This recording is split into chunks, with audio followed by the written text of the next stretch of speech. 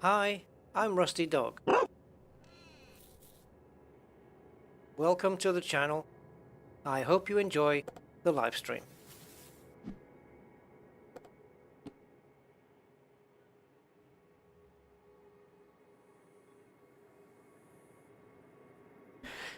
Galactic greetings, everyone.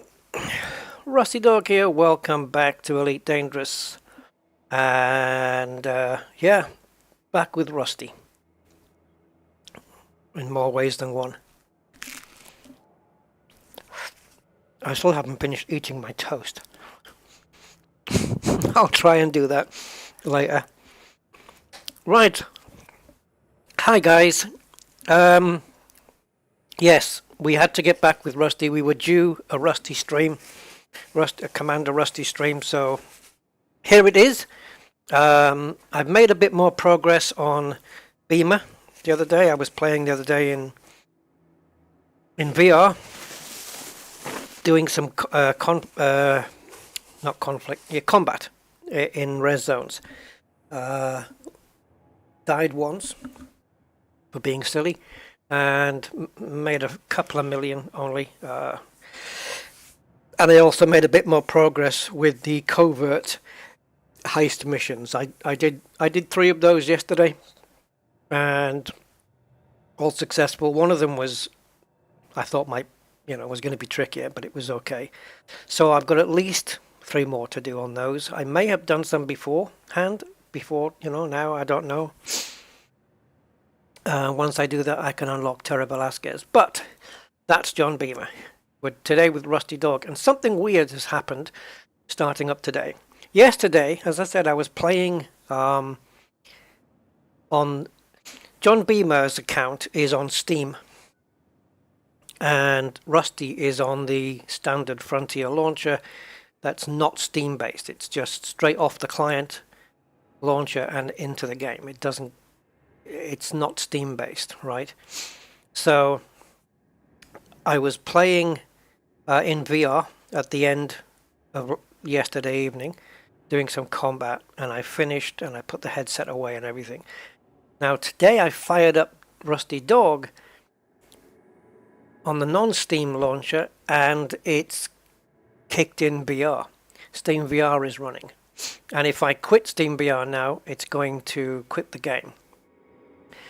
So I think the only way to get around it would be to launch John Beamer again and choose not Steam, normal, and then come back into Rusty Dog. But what I've done for now, rather than do that, is just turn off the bases, the VR bases and the headset. I've unplugged everything. But there's still a high-pitched tone or something going around. My ears can pick it up. I've got very good hearing. So yeah. Anyway, I just need to get some programs running, guys. I have Observatory Core running. I had to do a few updates to that. And I just need to run Market Connector and Captain's Log. 2.61, I believe, is the latest one. So we're going to be running that one. I just need to log in and authenticate Market Connector, so bear with me a couple of seconds, guys. I should have started this a bit later, to be fair. But I'm good. Okay, so it looks like Frontier doesn't want to log me in. Yep, username, password, click login, nothing's happening. Awesome. But Market Connector is saying that it's authenticated, so I'm going to ignore that now. Captain's Log. Let's load that up. Oh, this Steam VR. Ugh. I used to launch Elite from the ED Profiler, but I haven't done it for so long.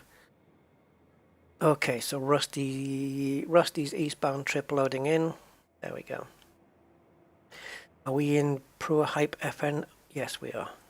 Okay, so Captain's Log running, ED Observatory Core running, OBS running, and Market Connector. Right, who's with us today now that we're just about to get off the ground? And try and get, where are we anyway? Distance to Sol, 18,635 light years. Okay, so with us today we have Angry Citizen and Andy K. Thank you, and also thanks for the moderating job. Commander Budman, one and only. Hi, Commander Budman. And Commander Steve Zodiac, Cosmic Drifter, Commander Gypsy. Get the important news out of the way. Not to click the Discord links. What? Discord links? Which ones? And yeah, and Simondo, Psycho. Hi, Simondo. Okay.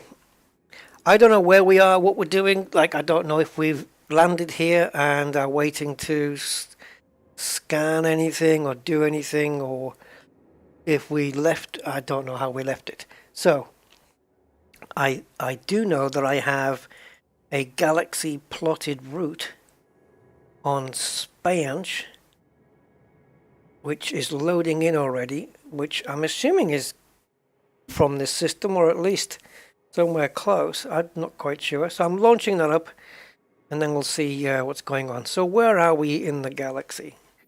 Well, we're here. A long way from home. Well, there's home. So we're not too, mind you, we're closer than we are to Colonia. So I suppose we're closer to the bubble than the bubble is to Colonia. So that's something, right? This is a very orange planet, and it's mixing too well with my GUI. All right, so where the hell is this? What system are we in then? Pre-hyper. Okay. Okay. Let's pick the first system and see how far out we are, because oh, I see. It's right there. This is not a Neutron. I wonder if we're supercharged here. Let me just target this. I want to see if we're supercharged, guys, because I actually don't know if we are. And we're not. Which means I'm going to have to plot the route to get there. Okay, so let's do these jumps, and that'll get us to this Spanch galaxy plotted route. It's mainly neutron stars, but I don't want to do all of them because it's going to get a little bit boring otherwise. Oh, Canon was compromised. Oh yeah, I heard about that, yeah. Will that affect our Discord though? Started spamming verify messages. Yeah, don't click on those. According to Spanch, the amount of jumps home, if we were to follow Spanch all the way back, yes, we would get back by the end of the stream. Even though we're 18,000 light years away. It can't be. Yeah. Apparently it's 80 jumps. 80 jumps to get to Sol. Estimated time 2 hours. It'll be more than 2 hours, to be fair. But if I just jumped and scooped and didn't stop to smell the roses, no planet landings, no bios, nothing, then yeah, it's 80 jumps. Wow, 80 jumps to cover 18,600 light years. That's pretty efficient, isn't it? It just shows you, though, what neutron star jumping can do for you. But yeah, 80 jumps. If anyone scanned the QR code, yeah, no, don't do that. Nobody watching what? Sick up and fed? Well, it's nobody watching. I've got 18 people watching, 19. It'll pick up. Okay, let's go. See where we are at the moment.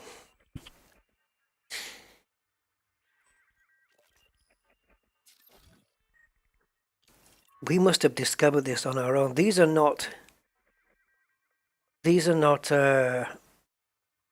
mapped or anything yet, these two.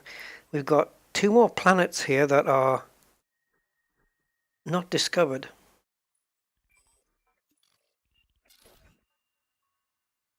Atmospheric ones. What I don't know is if there's anything on them. But if I have pre-scanned it, then it should tell me on Elite Observatory. Have a look. I'm going to check on Elite Observatory Core and see if it's telling me anything. I don't want to miss it if it is. Yeah, okay, so on this planet B4, we've got Bacterium vesicula. Okay, that tells me that we're going to move on then.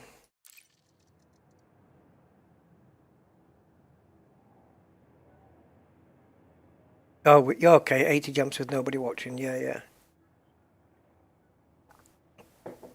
That exactly, Simondo. Exactly. That is travel and not exploration. You're very, very right.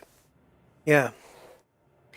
Cosmic says, did 2,000 plus light years dying on a planet? Yeah, dying on a planetary surface as a criminal and getting a huge transport to Colonia.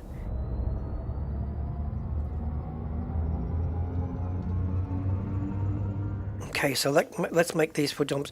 I think we're going to mix it up. We're going to do some Neutron stuff because we need to cover distance, and also we're going to do some non-spanch routing so that we can discover some new stuff.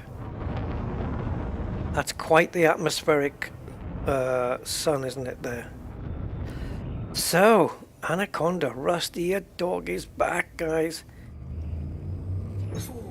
Oops.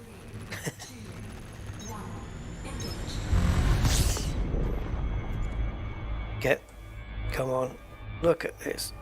Ooh. Screeny? Why not?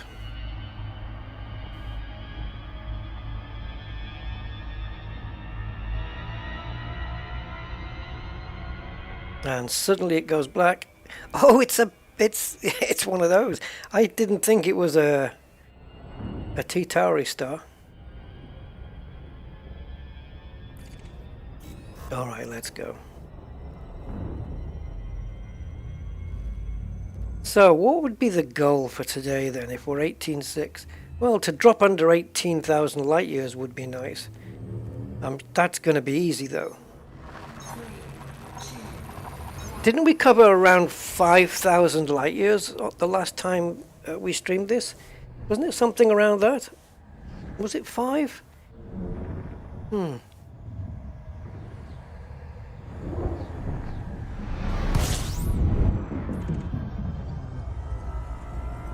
So let's honk and fuel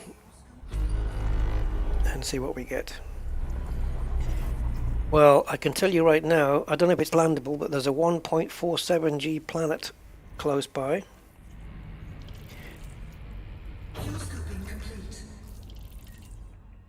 Now then, this is a fresh system, yep. So is this the one that's 147? Doesn't look, no it's not, must be this one. There it is, 1.47, but not landable. Alright. I honked and I didn't even see how many bodies it was. I'm going to re-honk. 28. Alright, so this is a fresh system. Let's have a look round, see what we have. Get away from the sun. Stop honking. Sometimes I keep my finger on the spacebar. Alright. In terms of planets then, nothing special. In terms of value, like water worlds, ammonia stuff, none of that here. So let's do some spectrum scanning.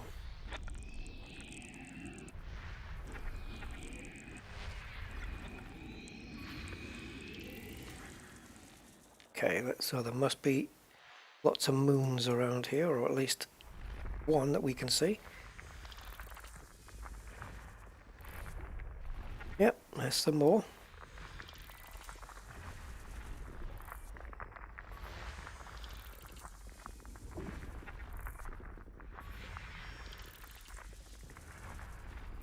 So far, nothing bio yet.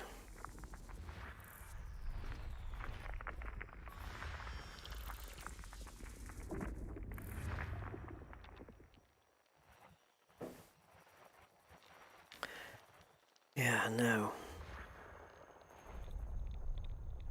Hey, Frankie Jazz. How you doing? You alright?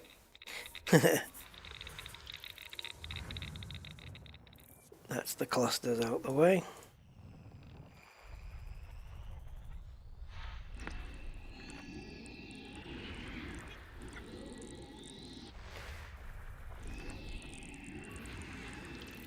Okay, class 1.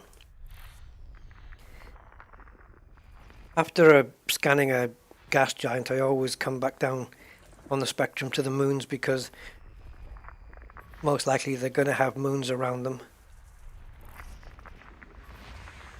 Ah, we got geos, but we're not really after those. John Beamer is. Maybe I could pick some up for him when we meet, whenever we meet.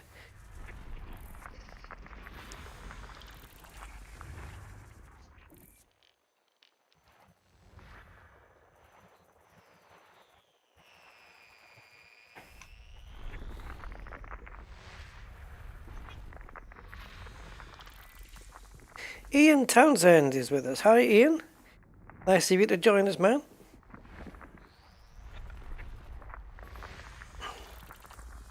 Well, come on. We need bios.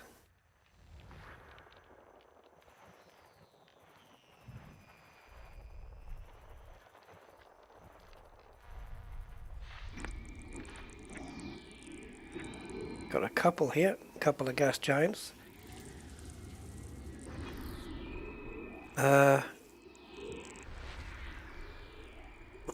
Nothing getting monitored so far. I wonder... Oh, bear with me, guys. On the Explorer here, I want to see if we've just got anything like wide rings, because it's supposed to be voicing that, but this is a new computer, so I don't know whether it's going to work. No, you see, because... Where are we?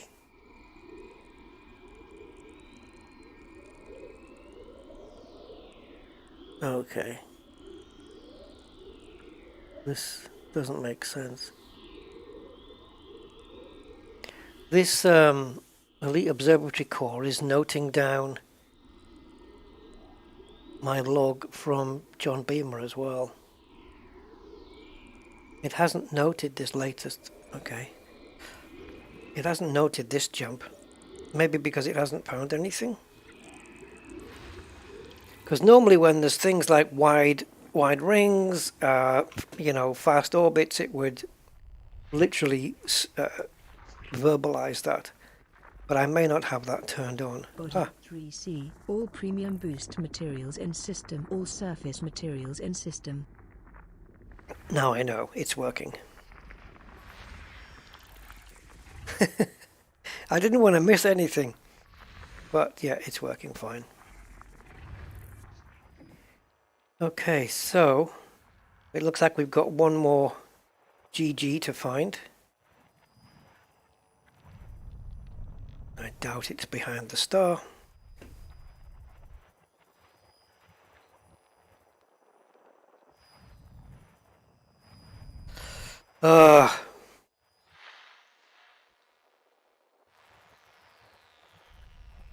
There it is.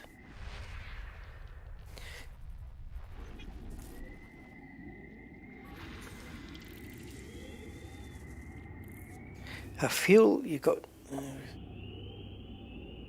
fuelless carrier. You've got some tritium buying to do. Wow. We'll have to all maybe go out and stick some fuel in for you.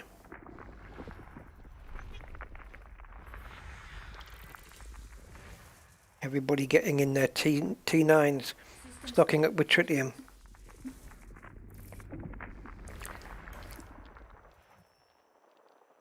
Are you trying to get back home or something, Cosmic?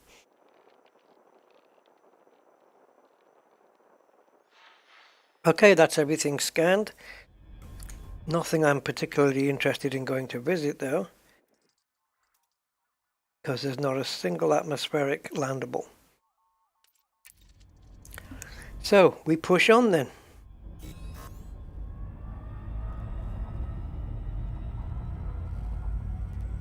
But at least I have first discovery on those.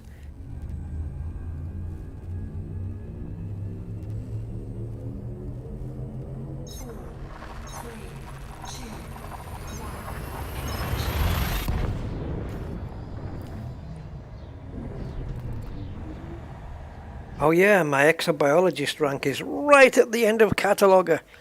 Oh,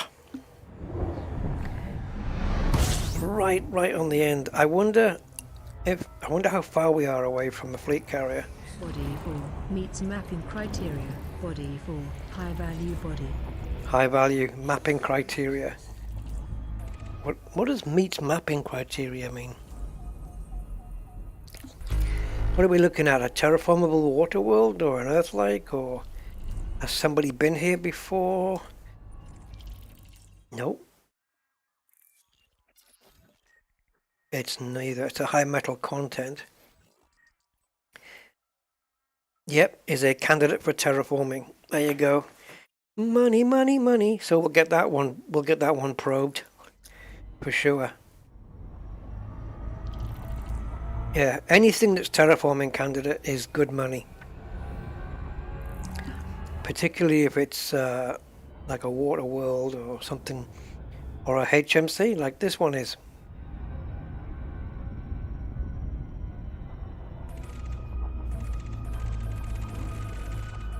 Okay, I think we've moved far enough away.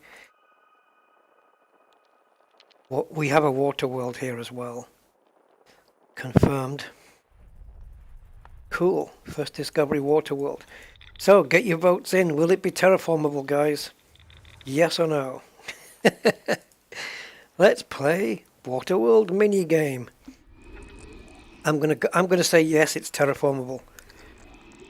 Gonna be optimistic. Gas giant with ammonia based life. Oh, come on, I want an ammonia planet though. They're so rare and they are good money.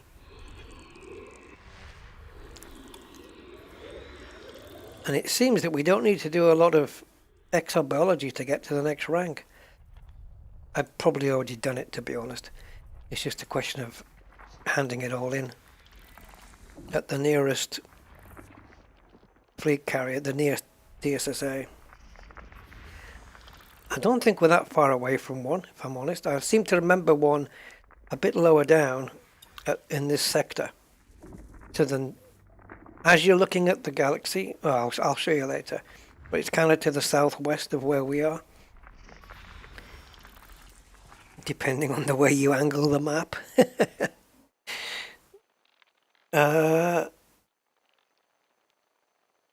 You have to be on the carrier to fill it. Yeah.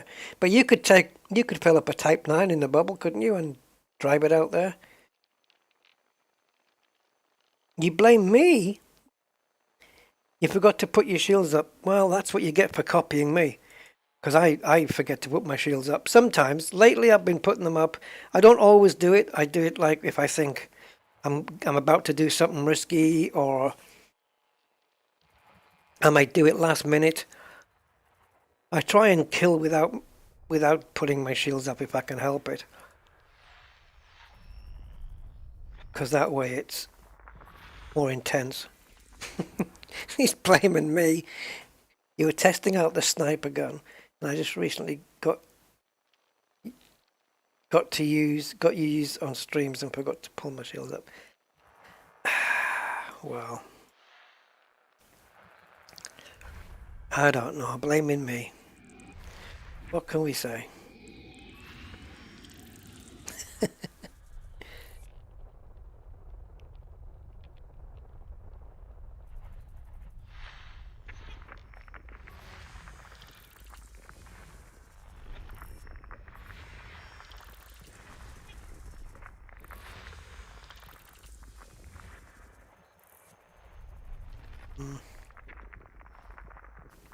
I watched a little bit of 9C, all premium boost materials in system, all surface materials in system. Thank you. I watched a little bit of Frontier. I didn't catch it all. I think I missed the first hour of Frontier's last stream when they were doing a stream about the audio in the game. I can't remember what the guy's name was, but the audio guy himself, the guy that was on the most right-hand side, that's the guy I met when I went to Frontier with my then partner to do the voiceover for Galnet, and he was the guy I met. And Frontier's, well, at the time, it's probably changed now, but the sound room was quite smallish. But yeah. Meets mapping criteria, body 5, high value body. Doesn't say it's terraformable yet. I'll find out. But yeah, it was interesting to see how some of the sounds were made, especially the Thargoid sounds that they were done with. Was it like a bass cello or something? Just drawing the string, and then adding some reverb and some distortion, and it made the Thargoid sounds. Fascinating how it's an art form though. You know, finding out that crinkling up a bit of tinfoil or something can make a space sound effect. And it is one of the good sides of this game, is the audio. It always has been. So I'm glad they did one on that, and I wouldn't mind if they did another one on sound, you know, at some point in the future. So, you know, saying, and I suggested on the stream that they should bring out, I don't know if you guys know, back in the day, the BBC used to bring out BBC sound effects records. I used to have them in my collection. There used to be just these LPs which contained sci-fi sound effects or horror sound effects, Doctor Who sound effects. And you could make your own little production using those effects, you know, on a cassette tape back then.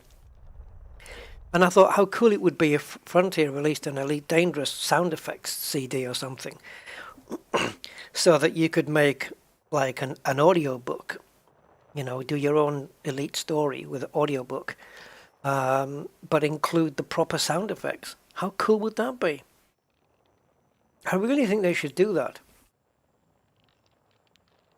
Anyway, we're going over to body 4.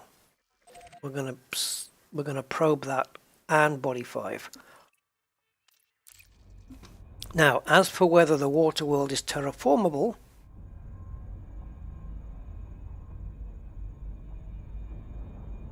no, it isn't. Oh.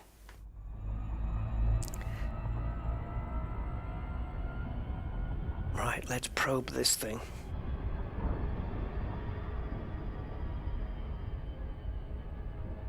Why is it ironic that they did a sound one? Do you know what irony would be? It would be ironic if they were doing a sound stream, a stream on their sound, and then the sound cut out during the stream. That would be irony.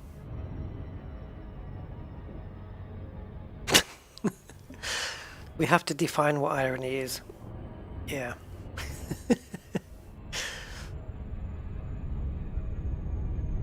Ironic. It's got iron in it. Because I was asking questions about audio. Oh, well, that's not ironic, man. That's just coincidence. That's coincidental. But I'm glad they've done one, though. I'm really glad they've done one. Because it's, like I said, it's kind of an art form, you know, doing sound effects. Because you think, how did they know that punching their fist into a pumpkin was going to make a sound? You know, it's like, how do they find this out? And it's just like, you have to just completely experiment. You couldn't spell coincidental. Good one. I like it. Good comeback. Right, that's that one mapped. How much do we get for that? Estimated system value. Okay. So that one, 1.8 million estimated. I find that Captain's Log does have a conservative value, so it may be a little bit more than 1.8, which is fine by me. Hey, I'm good with that. Bring it on. Yes, sirree. Yeah, terraforming candidates where you need to be, and of course having Elite Observatory Core running, you don't even have to keep looking at the system map to say, to find out which ones are which, because if you happen to come across a terraforming candidate of any type, it'll just verbally tell you, as long as you have it set up that way. And I had to install Amy again, the Ivona voice, Amy, because she was the one I had on before. And of course, as this is a new Windows installation, I've had to do it again. So thankfully I was able to dig out that archive. Yeah, I actually bought that voice quite a while back from, I don't know if it was direct from Ivona or from somebody that was like a third-party thing, but yeah, I wanted to have at least one natural voice in my collection, and when it comes to announcements, I always find that female voices are better than male voices. I just prefer them. So yeah, it had to be that. I might have bought more than one voice, I can't remember. But I've only used Amy. Amy.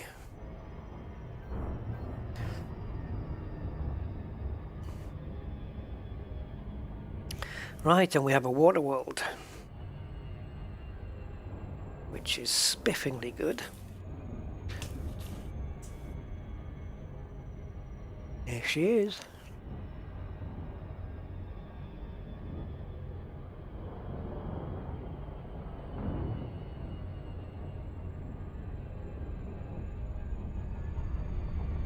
Wait a minute. I was just looking at this, I thought, don't tell me Frontier have finally corrected the misshapen oval on the sensor, because it looks good like that, but then you do that and you realize that the actual overlay doesn't quite have the same perspective. It's kind of squashed at the sides. Okay, 7 probes in that case, and I want to get just a tad closer.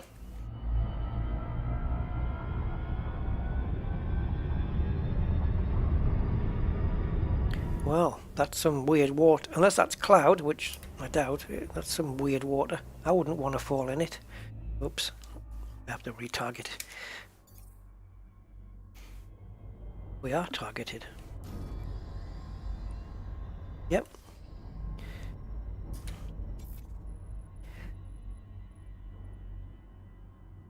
Uno y dos. Now then, I need 3.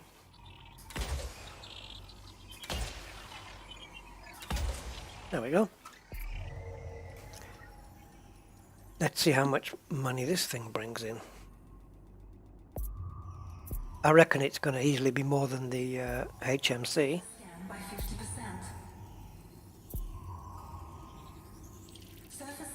And it is not more. Wow, I thought it was going to be more. The high metal content planet has greater value according to Captain's Log. This is well, for the sake of a couple of credits, 1.2 million. Because, I'm running short of funds here, guys. I've only got 10.6 billion, so I need the cash.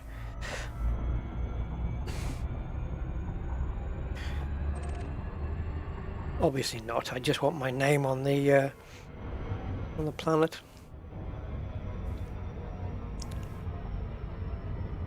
Okay. Quick jump. Hey Matt, how you doing? Welcome to the stream, sir. Right, let's make this jump.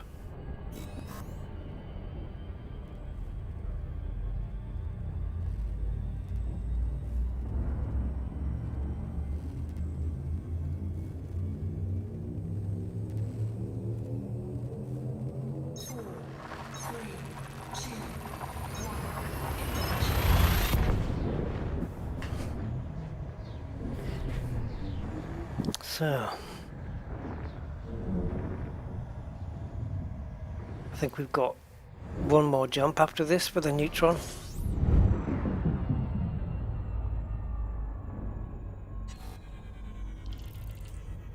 I can quickly find out while we're scooping. Take a little bit of a risk. Yep, it is Neutron next. Can't wait to jump into the jet cone of a Neutron star.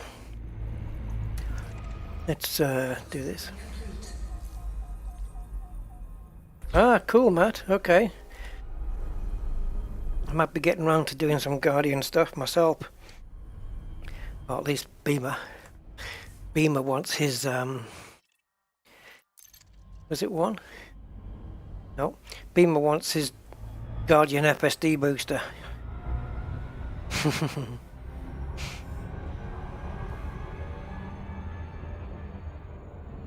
just thinking as well how daunting to be having to face all to do my ship engineering again. When I get a better, I need a better combat ship, I really do. Hey, Bonehead 2412, how you doing, man? You doing good today? I might be popping down to Sussex this week. It's not 100% guaranteed, but I might be. Just to let you know. Yeah, I think Angry might be doing that with me, Matt, but yeah, you're welcome to come along by all means.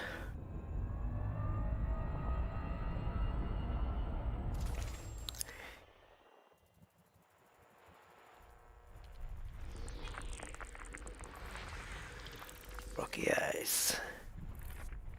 So these systems we've visited so far on this route towards the beginning of the Spanish route have all been undiscovered systems.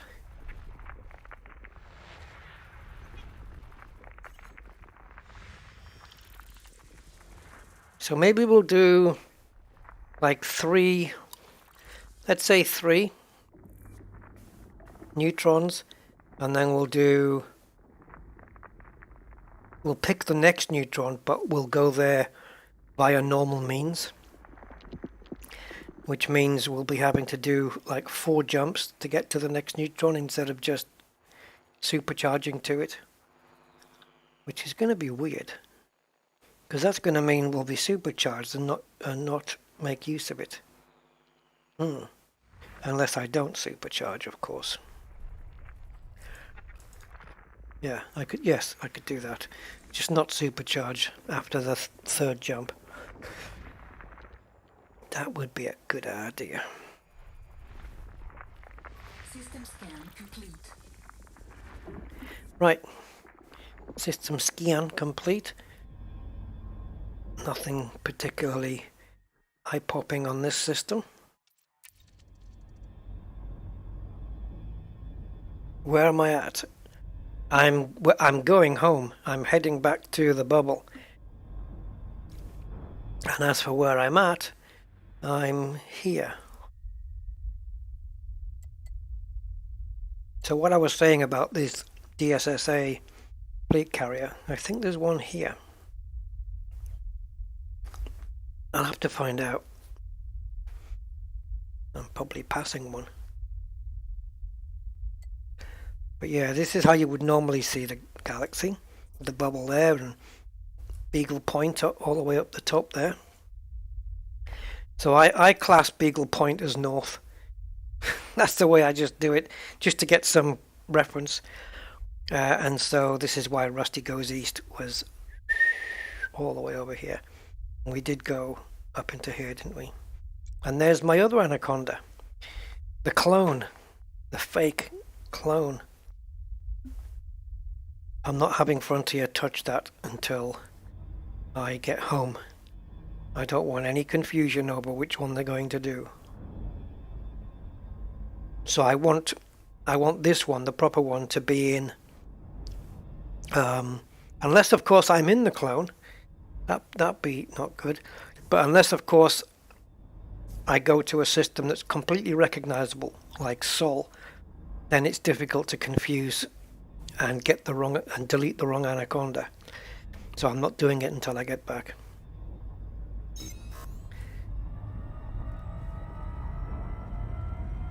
Whoa, whoa, whoa, whoa, whoa, whoa, whoa, whoa, whoa, whoa, whoa, whoa. Star Class K? You just told me we were going into a neutron star next. What's going on now?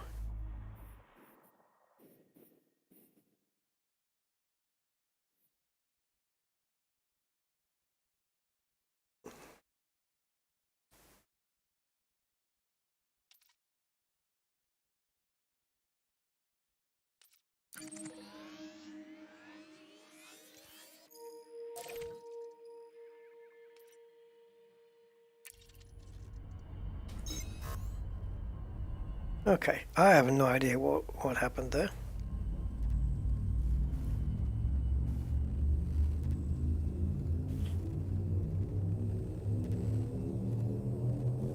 Yeah, that's the thing, when you go away though, there's always something going on in the bubble.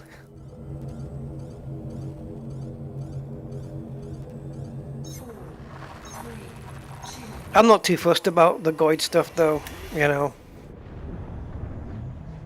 I mean, the whole thing was pretty much just a cutscene. So, I don't know. It was a good cutscene, but it was... I don't know whether you could say it was worth the hype. Right, this system will already be discovered, surely. It has to be. And yet it isn't. It is. Okay. Thank you for not clicking the first time. Oh, we've done that. Alright, so let's go ice cream scooping. Sorry, jet scream. Jet scream? Yeah, you get that in Flight Sim. No, jet stream. I think I went too quick. I did. And I have no idea what state my FSD's in either. 93%. That's okay. Where's me? Right, we need to do this by the shadows on the bobbleheads. There we go. That puts me right back in. That might make a nice shot, eh? Whoa. How's that? It looks like it's the sea in the distance or something. Nice shadowing. And take a couple of shots. I need them for the next thumbnail. All my screenshots are on my other hard drive. There you go, we got some.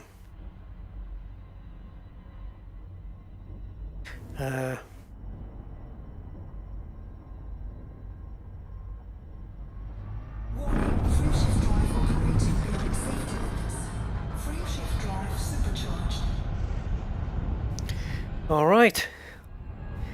Let's make our next stop, which is... Hold on a wee minute. This system in Spange isn't noted down to be a neutron star. Huh?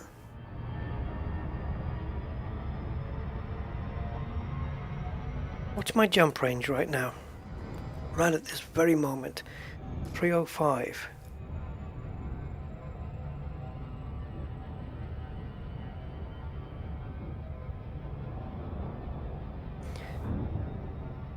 Can I reach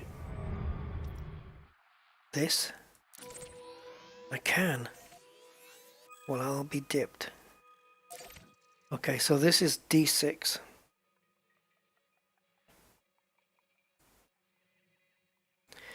Okay. Apparently we need to refuel at this system. That could mean we have a seizure-inducing neutron star coming up. My favorite.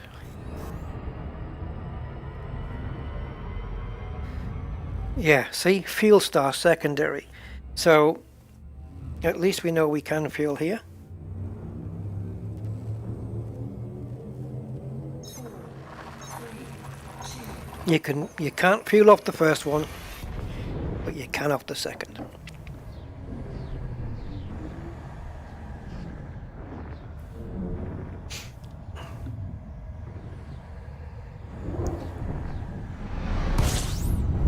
And guess what?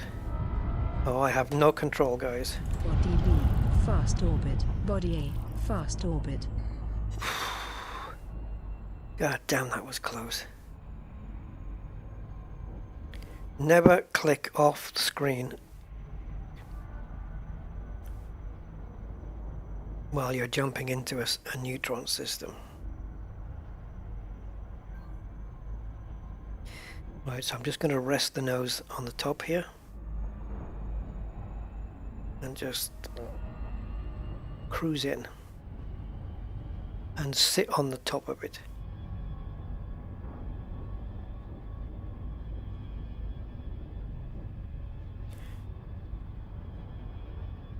Come on, it can't be that far away.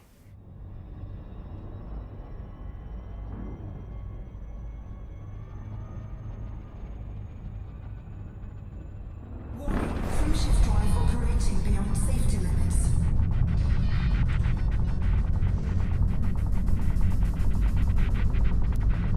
Hear the turbulence there?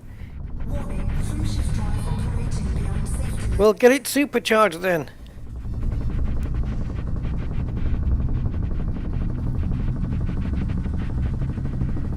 Warning, fuel shift drive operating. Oh, what do you want from me? I'm not going into the eye of the storm here. Thank you. Phew. Oh, I hate the fast spinning ones. I just hate them with a passion. Okay, let's get some fuel.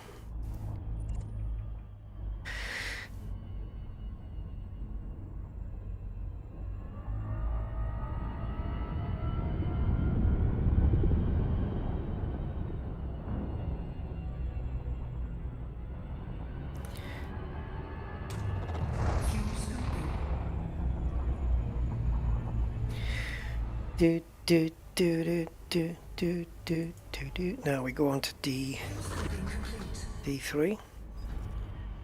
This is the bit where we're just going to make a bit of progress towards getting home. So we'll do a few jumps here till we get to the Nyakai. There you go.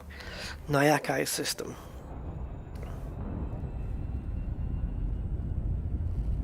Systems.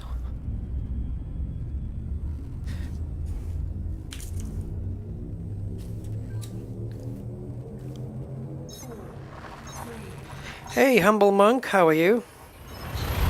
And welcome.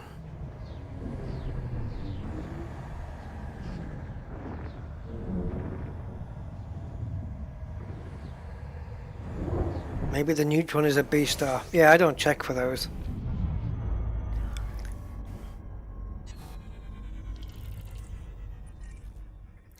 Whoa.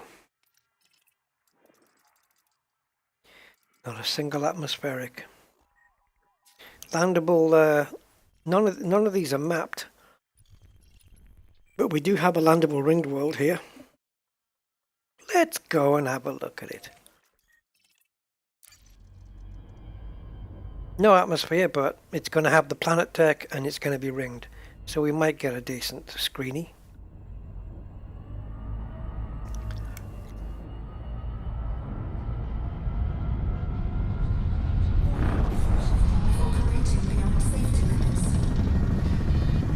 Down, down, down. Yeah. Keep wanting to do the Doctor Who theme when I'm right inside there.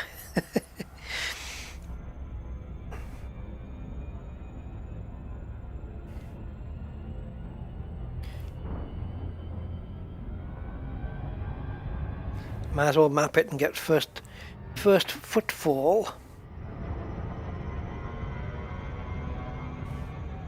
The first time someone's ever fallen on the planet.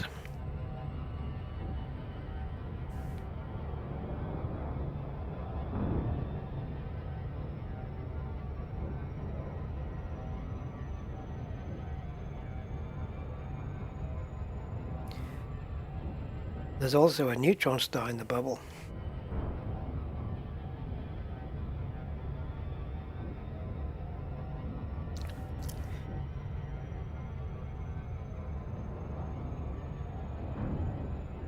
Jackson's Lighthouse is in the bubble, isn't it? It's in the bubble region-ish, isn't it? Oh, well, it's on the outskirts, but yeah. It's the closest neutron to home.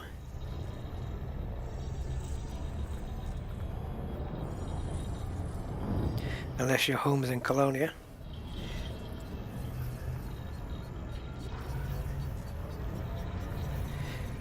Ooh, don't overspeed. Body 2, ringed landable body. Body 2C, all premium boost materials in system.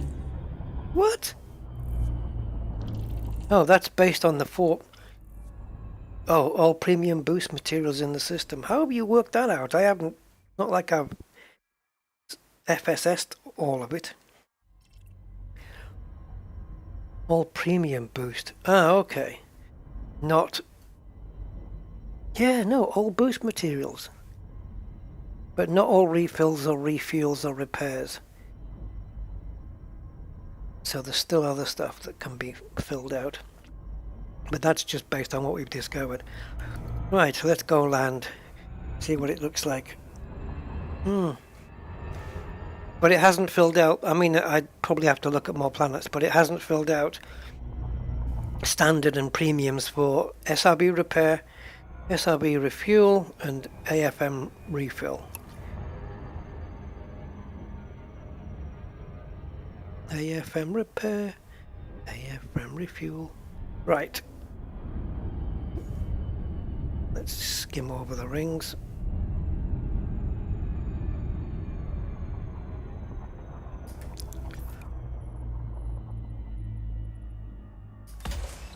One up front, one right at back, and then 4 more around to edge.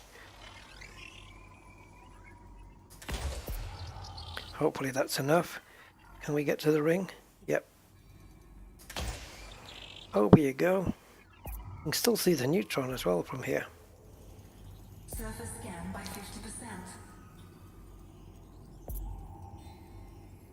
Surface scan complete. Go on.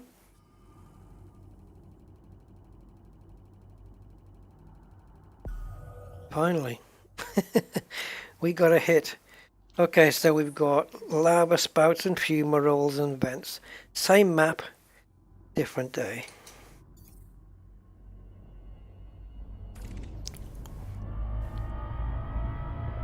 Gumbo! Gumbo! How you doing, Gumbo?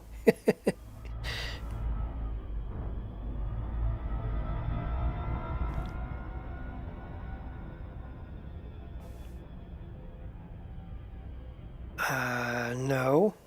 The reason being is I haven't got a DVD drive set up at the moment. I've got one in a cupboard somewhere. I don't have any on any of my computers.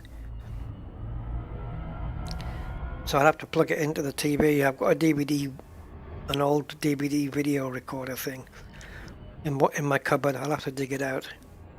But yeah, no, sorry, not got it round to it yet. But it's actually right next to me. It's on the table right next to me.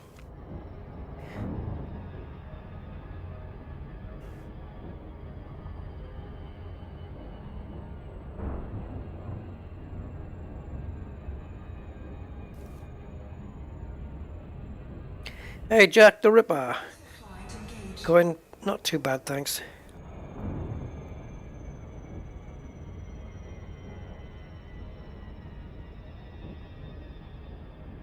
And you? How are you doing? Oh, that's a crater. Okay. A crater phantoma.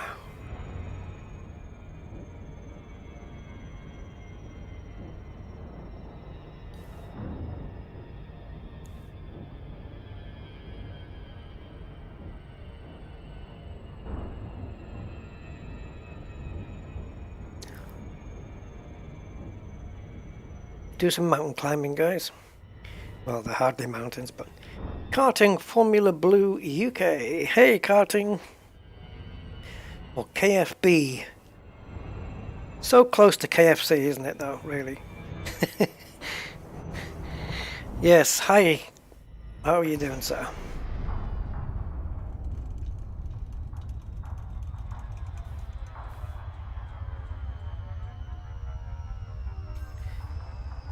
Oh, you know what? I didn't even really think about where I was landing here.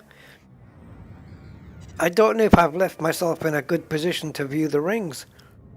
Oh.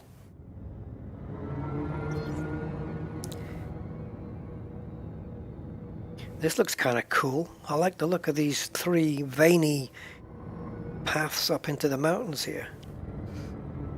Oh my Christ. Guys! Oh my God. Oh. Okay. We're good. We're good.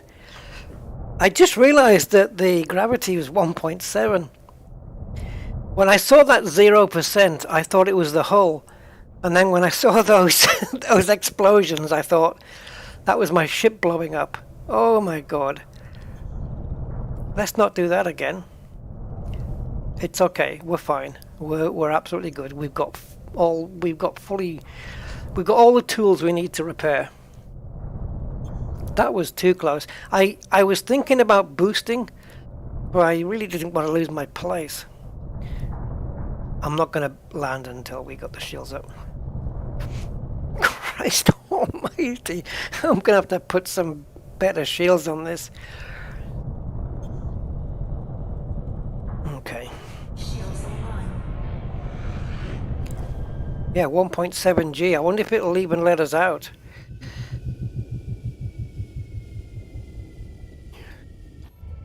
Whew.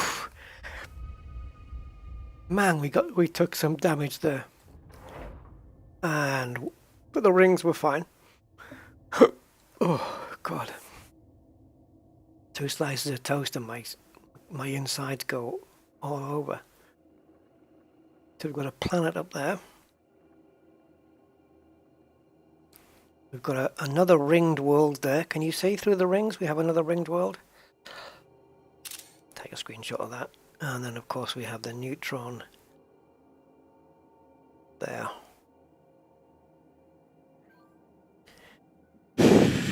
Man alive. Hey Joker Man. Yeah, it was definitely brown trouser moment.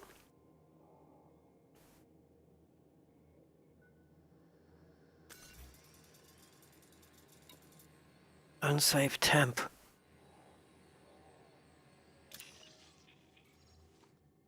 It still let me out. It was kind of flashing there, wasn't it? I just want the footfall. It's too hot. We could land on the dark side if necessary. There we go. It's heat. Yeah, look. Look at my suit energy thing, or whatever you call it, the health. That is ticking down. It's really hot here. Oh, we better get back. This is not good.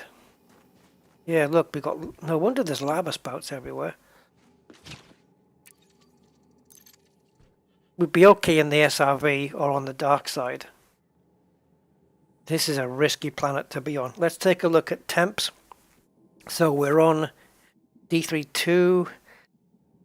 D32 then, temperature. 679.74 Kelvins. Yeah, and 1.72 G gravity. The shields protect you. Yeah, they would if I had any decent bloody shields. Yeah.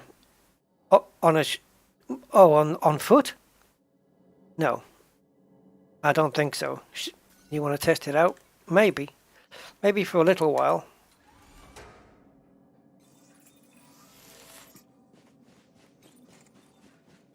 Just watch the green ring. No, you see? The green ring is depleting. Regardless of shields. So yeah, shields are not a protection against the heat.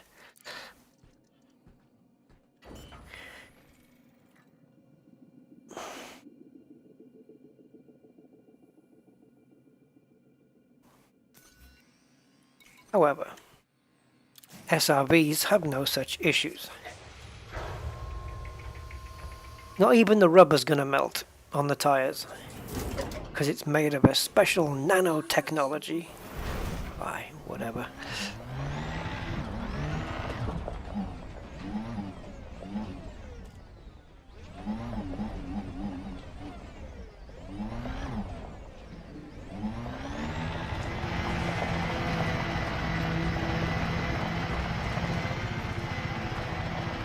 If my SRV was to get destroyed, or let's say I was stranded out on foot a mile away from the ship, I'm dead. Because I'd not be able to get back to the ship in time.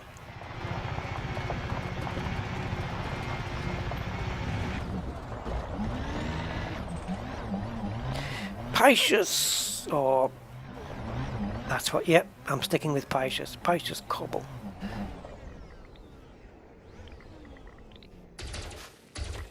I don't have a lot of weapons. No.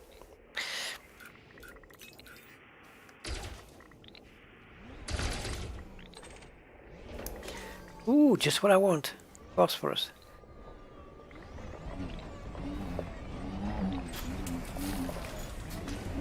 Can never get enough phosphorus, guys.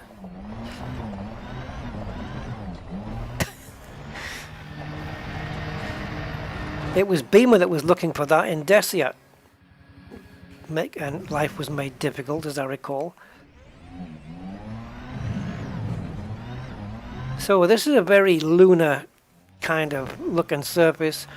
We've got a nice planetary ring above us. I don't know what's going to happen here, but we're going to find out. And gravity's not going to help this situation, is it? This is when you really need to be landing on your front wheels. On pain of death.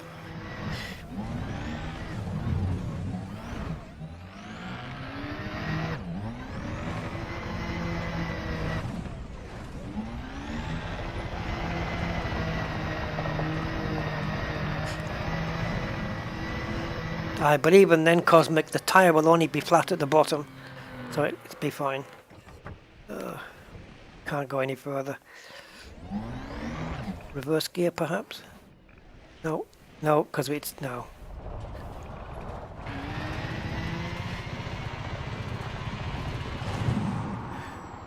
Yeah, that was a good idea, Rusty. Not really. Oh. Man, this is not good. Let's get back.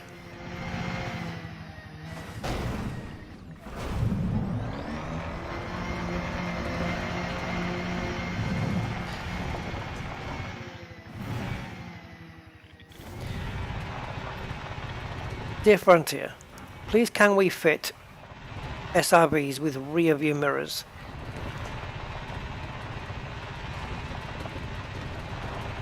Man, this thing can haul ass in reverse.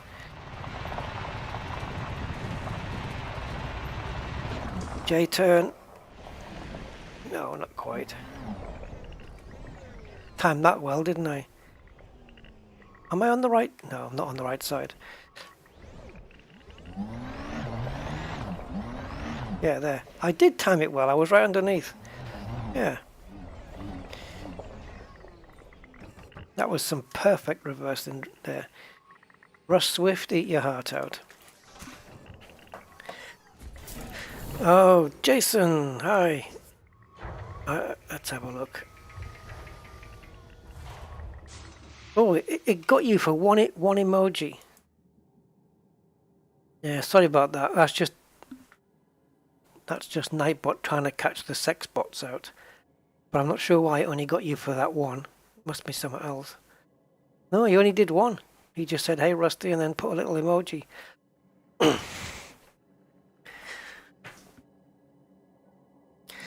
Kind of weird. Okay. So we're in D3, and we want to go to the Nike system, or Nyakai. I don't know.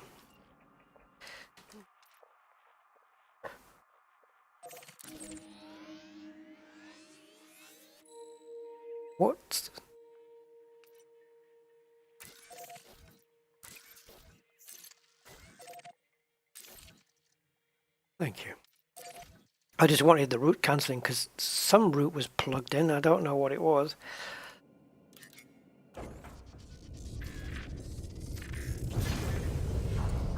Right, we have to do some running repairs then.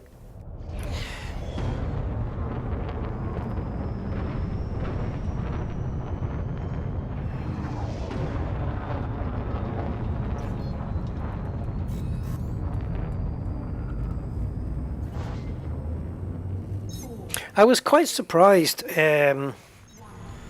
yesterday playing this in VR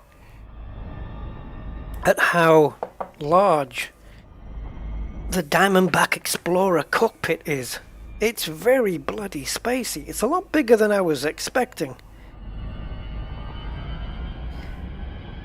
So I called it Kevin.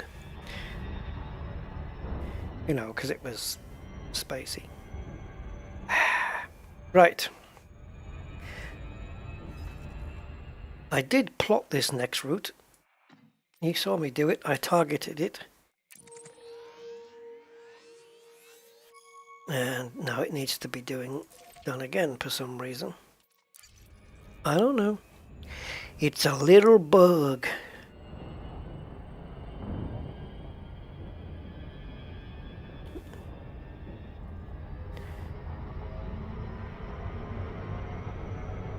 I think the rings were there were too much of an angle upwards for me to get a decent screenshot.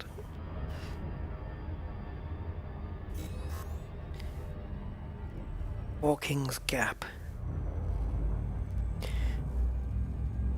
No guesses as to where that is. It's in between Hawking's.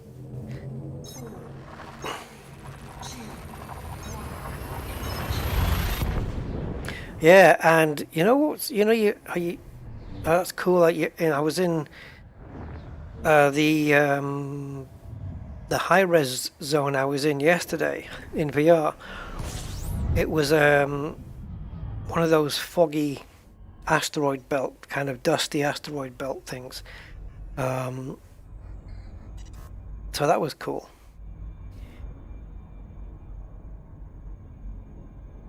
I was also tailing a clipper. It's really, again, nice to see in VR. We got so close, you know. I was hanging off his tail, like just really, really close by. And the ships look great to scale in VR. It's really good. Warning, frame-shift drive operating beyond safety limits. Frame-shift drive sabotaged. Yay. Okay, so we'll do this one more jump, and then we'll start normalizing. Whoa, hello. Oh, Attack of the Clones here. Is this all there is? Well, 4 bodies. Let's see what it says when we go into Honksville. Yeah, that's it. Okay. So we'll get to the next system, and then from there, because we can fuel up at this next system, so it's got a good chance of being another one of those super fast neutrons. That being the case, I will just avoid it and not fuel from it. But it will bring us considerably closer. We are, by the way, well under the 18,000 light years now. We are now, before this jump, we are 17,600 light years. So we've covered 1,000 already. And only another 17 of those to go, and we're back home. And then it'll be Rusty meets Beamer. They will meet up. I'll make that happen somehow. Oh yeah, I know how to do it. But I may need, jumpers, cardigans and socks. I might need another method of input though. But yeah, I think I can make it happen. It'd be a bit awkward. Oh, get me out of here. Right, so we'll get some fuel, carry out some repairs to the ship, and then we'll just make normal jumps to the next Neutron.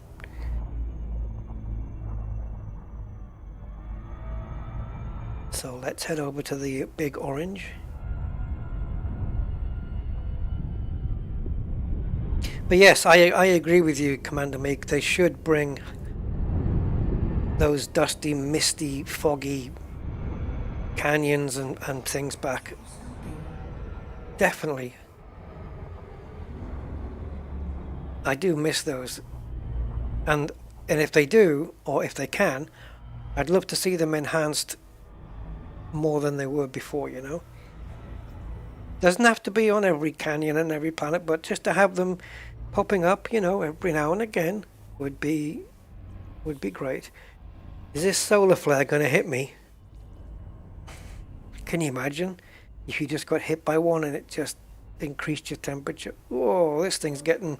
Temperature critical. Yeah, I know, I'm getting out of here. Urgh. I don't think flares will ever come back, but the sun disagrees. Okay. Whew. Let's honk, because my memory's too bad to think whether I did or not. 4. Okay. There, yeah, it's just stars. Okay.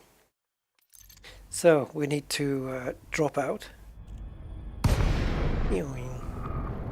And I reckon I'm going to need only one limpet, but you know how it goes. Oh, we've got most of these. Wait a minute. No module damage? Well, hell on earth. I thought we were going to have module damage from that smack on the floor. And we haven't. Everything is good. Okay, so we just need to repair the ship then. Fair enough. Limps. Where are your limps?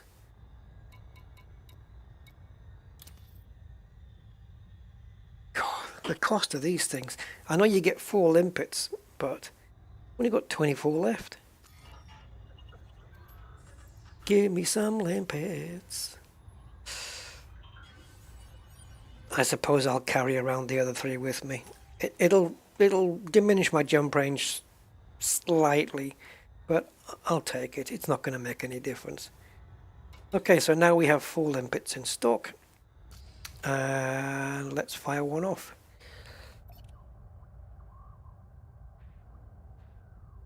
See if we can do it from outside here.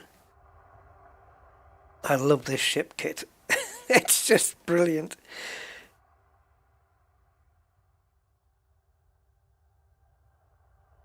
Okay, so I'll try and do it.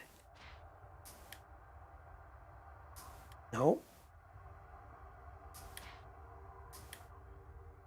No, okay.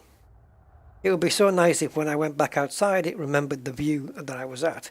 So you could have it at exactly the angle I had it at, but then there's a button, a keybind for reset view. Simple. Deactivate it. Oh, no wonder. Okay. Of course I have it deactivated to save power and therefore heat. Not that it's doing much, but whatever. Alright, let's try again.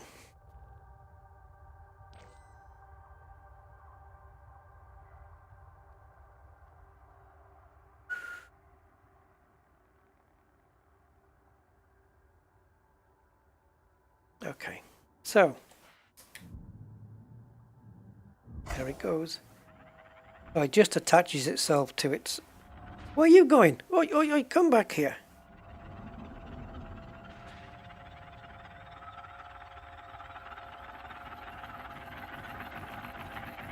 It just opens and attaches itself to the cargo doors. Because seemingly that's how you fix hulls, is by attaching yourself to the cargo doors. Will this do all 30% though?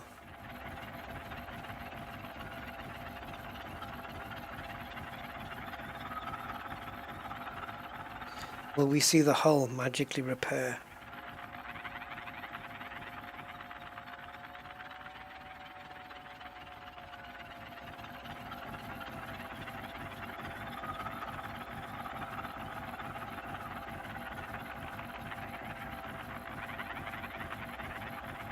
Come on, Limpet.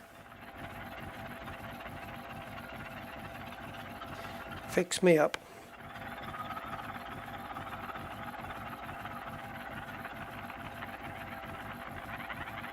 Yeah, it is spent, yeah. VR, yeah, as soon as you go on foot, it looks like there's a big flat screen, and I don't like the border, which is just like a grey border. I don't like the look of that. But yes, when it's full VR in Elite, it's fantastic, no question. 88%. We need another one. That got us. Yeah, we need one. We need one more then. Okay, let's get real close up on this thing.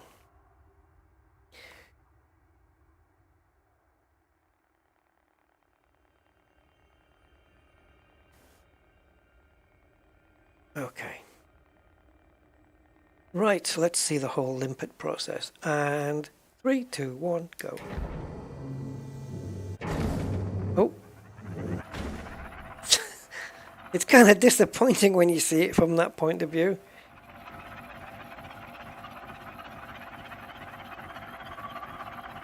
It's a shame it didn't kind of just come out and then just reattach itself to the ship. In the high-res zone I was in yesterday in combat, you could tell there was a lot of pirates there, because there was a Cobra chasing down a ship that was a little bit bigger than he was, and he wasn't even winged. And you could see the barrage of hatchbreaker limpets that were getting fired at this ship. You just see this point of light followed by this grey streak, you know, like a trail. And you just keep seeing these hatchbreaker limpets being fired at these ships, and it was dropping, you know, little bits of cargo here and there, and it was fascinating to see it during combat, as they were, you know, because clearly it was a pirate and not a bounty hunter. Oh, it was a python he was chasing. Yeah, Cobra Mark IV chasing a python. That's it, we're all good. So, we're going to be heading towards the next Neutron, but we're going to be going the normal or a normal route. So the next Neutron is here, and not that one, this one. That one. Okay, and this time we're going to go plot route.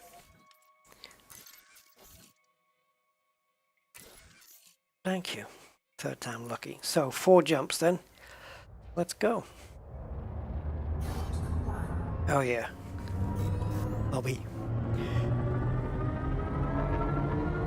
The sounds are good on the limpet, but like I say, we never have any issues with Frontier's sounds, do we? They happen to be very good with that.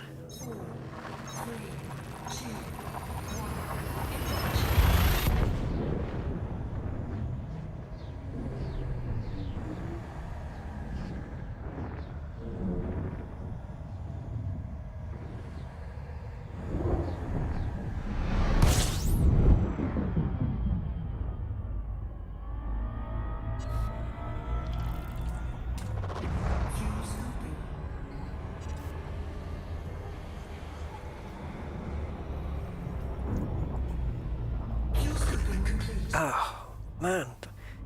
Oh, okay.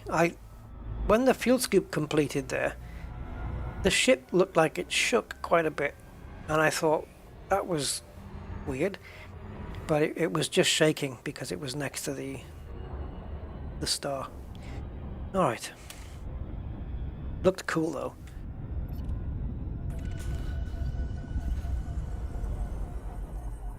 Boom. And here we are, a brand new system.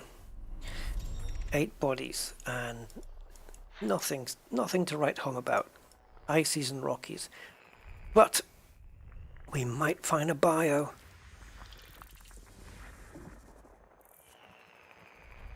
Not seen any yet.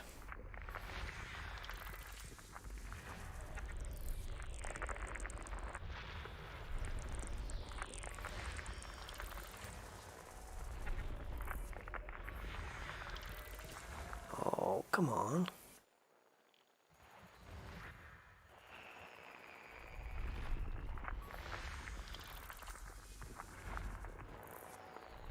And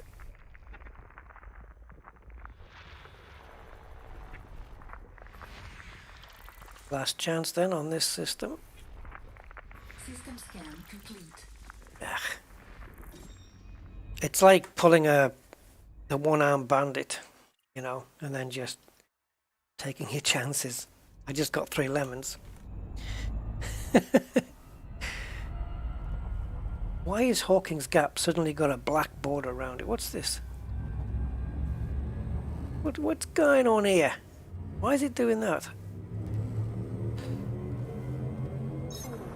I don't like that very good. It's kind of all about setting up your binding, Simondo, you know, for the camera animation. I have it set up. It's all working off my, well, it's keys and joystick I have it working from. But I'm using the WASD keys, you know, like I am right now. So my W is throttle up, my A is down, and then D is strafing side to side here. And it's kind of the same in the external camera for me. I use the same keys for that. But anytime I want to do orbital movements, it's all done with the joystick. Up, down, you know, twisting, like this. Because this, what I'm doing now, this left movement is different to this left movement. Right? This is like moving the whole ship to the right. Where this one is kind of yawing it to the right. So it's 2 different things. This is with the joystick. Actually, no, they're both the same. Yes.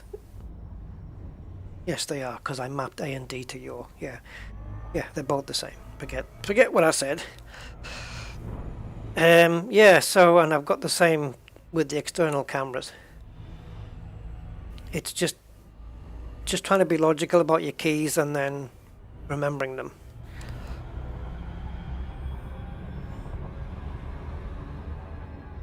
But if you set it up the same way as your ship is maneuvered, it's a lot easier to remember how to move the cameras. Another way, I suppose, I don't do it this way, but another decent way, I suppose, would be using an Xbox controller. That'd be a pretty good way to do it. I'll bet, yeah, just 2 stars then. Nothing here. Damn. So what we can do is we'll do 4 jumps to a neutron, do a neutron jump, and then do 4 jumps to another neutron. That kind of mixes it up, doesn't it?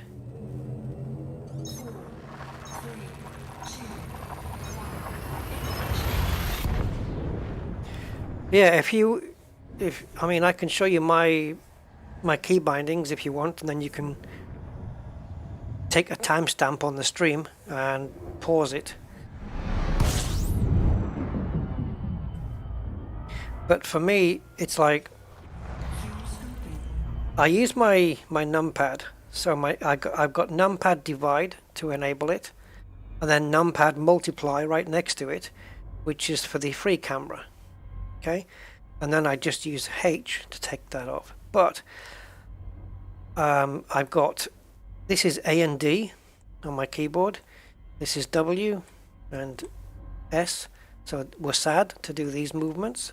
Okay, and then I've got my joystick to do that and that and that, just like you would on the ship or in a plane, exactly the same. And then the only differences are ship controls on V. So now I can control what the ship does. See, I'm speeding it up there.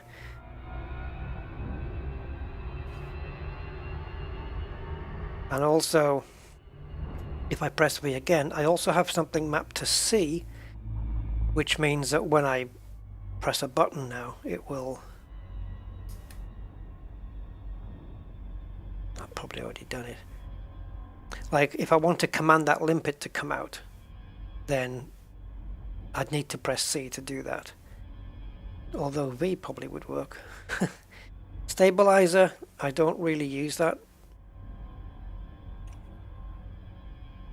And then I map, it's the same button, divide, to get back into the ship. I use the same button in and out, there. I don't really use any controls here other than the multiply. Like these are my left and right cursor keys.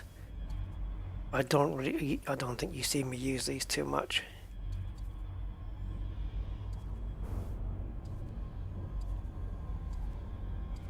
In fact, I don't really use them.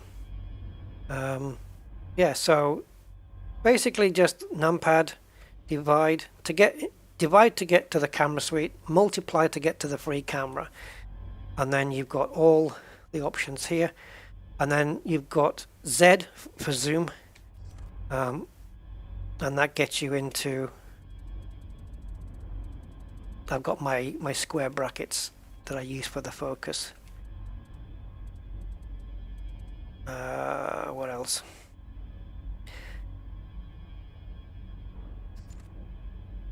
See, this is the square brackets right now. If I go into zoom blur, then it's the same keys, it's square brackets. But somehow I don't think the sun is going to blur. It might be a little bit too close. A little bit too big, yeah. I'm not going to be able to change it. That's basically it, really. Yeah, and then of course, if I want to adjust camera speed, I use the plus and minus keys, but of course they are dash and equals because they're unshifted. So if I move forward, and then I want to, if I start pressing equals as I move forward, then the camera speeds up, and then minus will slow it down. So I just press W to move forward and back, and then I press equals at the same time, and it controls the speed. That's basically it for me. I just do that. No, Jason, this is an Anaconda. It just has a hazard ship kit on it. But yeah, it does look cool. There's other options, you know, you can make it look different ways, but I chose this way. So yeah, that's how I operate my externals, and it works well for me.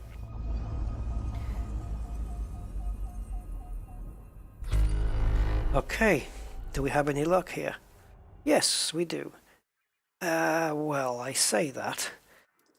All the systems might be on the bottom shelf. How far away are we talking? Oh, wow, okay. We've got a long way there, so hopefully, kind of, in a way, hoping for nothing interesting. Oh no, we've got something. It's a water world. Please be on the top shelf. Please be on the top shelf. Please be on the top shelf. I don't want to go 378,000 light seconds for a water world. I will. I bloody will. But I'd rather avoid that. Oh, we've got square orbit lines. Absolutely awesome. Where are you? Body B2 meets mapping criteria. Body B2, high value body. It's not coming up as terraformable, so it's on B2. Oh, flip! Is that bad? Yeah, because B's on the second shelf, isn't it? Oh, nasty. Real nasty. Wait a minute, B? Oh, okay. Forget it, I was thinking of something else there. Oh, nasty man. Not cool. I want to take a look at... at the galactic map as well to see if there's anything close by, like an actual B star or you know, anything. I don't know, something cool. That's a nice looking world. That does look good. That's one of the better looking planets I've seen, at least on that view anyway. Alright. Oh, what's going on there? Is that a green planet? Argon Rich. I know a guy called Argon Rich. What's going on with these sunrisey looking things?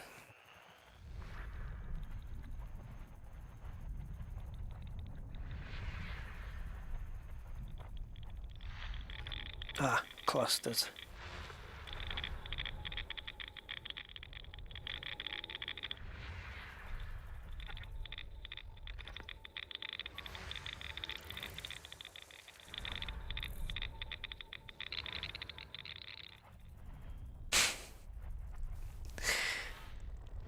That sound is like 100 people eating Rice Krispies at the same time, speeded up 50 by 50 times.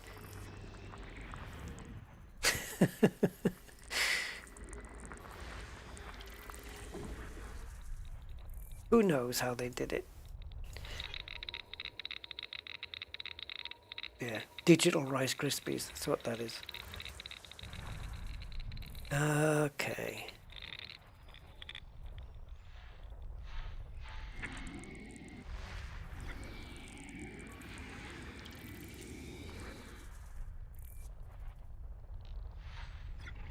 We still have a nebula to come, don't we? I think on the border of this sector. I think there's a nebula, or just over the border, perhaps. We'll check that out when we get there, probably. WarBRD, all premium boost materials in system. System scan complete. All right, we've got a bit of a trip on us now, guys. Waterworld V2. Well, it's a tough job, guys, but someone's got to do it. Go put the kettle on. This is the perfect time. Hey, Fatini! Welcome.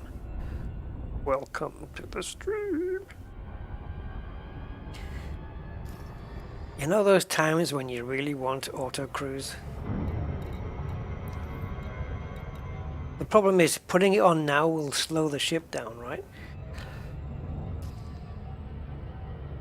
Because I won't be running flat out, but it will be safer. But it'll automatically drop the throttle into the blue zone, so we will slow down for a while.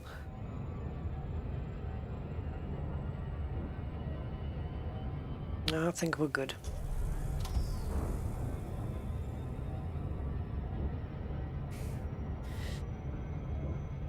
Yeah, there are some good photo opportunities. I've taken some fantastic screenshots on this journey. Whether I'll be able to collate them all at the end and do a slideshow of all the stuff that we've come across, I don't know. I don't see why not. We've taken some really good screenshots, and there's been some beautiful planets that we found. My favorite was one that we found quite early on the way when we were still going east, I think. And it looked like an old western kind of deserty thing. It had like red-orange skies, and it just looked absolutely phenomenal. And it was certainly the one that sticks. It's the one that sticks out for me. Because we've landed on a lot of planets, and that's the only one that I can actually still visualize in my head. Chad Artiaga. Hey, Chad. How many people we got with us today? About 36. Pretty good. Pretty good. Let's get 50. Invite your friends. Yeah, I'll have to see if I'm positive I took a screenshot of that. when it happened. So I'll be interested to find that. I just don't remember when it was. But if I look at the first part of Rusty Goes East, part 1, look at the date on that, and then I'll just look at every Elite Dangerous screenshot from that point onwards. It shouldn't be too difficult to pick out. I mean, I know what color to look for. But yeah, we got some fantastic shots throughout of all sorts of things. And other ones that spring to mind are shots when we landed on atmospheric ringed worlds. That's difficult for me to say. Atmospheric ringed worlds. Jesus. Yeah, when we landed on those, there's been maybe 2 or 3 of those. They make for some fantastic screenshots as well. Especially if the one that we landed on had a nitrogen atmosphere, so it was very kind of Earth looking sky, you know, it was that kind of blue. And then we had the anaconda in the foreground, and the background was the rings of the planet we were on. It just looked tremendous. Hey Paul, good afternoon. Like your avatar. All this way for a water world. Yeah, and to put my name on it. No one's ever been in this system in the whole history of the game. Or at least no one's been down here. They may have jumped through it.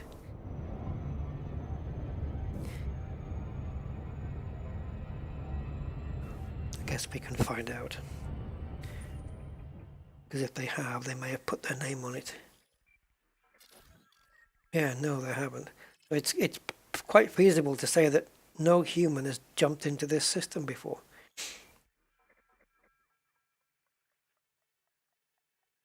Most likely. And certainly no one's been here, because nobody's ever scanned these planets before, or known they were here.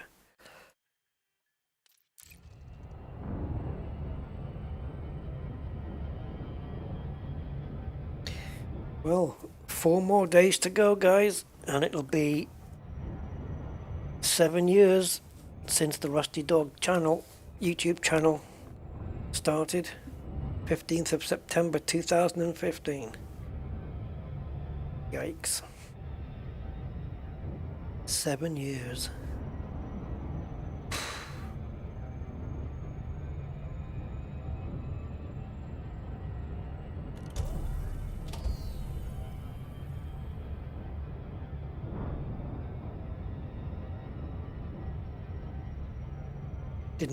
Didn't quite get 1 million subscribers, eh?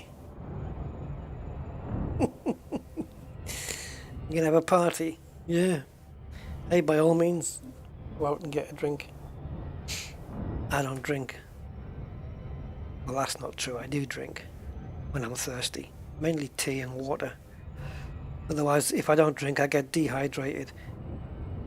I just don't drink alcoholic beverages.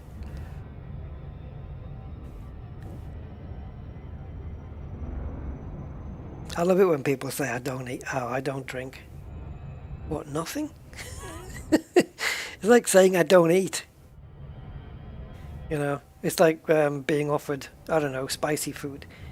Do you want this? It's very, very spicy. Oh, no, I don't eat. Meaning I don't eat spicy food. But we say, oh no, I don't drink. Meaning only alcohol, right? We're a strange species.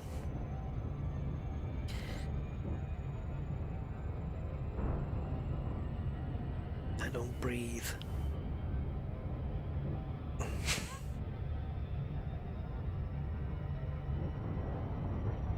We're still accelerating.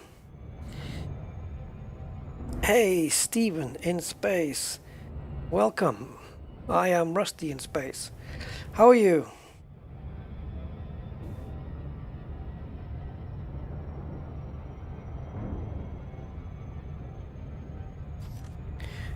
think we're quite a distance from the sun now, so a lot of this ship's going to be in the dark. Oh, we've got a bit of light going on down there. Oh, I've left the lights on in the landing. It's a British thing when people say, turn the landing lights out. Yeah. As if a plane's going to come in.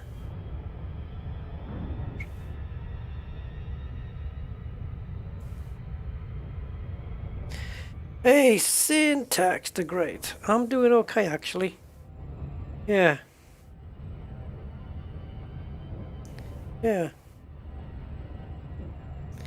I think my troubles are not giving me much trouble today, so I suppose that's a good thing. I know it's the landing lights on. Like a 737's going to come in. Captain, there's the landing lights. I see them. Let's head towards it. 100 feet, 50 feet, 30, touchdown. Oh my god, they've ruined the carpet. Yeah, the landing light. It's basically another term for those that don't know, for the hallway, the light in the hallway that can maybe even go up the stairs. It's called a landing light. We call it the landing. It's the light that's like the top of the stairs, I would say. Get that landing light off. I think it should be at the bottom of the stairs, really, because I mean, if you fall down the stairs, that's when you're going to be landing. We all live on aircraft carriers. Well, we all live on a floating rock out in space.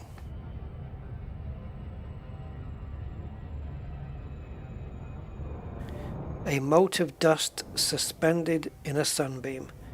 Who said that? And don't Google it. But is it flat? No, it's not.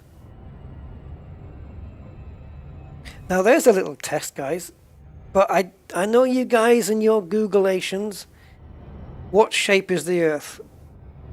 What shape is the Earth? Yes, Paul said Sagan. Yes, Carl Sagan, correct. What shape is the Earth? Come on, come on.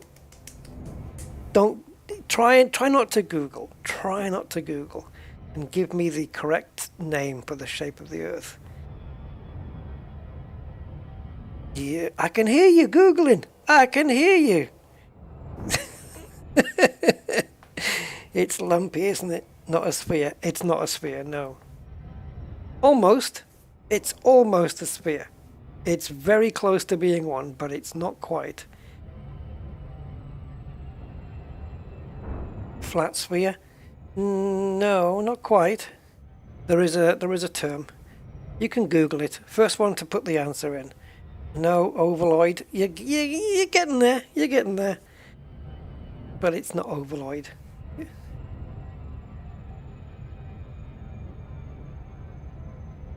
Yeah, Simondo's getting close. Oh, Paul's got it. Oblate spheroid. Did you Google it though?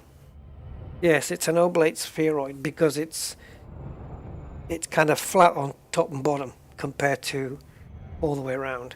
Top and bottom is a little.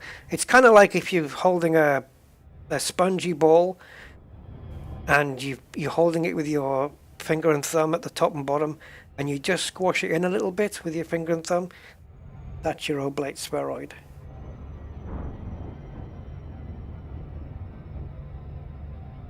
Yeah, well, probably my bowels are damaged with that. Yeah, oblate spheroid is the correct term. Not flat. It's not. I love that there's still flat earthers in the 21st century. It's like, it's got to be just for attention grabbing, surely. Or just to be famous, like 15 minutes on YouTube or something. It's a null argument. It's pathetic. It's like trying to argue evolution. You can't do that anymore because the facts are just way too overwhelming. It's not even a debate anymore. You know? Certain things just have to be accepted. Yeah. Now, if you're Homer Simpson, you could say the world was flat. Because for him it is. Oh, Marge, I don't want to be flat. Yeah. The world is flat. Jesus.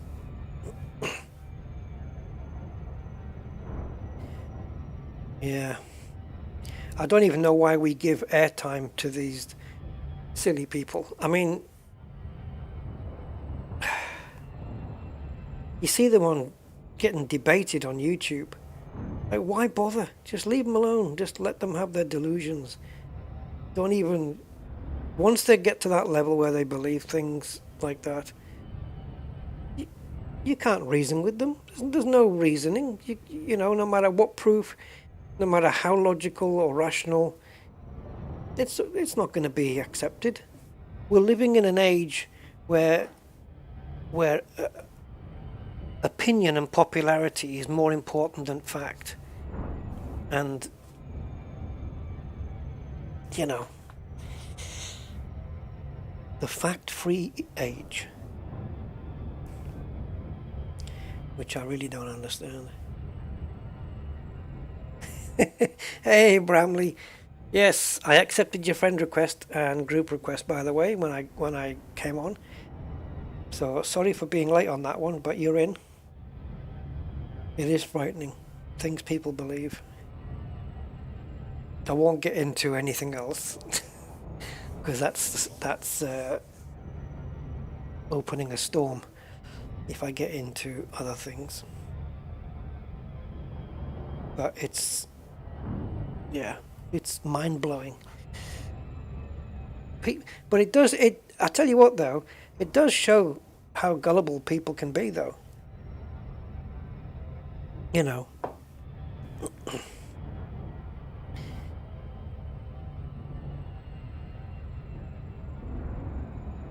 I don't know. For me, I like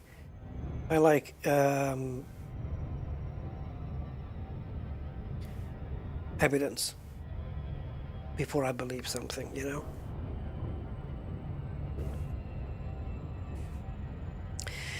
Bramley, disappointing end to the Grand Prix. It was, but at least it was legal this time. At least the FIA followed the rules. I don't think Leclerc staying out would have changed the result, to be honest. I think it would have been the same. That Red Bull car is way too fast in a straight line. So Max is having it very, very easy this year. Because nobody catches that car in a straight line.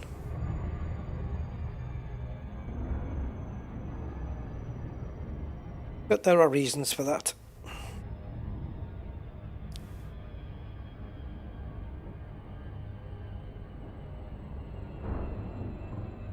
Well, we finally got here.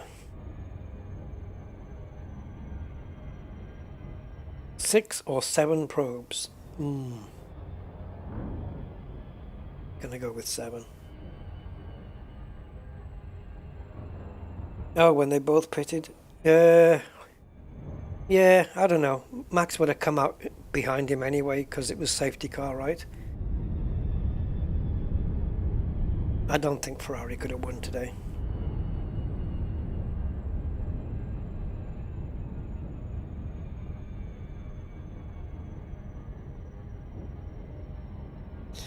Alright, Jason, have a good jam, or jelly as they would say in the US. A jelly session.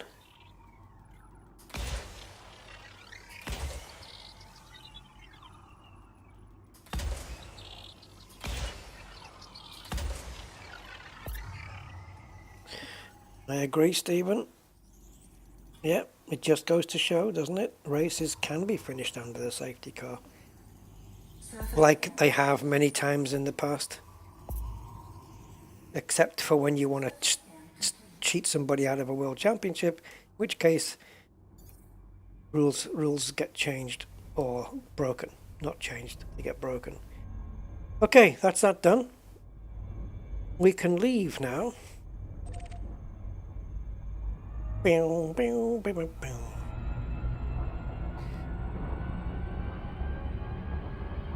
Carrying still 2 limpets, right? Yeah. I have, yeah, I used up 2. I'll leave these 2 with me just in case I mess up again, which is probably likely and to happen. I don't know why we're suddenly getting this black box around this writing. How did this happen? Isn't it normally just transparent? I don't know. Or is it getting triggered by something?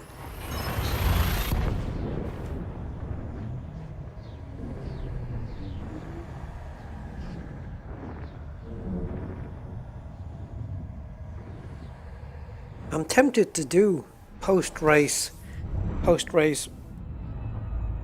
videos, you know, podcasty videos, but the problem is I'm very strongly opinionated and I don't mince my words when it comes to this stuff. So it's going to divide a lot of people. So as long as I stick to the facts, but I don't, sometimes it's opinion. But oh man, I wouldn't mind doing it. Be a good vent.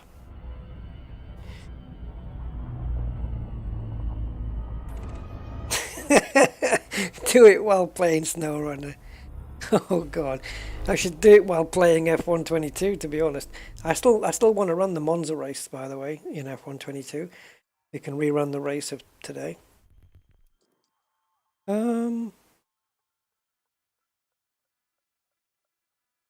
Okay, nothing much here.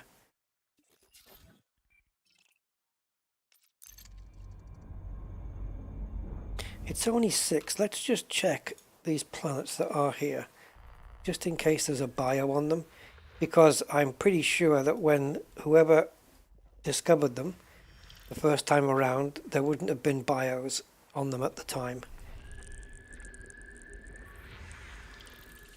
Ooh, Lava World. You don't get those too often.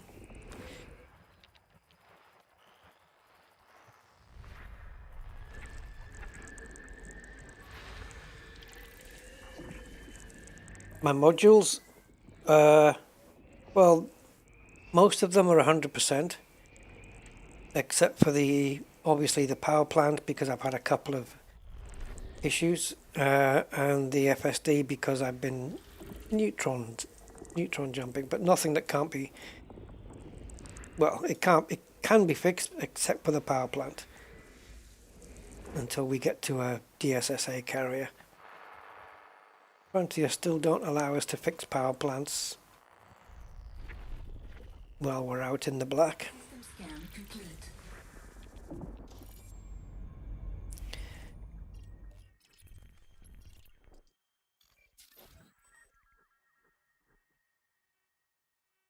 That's not been mapped.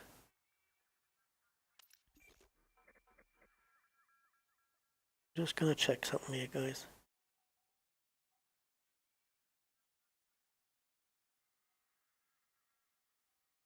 Okay, so nothing here that is terraformable, because I think it would have told me anyway.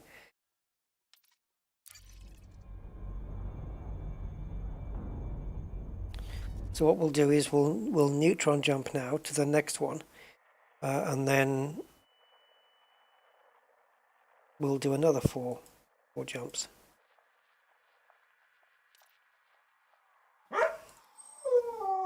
Hey, Rusty just barked. We had oh, Rennie Shields. Hey, thanks for the sub.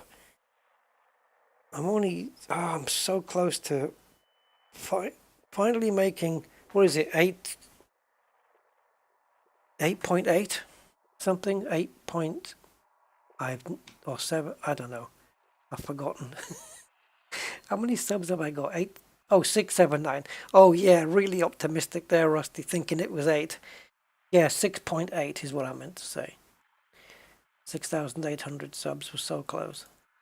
Okay, so we're on system E50, so we need to go to 12.3.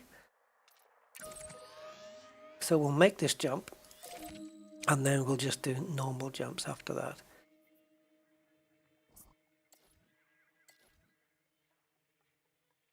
Star type DCO, DCO, DAO.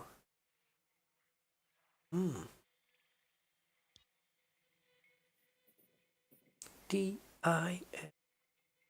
Shut up. Right, let's jump.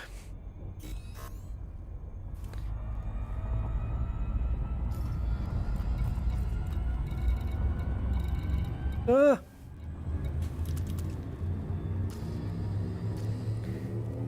We wouldn't have jumped anyway because I'm not lined up. Looks like my ship is blue, doesn't it? But it isn't. Not at all. 4, 3, 2,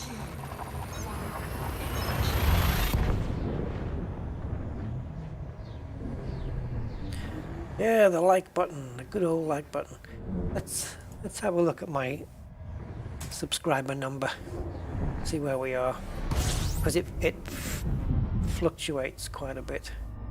Goes up and down by 1 or 2 every day, or every other day. Where are we? Oh, 3 away. 3 away. 6,797. I'm sure I've been at 6.8 before, then it dropped down again. Yeah, it's up and down. Oh, 3 away though. We'll get there. Hey, maybe I'll make those 3 before the anniversary. But I might be away for the anniversary, so I'll have to do something. I'll do something when I get. If I am away after for the 7th anniversary, I'll do something when I get back. We'll just do a stream where,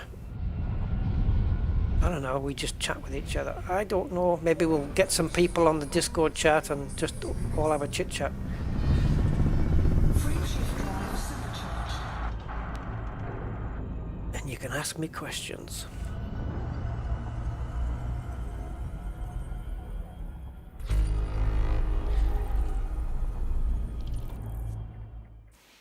Okay, it looks like we have this. So let's point to it. It's been mapped, but mapped, yes, but no footfall. So what I want to do is just keep the ship steady and no throttle. Just point to it. Okay, now we go into FSS, and it should be. It's a little bit off, but it should be there. There it is. Hopefully. Get one of these.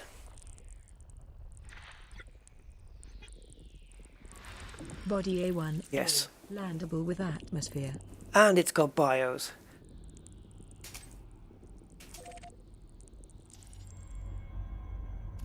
And nobody's had footfall on it. So it's been mapped, but I think it was mapped before Odyssey.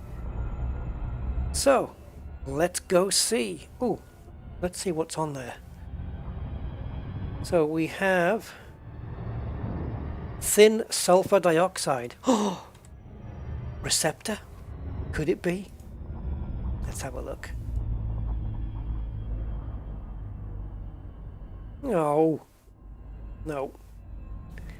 So according to this, bacterium and stratum are on here.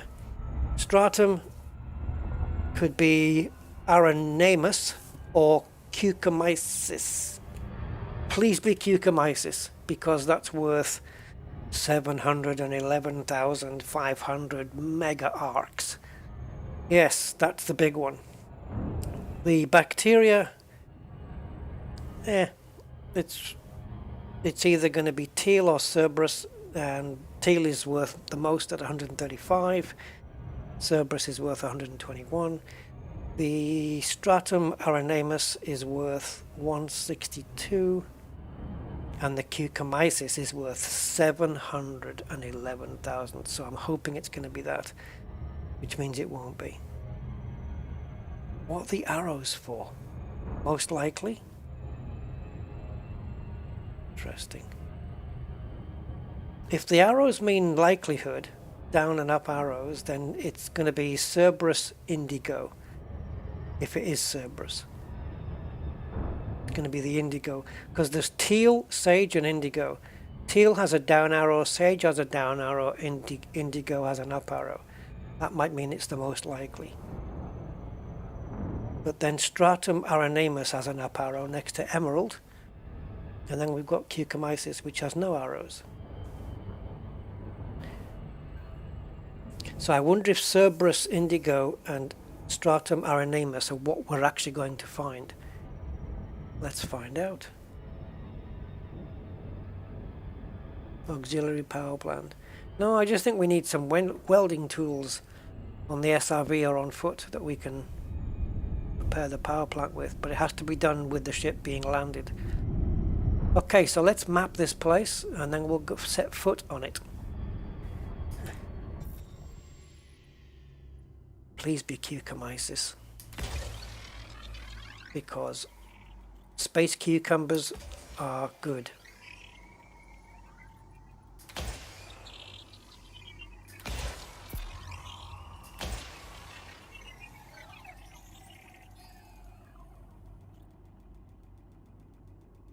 Come on now. Surface scan by 50%. Surface scan complete. Okay, we know about that. So, Stratum.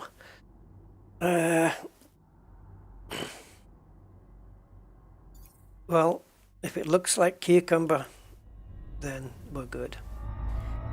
I don't know what Stratum Amadeus looks like. I don't know what the hell it's called. Arenamus. Let's have a quick look at what it's like. So discoveries, bios, organics, and Stratum. This is what I was hoping for, because Receptor does appear on sulfur dioxide planets, so I was really hoping for that. So this is the one we're after. That's the expensive one. I've not found any in this system yet, but the other one is this one. So if it's a starfish or flat jellyfish kind of looking thing, yeah. If it's this one, great. I've already found Tectonicus in this sector, which I think is also big money. Tectonicus and Cucumysis are the two big ones. Not sure what the price of this is, but let's see. Let's see if the cucumbers are here. Bacteria, well, we know what bacteria looks like. It just splodges of sick all over. Right. So, where are we going to go? Let's venture into thereabouts. Whereabouts? There. That light blue patch next to the dark blue patch. Exactly where that little line is. Those dotted lines.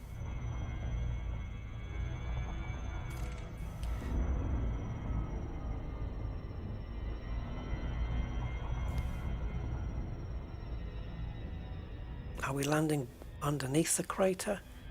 Yes. Just right where the antenna is where I want to be.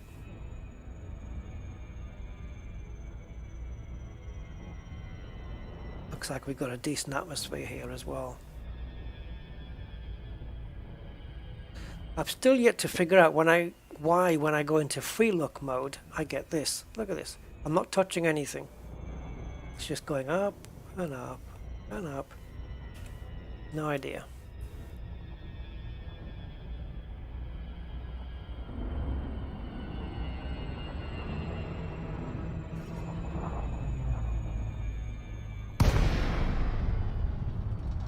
gravity 0.4.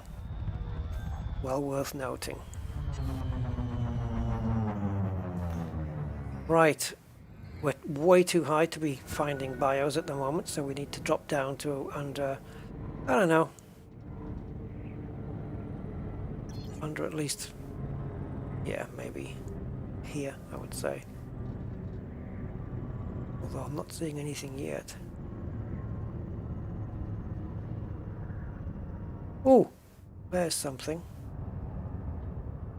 Oh, it's the cheap ass Aranamius ones. Of course it is. Of course it is.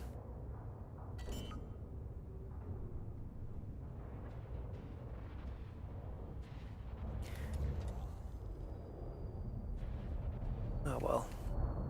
I got at least one cherry came up. Yeah, I have messed with the dead zones.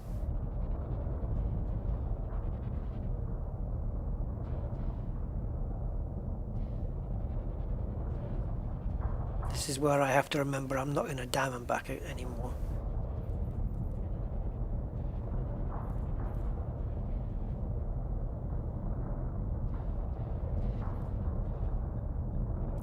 Sometimes just rotation can get you down. Alright then. So, considering that the stratum is a 500 meter, so is the bacteria by the way, we'll be taking out the SRV and finally doing some sampling. For the first time in a long time. It's been a while, hasn't it, since we did the last Rusty stream.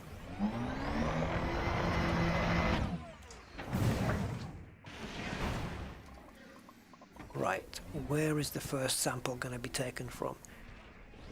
Let's go there. Oh, that's a good splat. Let's get that one.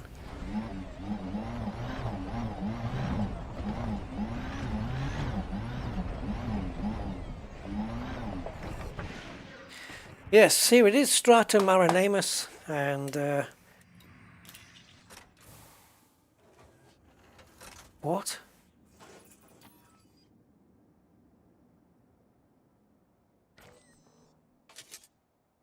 Okay.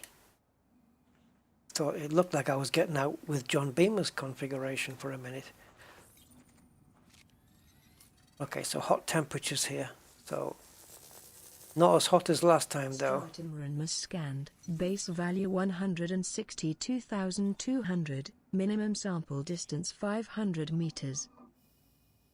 Right, so let's go find the next sample.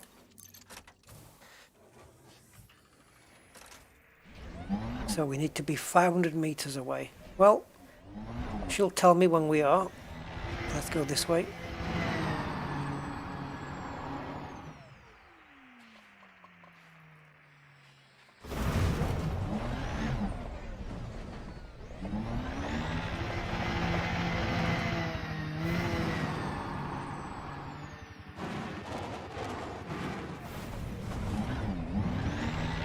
Captain's log also tells you, and it triangulates as well. Distance reached. You've traveled over 500 meters from previous. Now, Captain's log will also tell me when I've traveled 500 meters between the last two scans, which is very cool. Okay, let's disembark.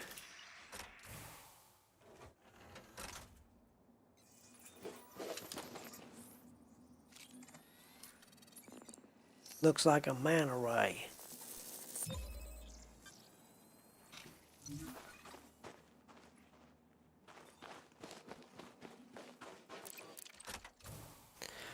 Okay, so I think I'll head in the same direction, or at least somewhere similarish. Can't get any power down. There we go. Got my eye on that one on the right. Let's see what the distance is.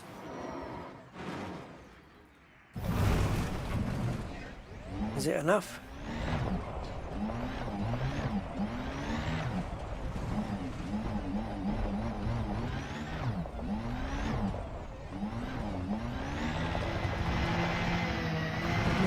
distance reached. You've traveled over 500 meters from previous sample.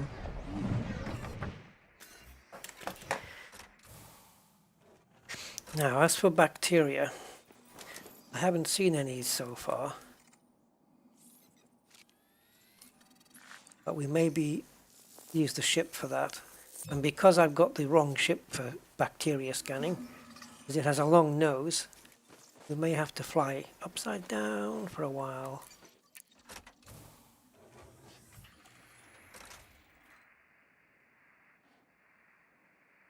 The levels on the SRV sound. I actually don't know, have they?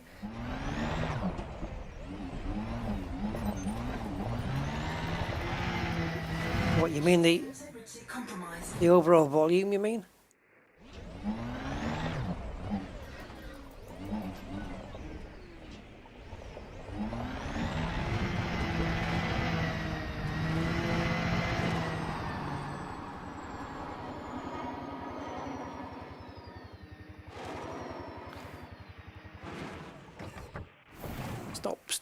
Stop. 147 plus 90. Come on, get your bearings. Go back. Go to 147. Okay, 147. At 100. Okay, now go back. I know.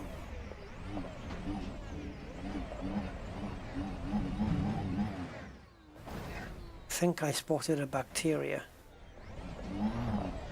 but it might just have been a flat stratum.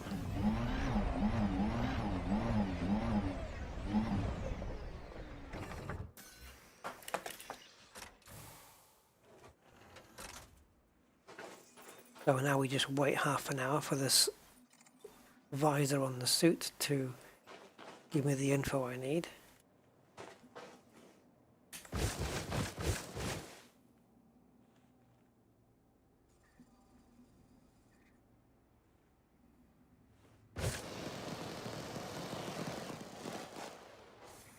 Yeah, I think it was stratum.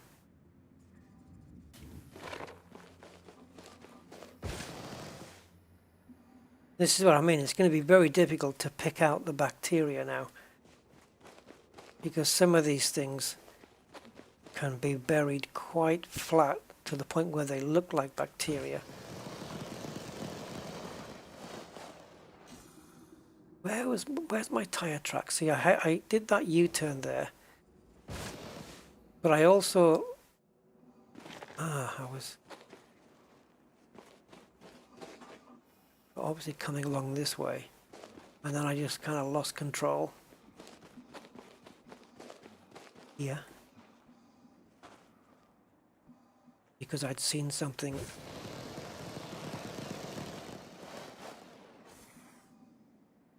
There's no bacteria there.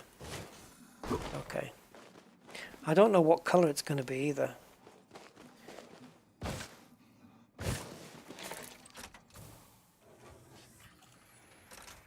Oh, the revs. Yeah. Well, yeah. I suppose. I haven't noticed a difference personally, but there may be.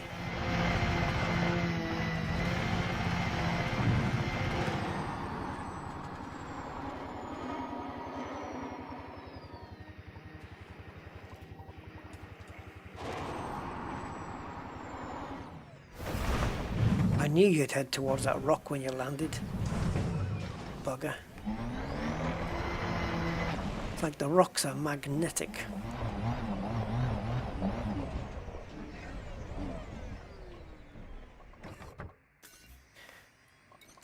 Alright, so at least we've got that sampled. Now, bacteria. Well, it's not worth too much, but then again, it's not worth much less than the stratum, so there's two ways to go about this: upside down or lateral thruster mode, which I'm going to try now. But which direction can we go in? It looks like the terrain in the distance is a different color to the one in the foreground, but it actually isn't. It just changes color as we get there. Okay, so we're using vertical thrusters now. I don't want to get too high though, because we can miss it.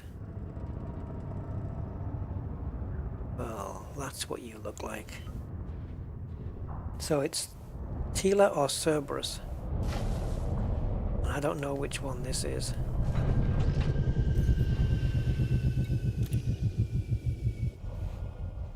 But it's right there.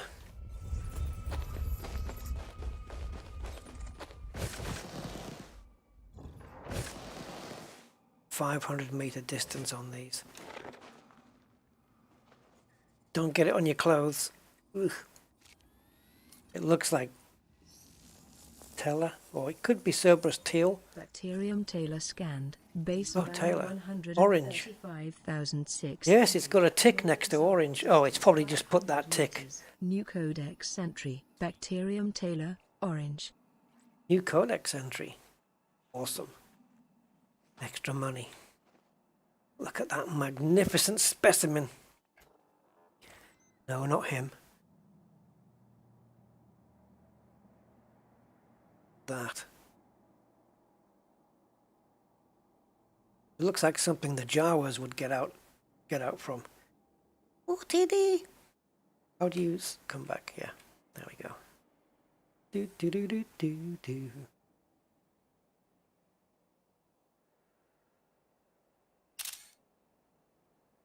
Nice. My ship. Put it away.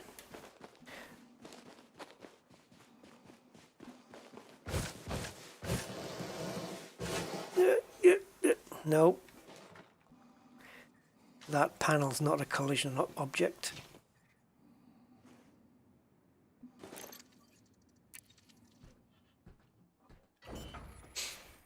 Right, so let's just carry on in the same direction for 500 meters. And lateral thrust, not lateral, vertical thrusters. Vertical thruster mode. There's another one. There's some more. They look like mold. But we're not over 500 meters. Minimum distance reached. Oh. You've traveled over 500 meters from previous sample. Do you think I'll get away with that one? There's only one way to find out. Actually, there's another one right over there in case we don't. So I'll land next to this one, but I'll point over to that one. If it'll let me. Yep. So my nose is pointing to one if I don't get this one. You've got to make it work for you.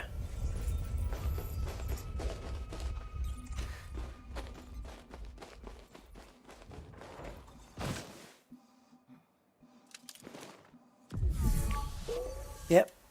That's green. That's good enough.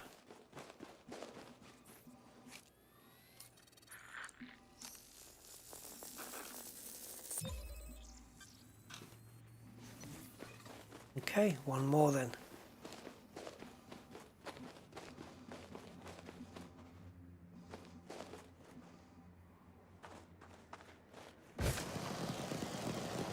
Oh.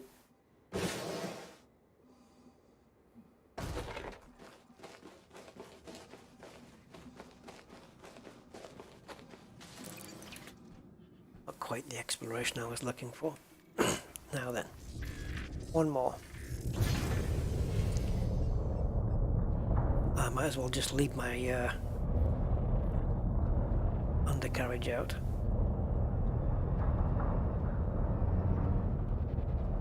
No, let's keep going this way.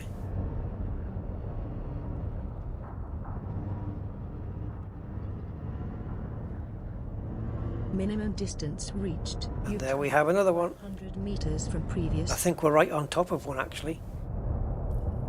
I think there's a bacteria right underneath the ship, or if not, a little bit behind it. Oh, come on.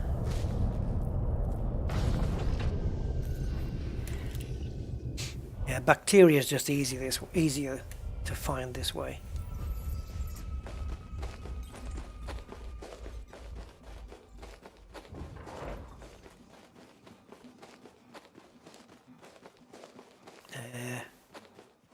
Okay.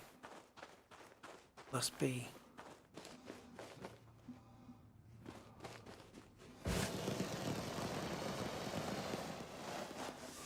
Well, it's not this far back because I know I landed pretty much right on it. There's some to my left anyway, but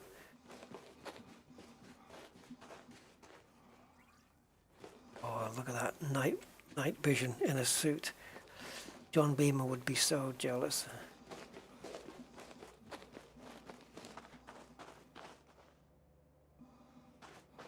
I did land on some, I knew it.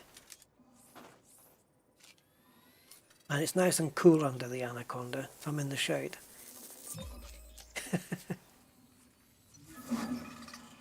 Yay! I'll see if I can squeeze under here.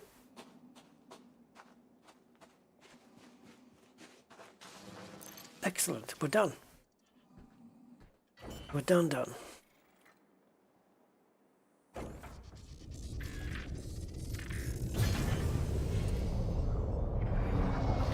What I don't know, or don't remember, is where we are in terms of are we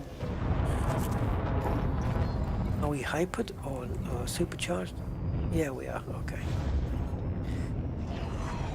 And we are in D12.3, so we're going to be jumping to D11.2. Actually, I can do that while we're supercharging out. Super cruising. Get the terms right, Rusty. And in the next system, it might be one of those dodgy neutron stars, but I'm not bothered about that because I won't be scooping off it anyway. But it is fuelable here, which we will need. So let's just jump straight out and let's get some fuel.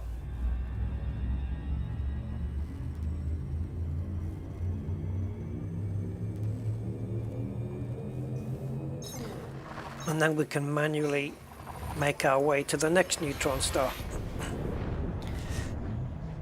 And we are currently sitting, well, let's do this jump.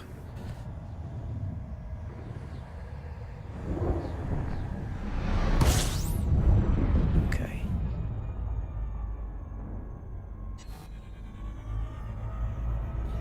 So we're currently 16,667 light years from home.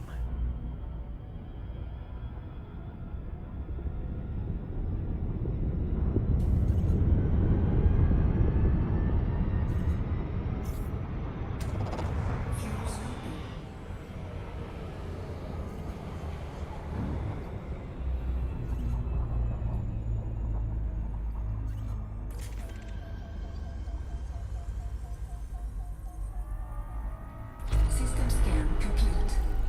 Nothing here then, just that.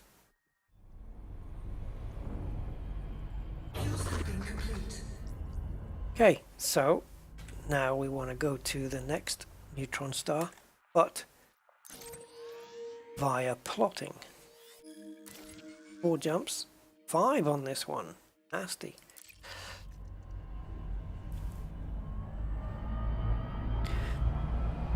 By the way, do we have any cool stars around? Just on the off chance, you know. So, O class, which are the rare ones? Oh, right. Let's pick O and B. And carbon, wolf rayet, white dwarfs.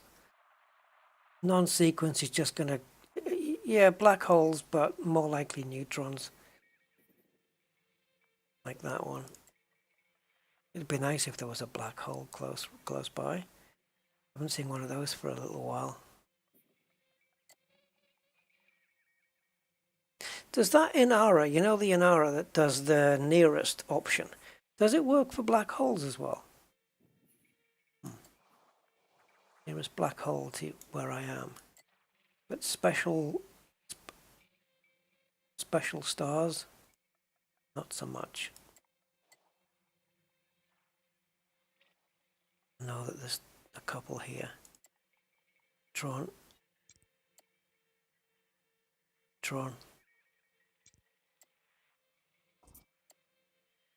Come on. Not one black hole.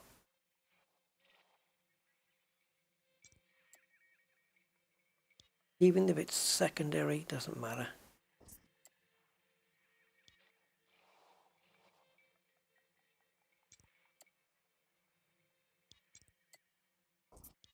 Plenty of neutron stars.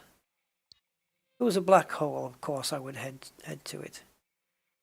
Can't click on that one, Rusty. It's a piece of dust on the monitor.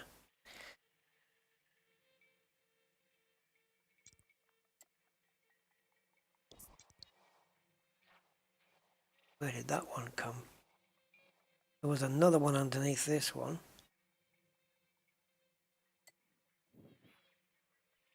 I seem to have lost it.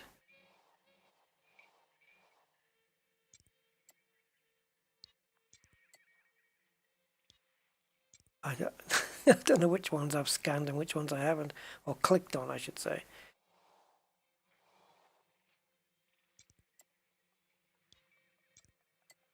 Oh, come on. It's really like gambling. You pay your money, you lose. You pay your money again. We're going right down now.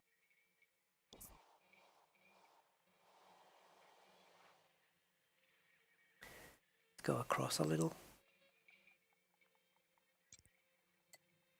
Tron. I'd like to see a color other than grey. That would be cool.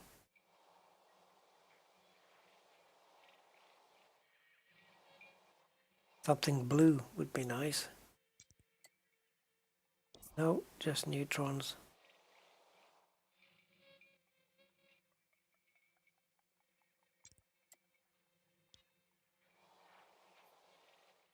Ooh, we got a bluey.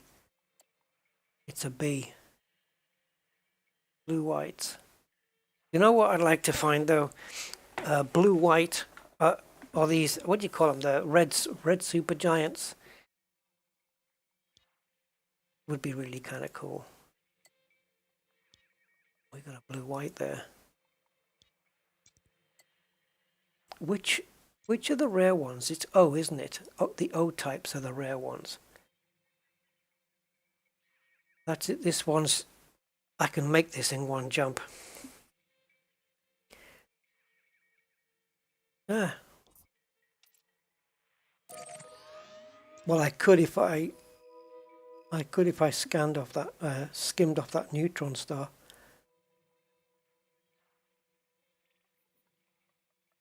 Where are we? Oh, it's okay.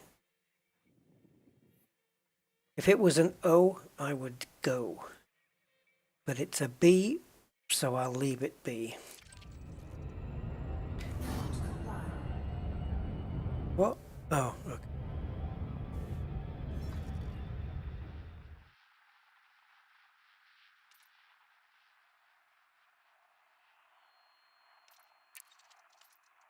Oh, what you doing?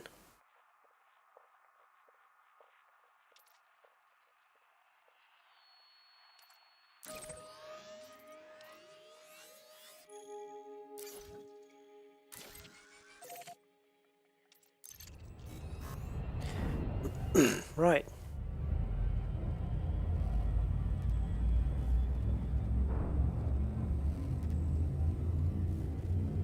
Not convinced about that black square. Looks horrible. Yeah. Trying to find a black hole. Something, something cool to go to. Find a black hole. even if it's only a small one. Just be nice to see. Fuel scooping.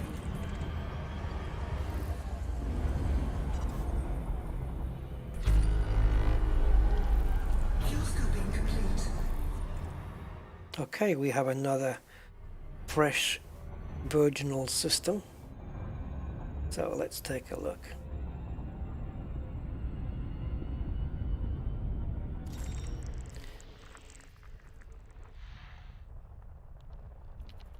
Looks like we found a system full of asteroid clusters.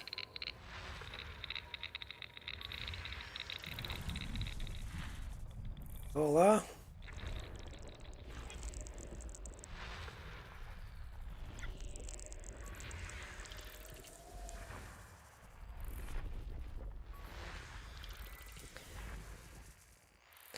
We've not been so lucky with bios today.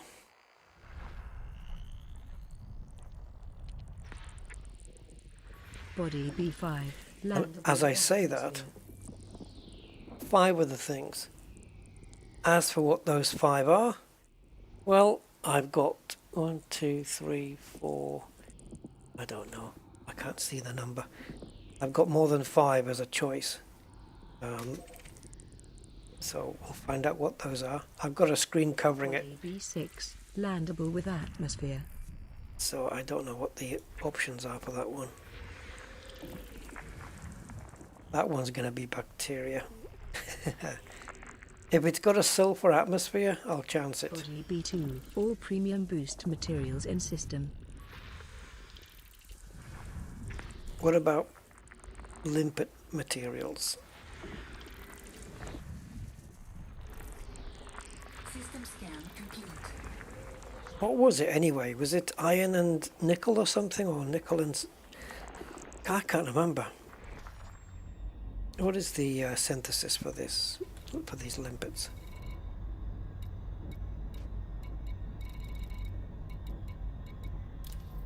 Iron and nickel.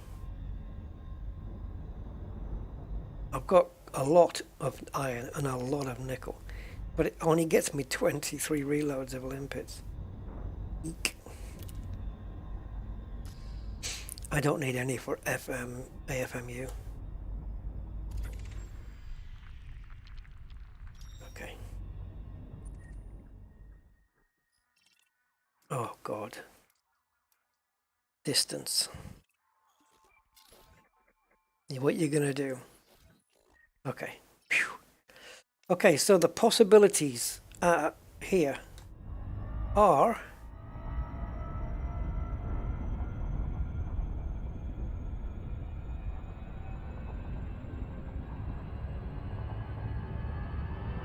let me put them up on screen for you guys.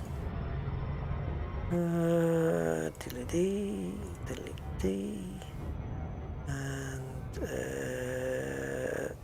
which one are we looking at? That one? Yeah. Okay, flick it. So, we're looking at these here. So there's 5, and these are the possibilities. 1, 2, 3, 4, 5, 6, 7, 8. Stratum tectonicus is a possibility. Oh, yes, I hope so. This is the most expensive, 800,000 expensive. The most valued of the concha would be nice. Out with the areolas. That would be a titillating find. 400,000, that's worth. Fungoida, if it exists, will be there in either Ceticis or Gelata. And you see they got these arrows. So I don't know whether that means it's out of the 2 that this is the most likely. And like if concha's there, then orange is more likely than red. Or of this, or I don't know what that is. Because why put an arrow on one where there's only one choice? So I'm not getting what the arrows are for. And then on the other one, it's Bacterium Cerberus. So I would definitely say we're going to find bacteria. What the other 4 are going to be out of this lot, probably going to be osseous, because that's a very common one. Stratum, if Stratum exists at all, it's going to be Tectonicus for sure. Frutexa Metallicum would be okay. I would like to find Concha, Frutexa, Stratum, Aleoida, and Bacteria. Bacteria, I got no choice. So that would be interesting. But Stratum Tectonicus is the one you want to find, just down to sheer value.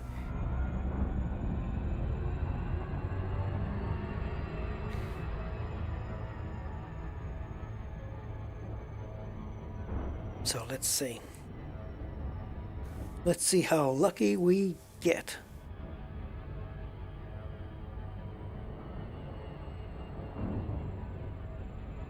Are we gonna play this hand?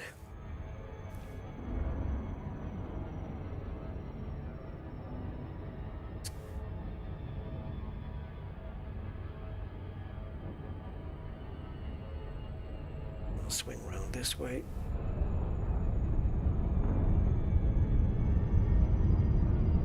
It just makes landing on the light side easier. Okay. 4 probes to find out. This is us putting our money in.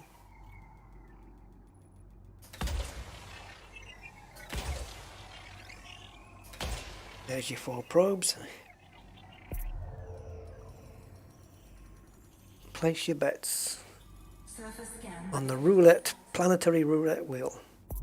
Come on. Stratum, stratum. Surface Okay. scan complete. Oh, what the hell's just popped up on my screen? Oh, okay. It's Captain's log. Right then. So, bacterium is confirmed, which means that I need to organize my screens. Okay. Bacterium is confirmed, so that means it's going to be Alcyonium. Next, Cactoida Lapis. Cheap ass one, so it's going to be mauve. It's just in that little tiny area.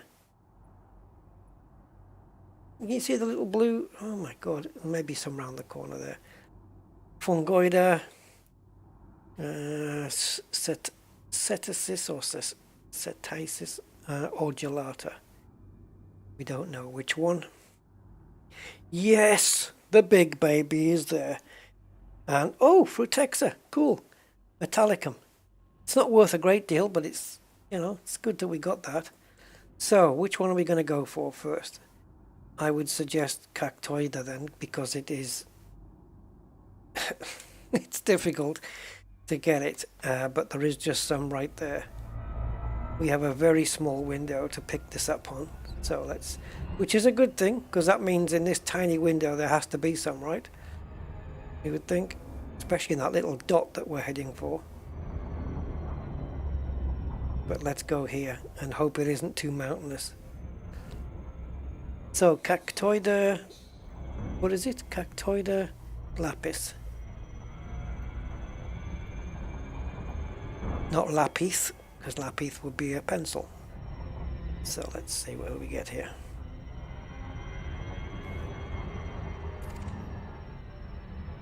Okay, it's a little bit... We may have to land just on the outskirts and SRV our way in. We will see. No, I reckon I can land in there. Why? It looks like a pool of blue lava.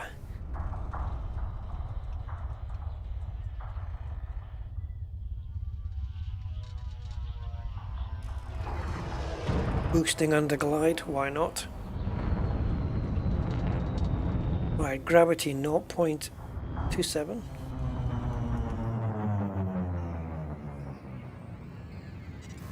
So, going to the dark area here, because it's nice and flat.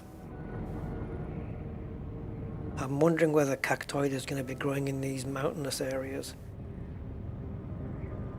And considering it's all browny reddish color, it looks quite cool actually.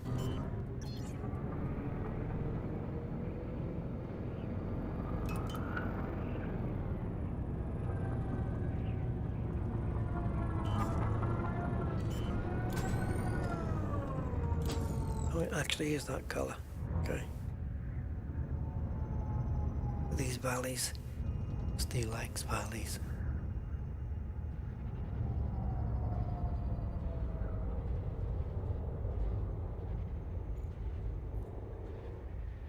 Have a touchdown window. Here we go.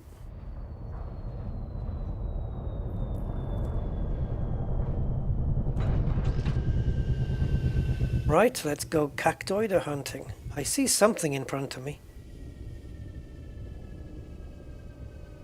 You see on where it says press 3 for disembark?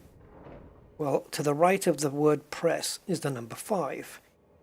To the left, sorry, yeah, to the left. To the left of the word press is 5. To the left of 5 is a little orange dot.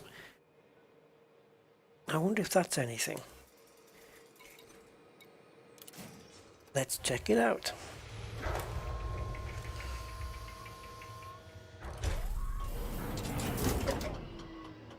I may need night vision here just to see if I can find something.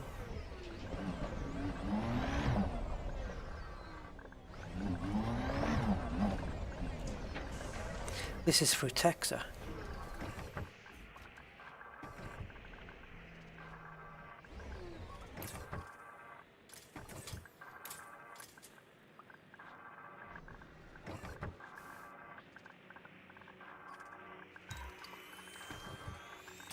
Frutexa Metallicum scanned, base value 118,100, minimum sample distance 150 meters. I wonder if it's worth... Sentry, Frutexa Metallicum, teal.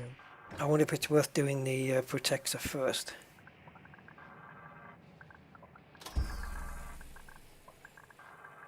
Where's my lights?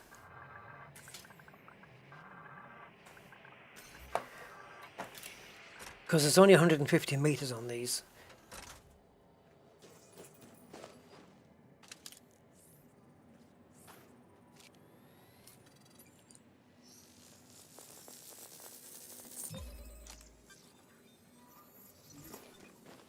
So where we landed is clearly in Frutexa territory as well.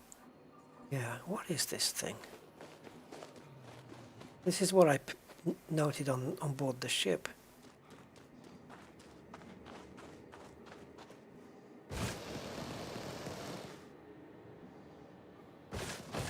Minimum distance reached. You've traveled over 150 meters from previous sample.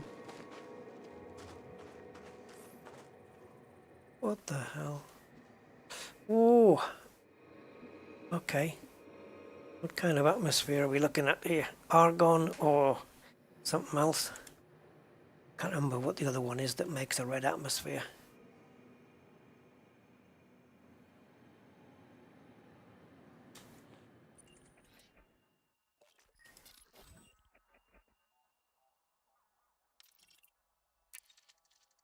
Ammonia. Yeah.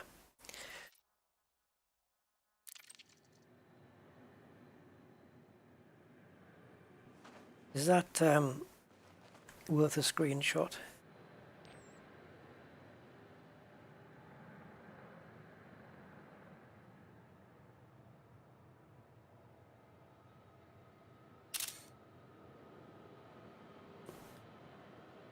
Better from this view. There you go. Right, if I keep my ship where it is, I'll be able to get my bearings on that. There's another one over there. Well, that's what I spotted.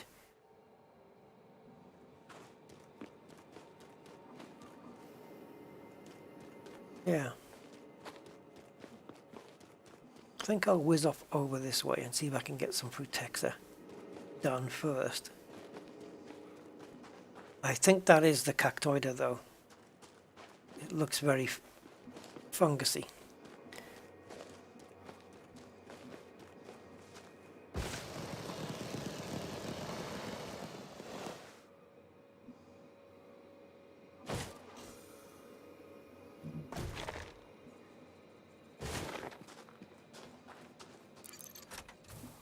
Okay. Well, let's keep an eye out for Frutexa. Now, Frutexa is easy to spot with night vision. We only need 150 meters.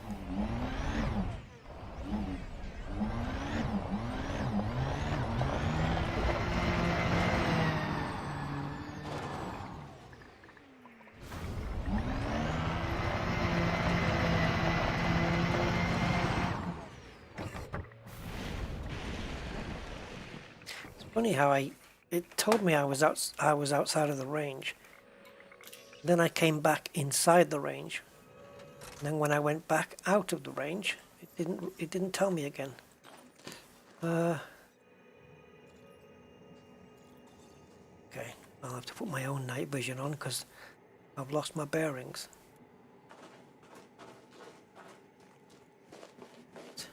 I just looked at my tire tracks where I was trying to stop. And that's when I knew where it was. Hey Soren, welcome to the stream.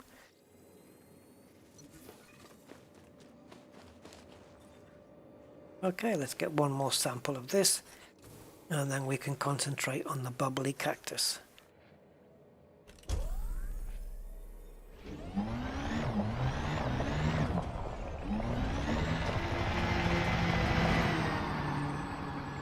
Minimum distance reached. You've traveled over 150 meters from previous sample.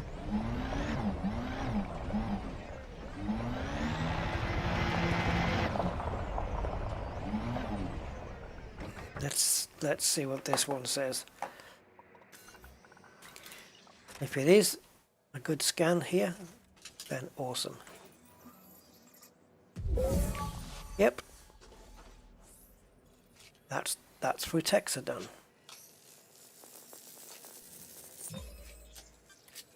Great.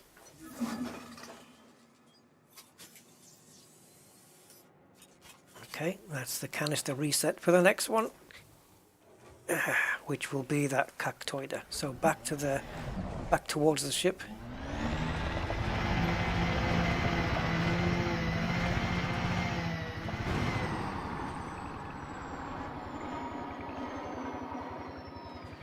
Some nice views, man. This is a very red planet with an ammonia atmosphere like this. Okay, this way, this way.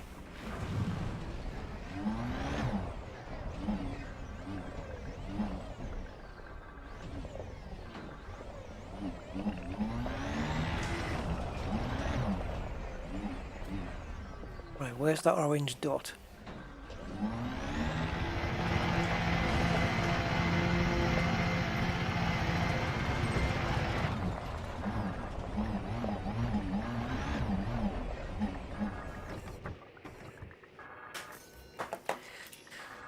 Good old Mrs. Odderite. What would we do without her?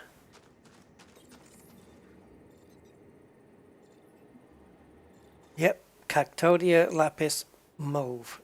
Definitely this is mauve.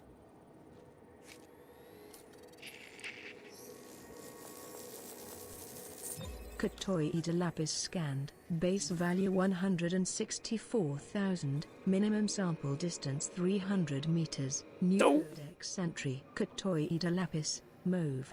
Oh, it's my first entry in this sector then. I'm getting some nice codex bonuses. So we are at heading 0. Let's stay on this heading because this was the way that the blue lava was going.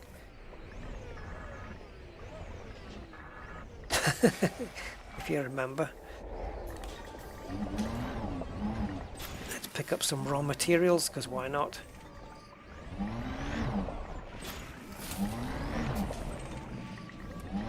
Ooh, tungsten. Always handy. Always handy. What the hell?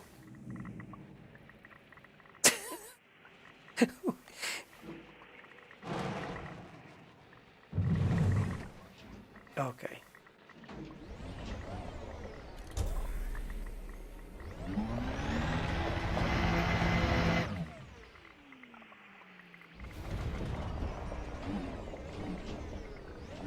So there was 2 cactoida there, but I haven't seen any more. Minimum distance reached. You've traveled over 300 meters from previous sample. Yeah, but try to find another one. We may have to go down into the canyon, guys. Dun, dun, dun.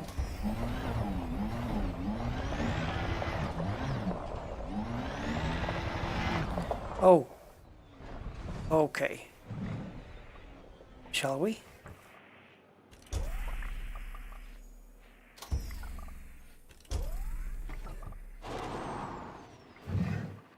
Yeah, what if there's none down here, though?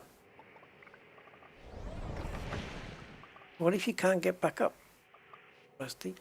You may want to check the area out first.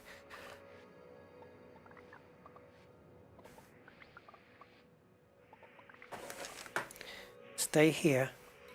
Don't roll down. I'll be back.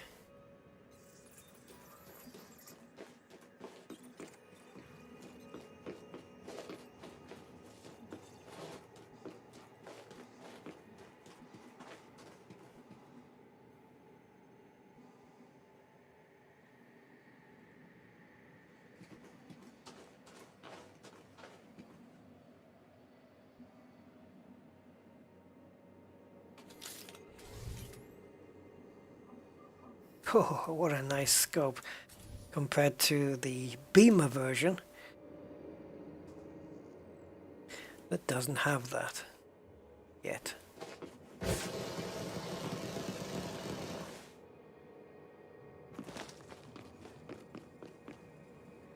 If there's cactoida down here, it's worth me going down, I think. Because I don't know whether they grow at the bottom of valleys or what. It might tell me in the codex, but I'm just seeing rocks at the moment.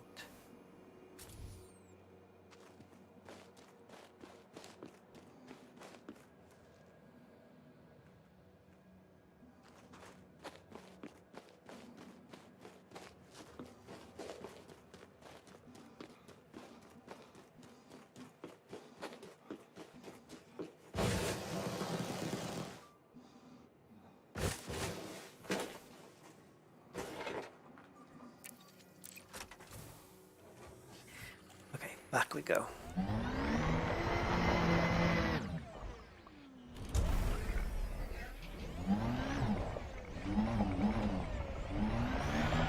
I mean, surely they can't be too far away. Other samples, they can't be that far away.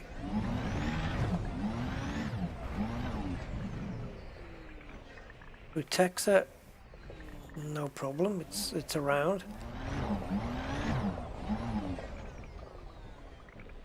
Last time I found it because I was able to see an orange dot, a brighter orange dot, but if that sun goes down, then that option's off the table.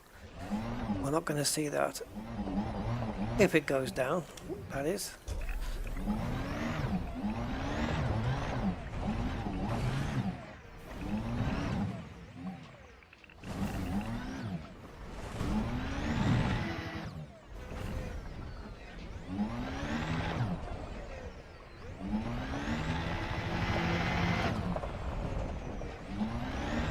I mean, they do look like rocks from a distance, don't they?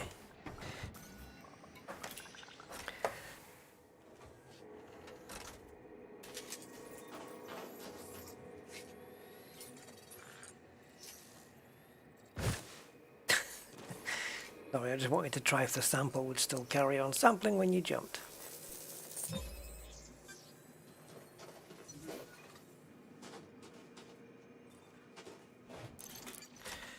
One more then.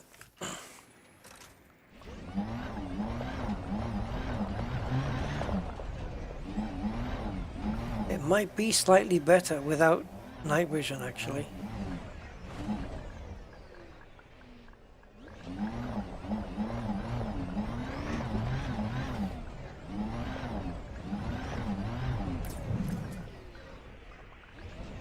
Let's try it with no light.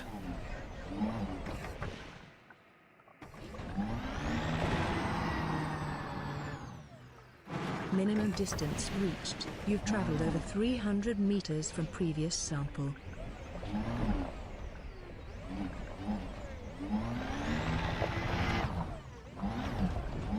It's like I'm in a camera dark room, you know.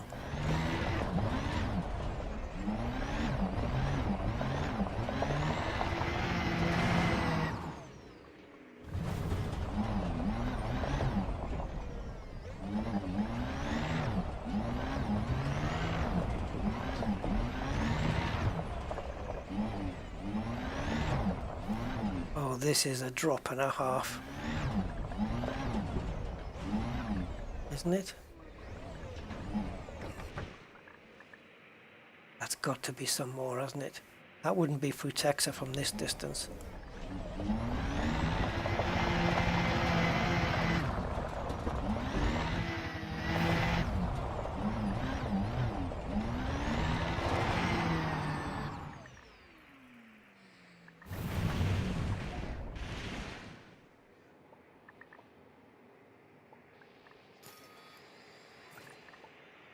$2.8 million in codex discoveries. How long's that been going on for?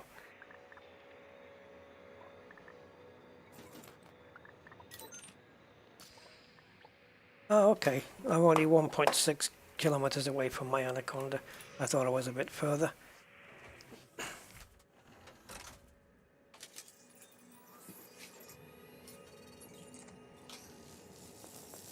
So, that's Cactoida done. I think we're going to have to get back into the Super Cruise in order to come back down for the others. So at least that's done. So bacteria, I'm not going to place too much importance on that one. Stratum will be my next one, and probably Fungoida. We'll take a look and see if the maps for those are opposed to each other or whether they can exist in the same area. We will see. Right, so let's get back to the ship. I know it was tempting to go down that canyon, wasn't it?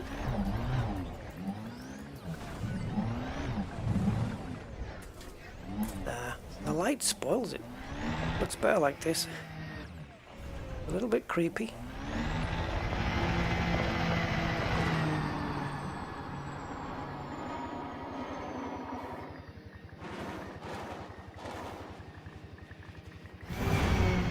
Oh, not the perfect landing.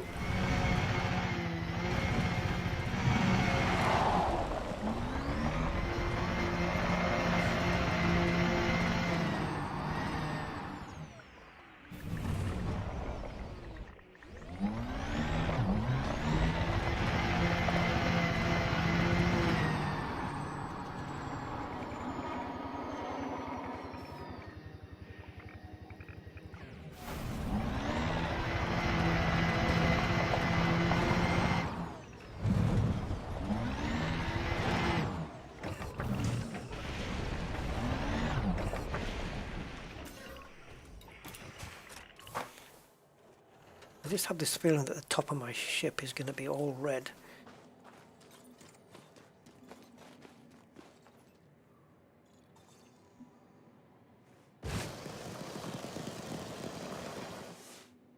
Yeah, pretty much.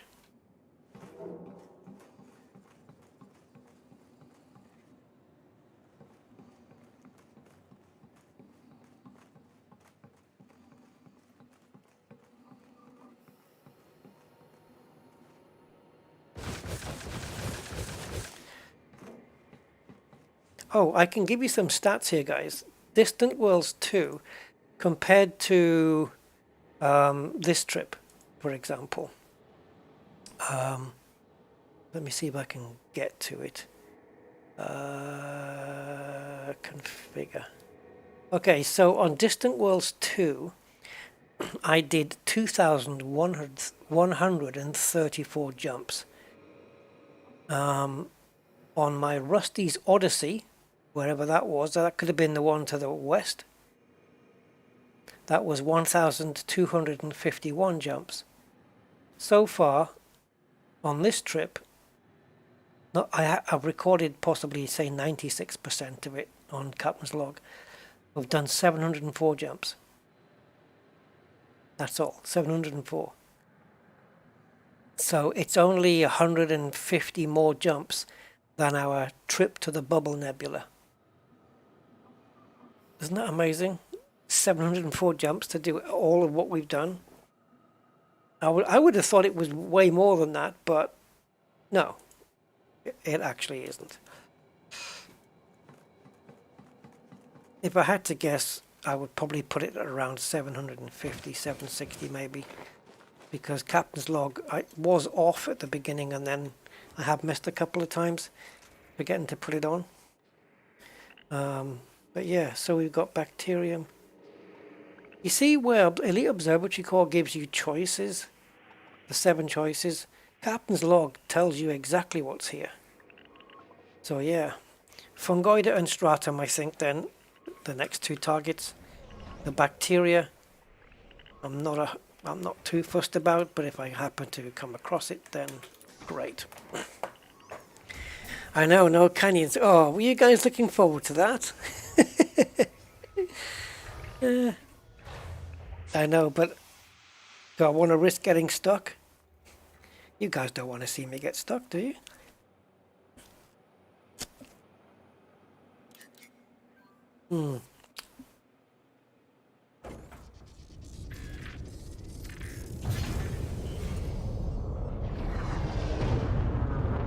Surely not getting stuck where I can't actually get out. And I have to sacrifice an SRV.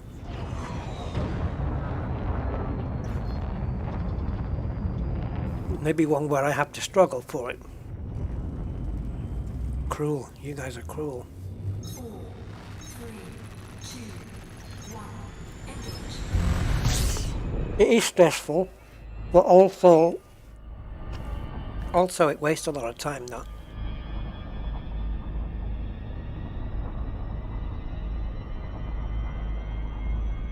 So we're waiting for the surface scanner on the right hand side to not say out of range, and then we'll throttle down.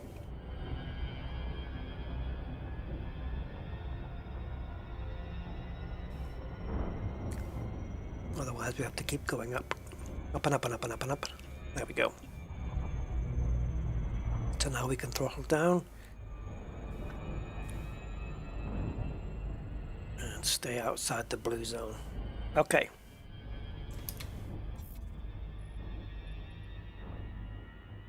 So we're looking for Frutexa and Stratum. Well, Frutexa, not Frutexa, Fungoida. Uh-oh, they're mutually exclusive, guys. They don't like existing in the same place. Although,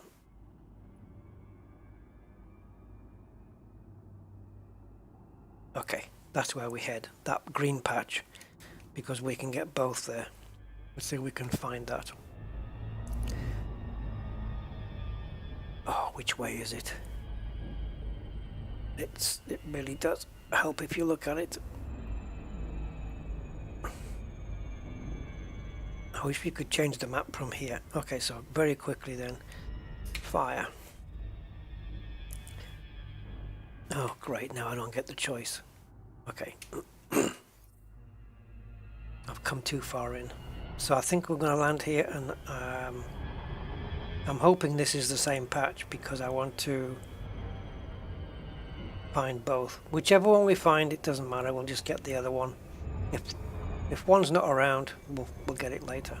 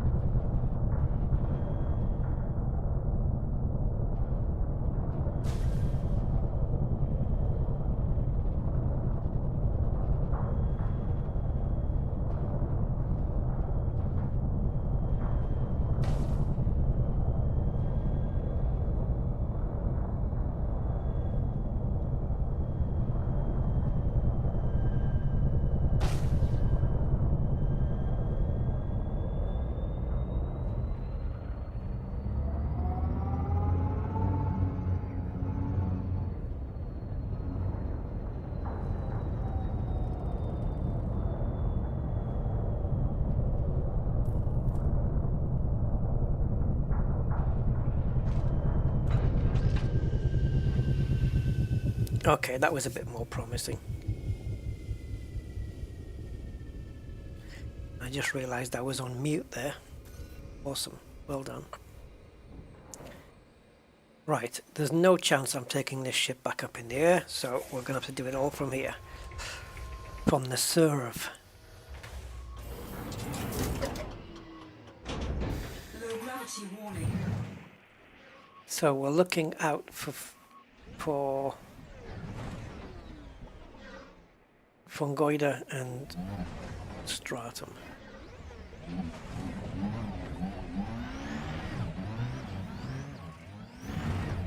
And this is one of the two.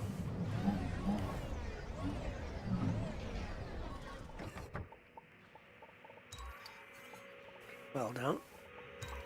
Stupid hat switch. Fungoid set is scanned. Base value 120,200. Minimum sample distance 300 meters. New codex entry. Fungoid set is yellow. Another codex entry. Right. Tomatoes on a stick. All that landing was just for that. Thanks, Simondo. I was hoping we wouldn't have to travel like, you know, billions of miles just to do it. What is it? 300 meters.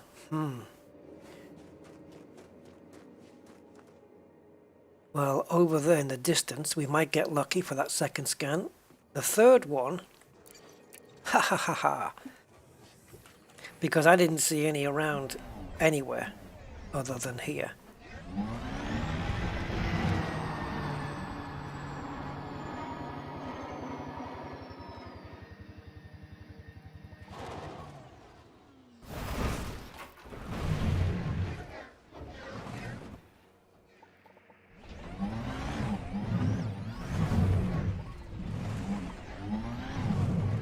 Come on, talk. Say it.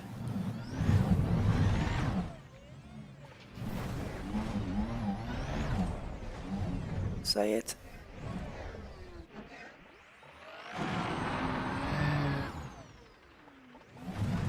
Alright.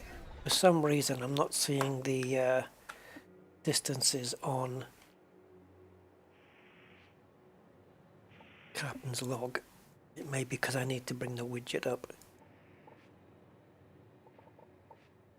Oh, you're joking. 282 meters.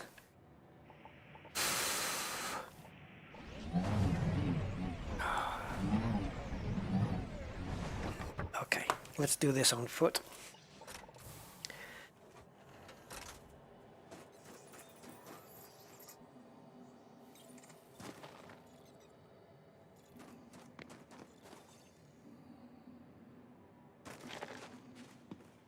I'm actually getting closer.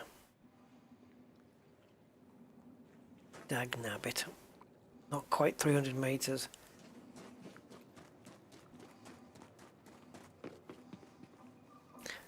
One way to do it would be to go back to the original scan. Or, well, you can't cancel it, can you? You'd have to scan something else. And then scan the furthest away from the ship. Oh, can we get lucky with this?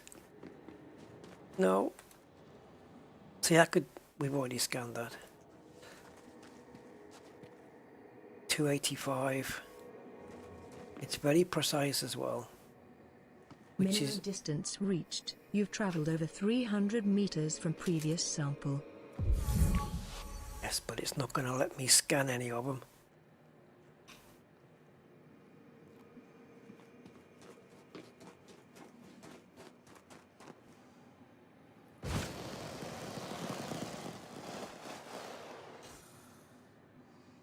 Nothing.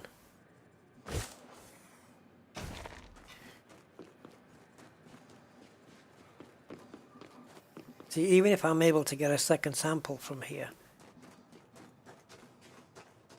the chance of me getting a third without taking the ship back up, you shouldn't be putting your finger on phallic things anyway, Bramley.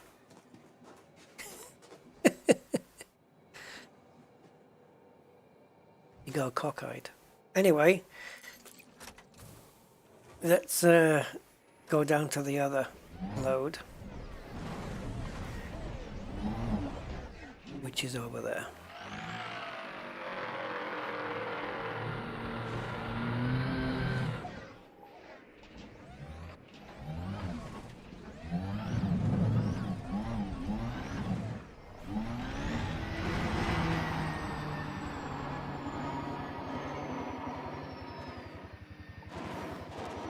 I don't know how lucky we're going to get here because we're actually getting closer to the first sample. This isn't good. This is not good. We need to discover somewhere else.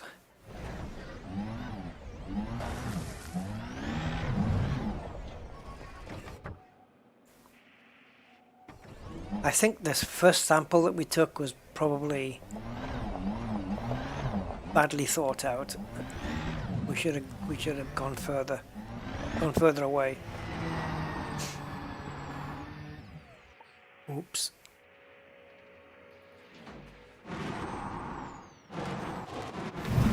And even when I was up in the Anaconda, I didn't see any other examples.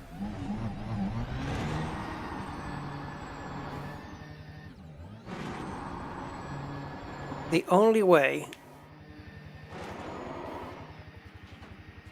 I don't even know what I'm thinking here. Getting the ship back down again is not a problem if I'm not driving. So what I mean is I could dismiss the ship and then have it land somewhere else. But for me to view where the next load is, I really need to be in it.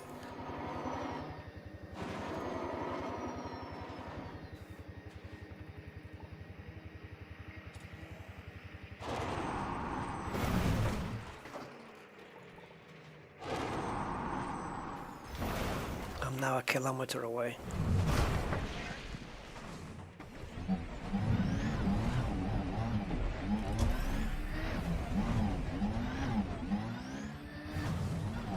Oh, this landscape is awful.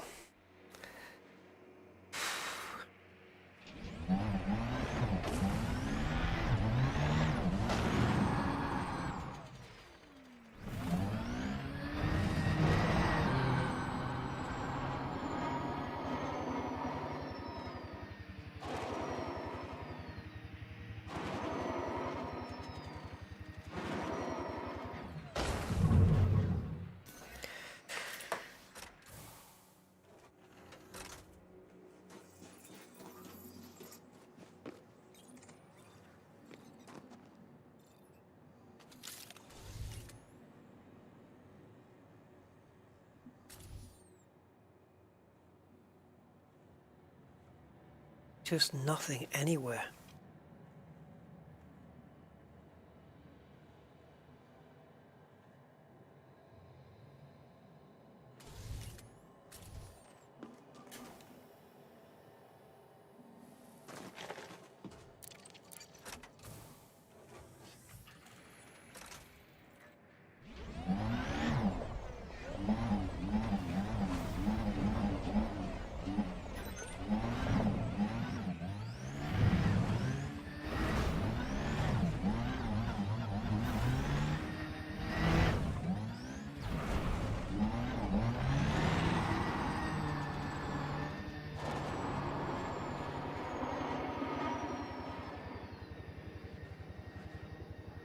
I'm getting sick of this planet.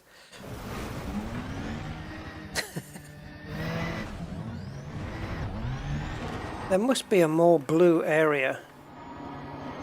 Like, because this is a vast area there where there were plants. It can't all be bumpy like this, surely.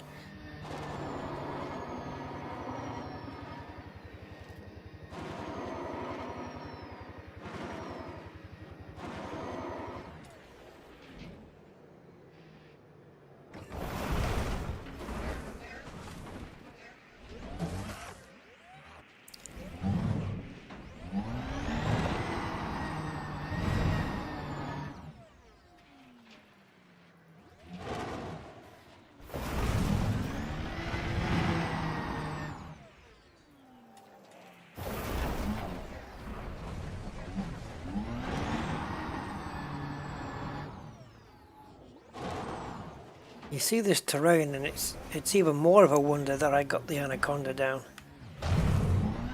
Oh, that was nasty.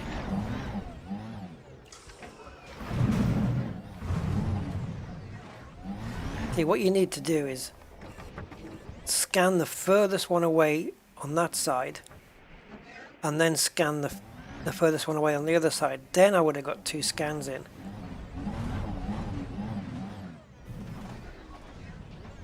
This is a bust.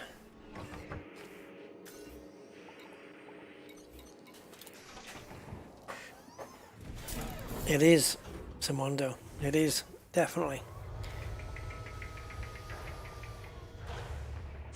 We're gonna have to go somewhere else.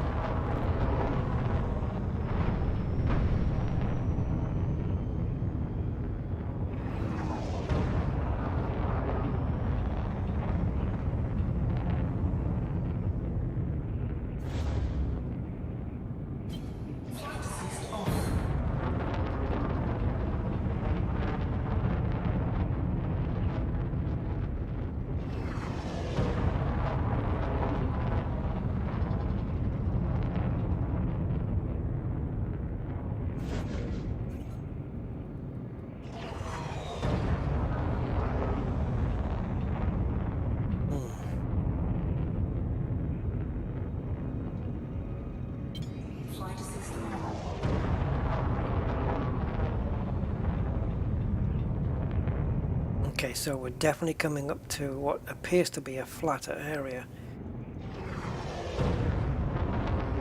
But do the plants grow there?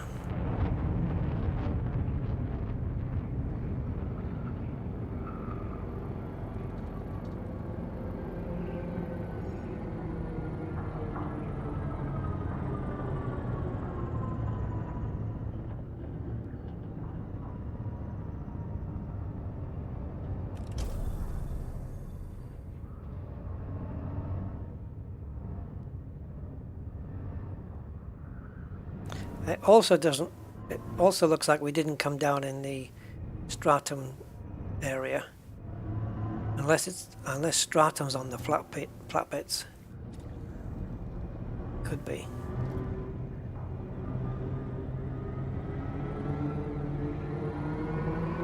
If it is, then I'll take the stratum over the other ones.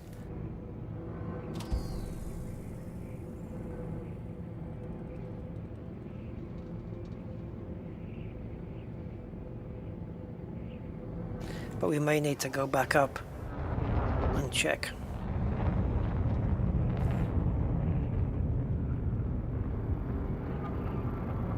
Oh, don't do that, Rusty. Oh.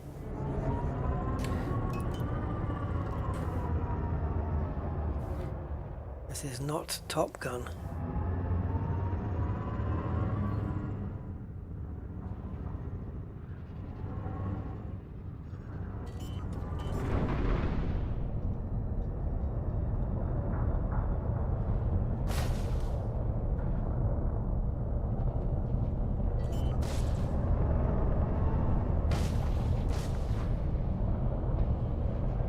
I think this, I don't know, it might be stratum, but I can't be sure.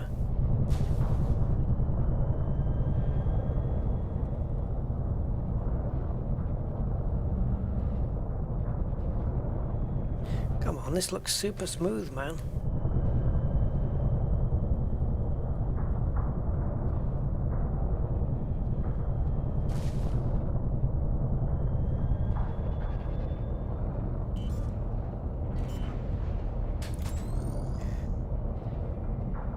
It's at this point I want confirmation, because now I'm starting to, like, it is okay. So now I can decide that it's worth my time. Otherwise I just wouldn't have bothered.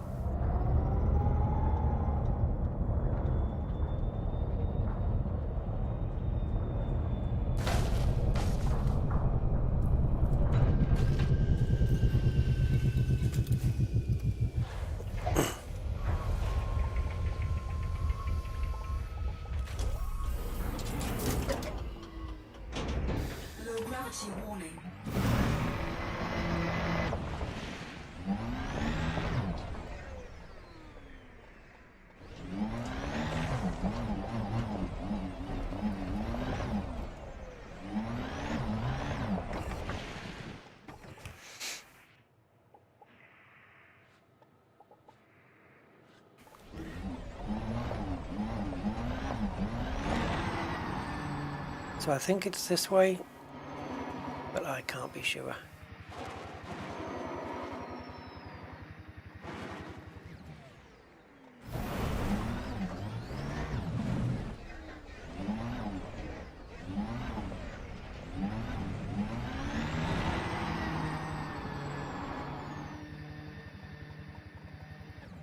Oof.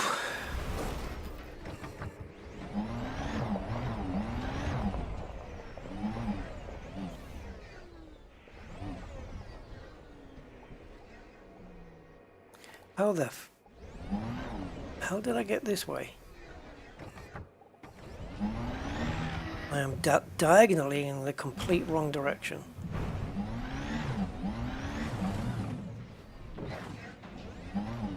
Worst planet terrain ever.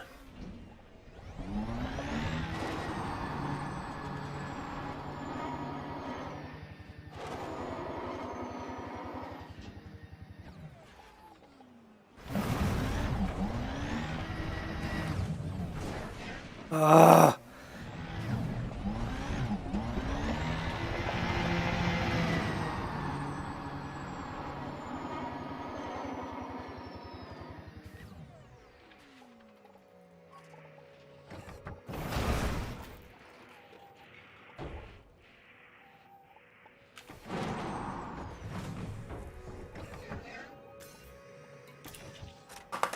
Man. 30 million. Yeah, exactly. DBX or an ASP Explorer. Either will serve you well.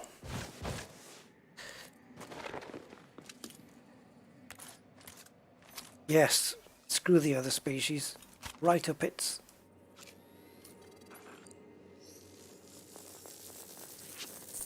Stratum tectonicus scanned. Base value 806,300. I know, it's expensive. 500 meters. Or valuable. Valuable. Which means... good exobio ranking. Once I've done this, I want to locate the next DSSA fleet carrier. So 300 meters we need for the next sample.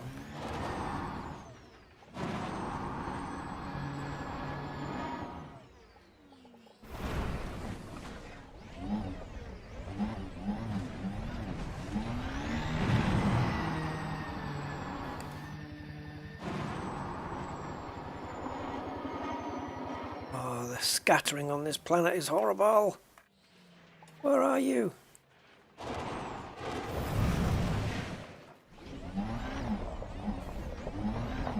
You find a patch of stuff and then suddenly there's none.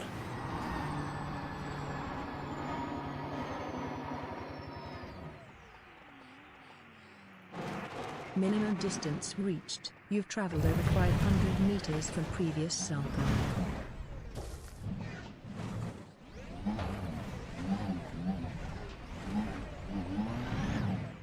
God, I wouldn't want to do this in VR.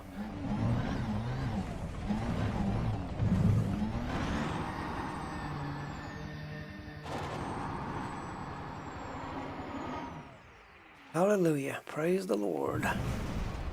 Or any other fictional character, I was going to say. I forgot to scan this.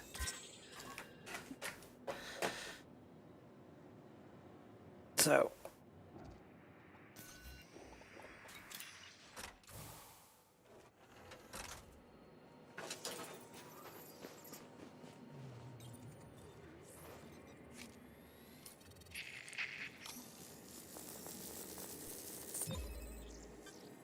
I think this is the most valuable bio you can get, isn't it? Stratum tectonicus.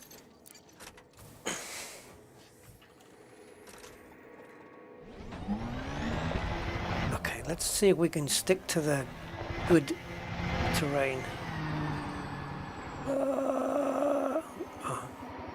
Suddenly realizes there is no good terrain. Minimum distance reached. You've traveled over 500 meters from previous sample.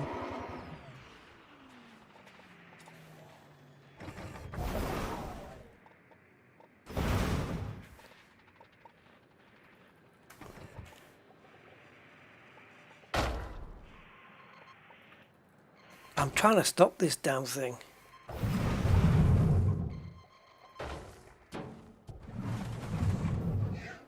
Like, God knows where that Tectonicus was. I flew over some probably a mile back now. And I've got no idea where it could be.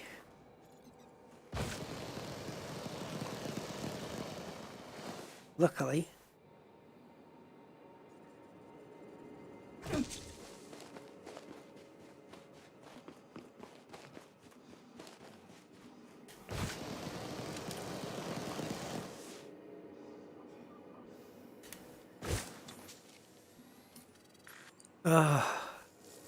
let's get the hell off this planet. I'm done.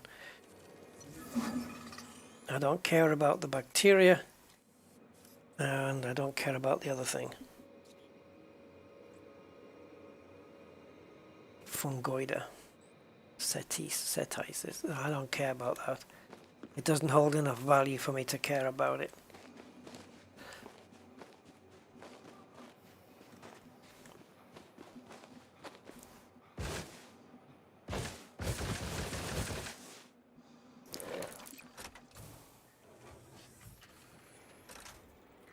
Oh, great, my ship buggered off.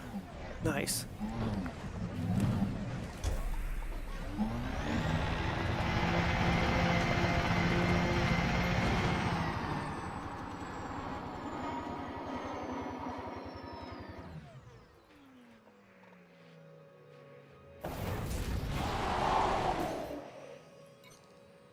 Ship record. 30 seconds?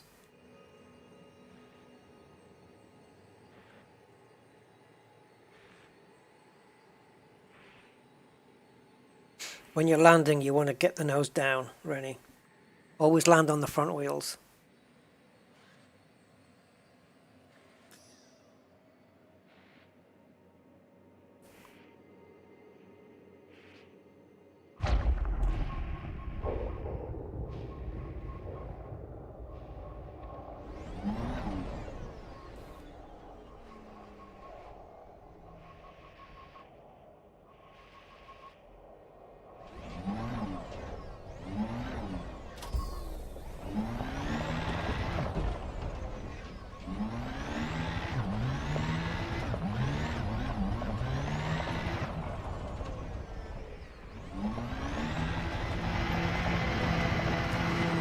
Woohoo!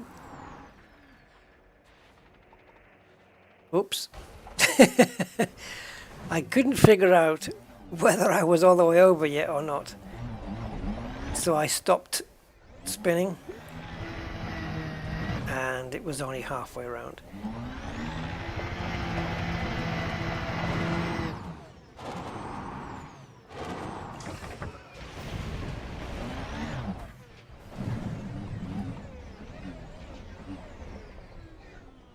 There we go.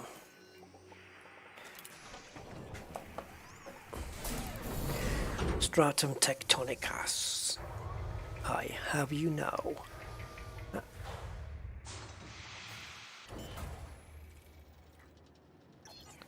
All right. Excellente with a bottle of Chianti.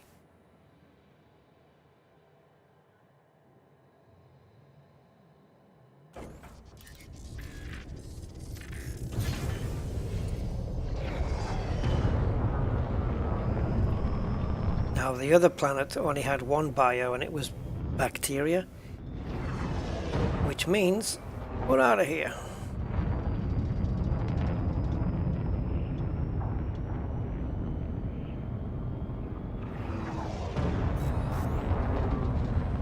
Actually, let's see where the next... Okay, well, we can just jump straight out.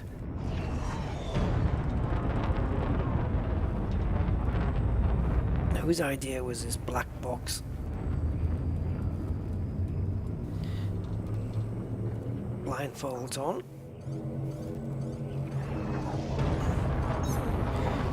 And shoot them at dawn.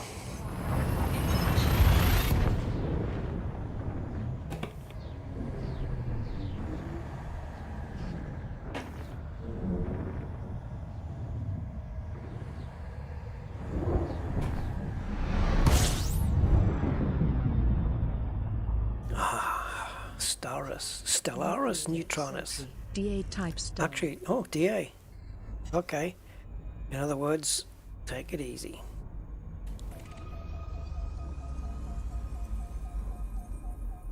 I don't have to scoop from this either, because the next jump I can make it anyway.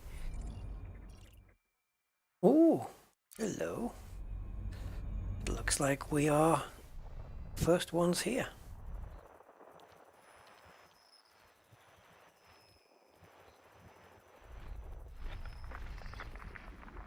Body 2, landable with atmosphere.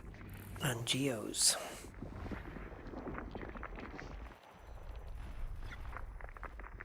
Body 1, landable with atmosphere. Well, well, well. It's tempting.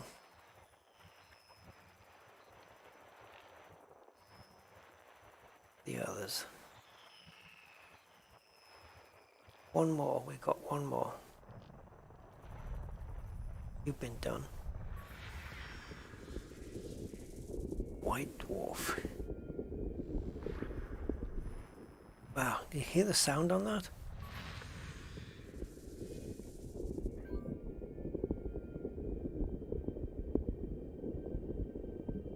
That's some pretty cool sound.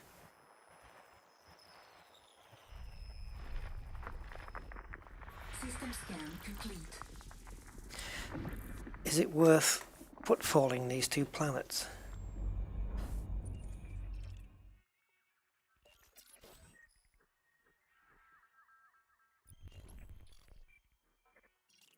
Ice world, both ice worlds.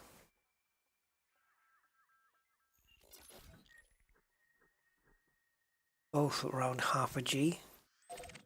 Should we footfall both of them? Nobody's been here before, might as well. That's what exploration's all about.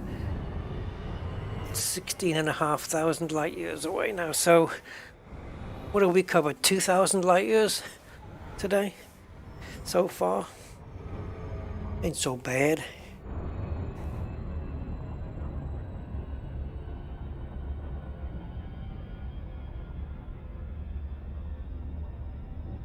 Not bad at all, to be honest.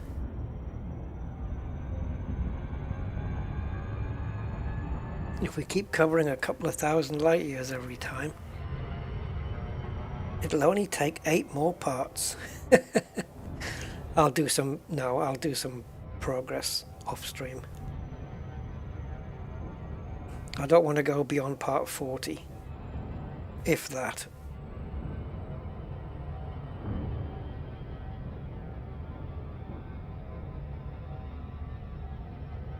Can you imagine binge watching the whole thing? Or like, if it went to 40 parts, binge watching all 40 parts? Oh God. It was a white dwarf, yeah. Hey, Aquatic. How you doing? Mr. B.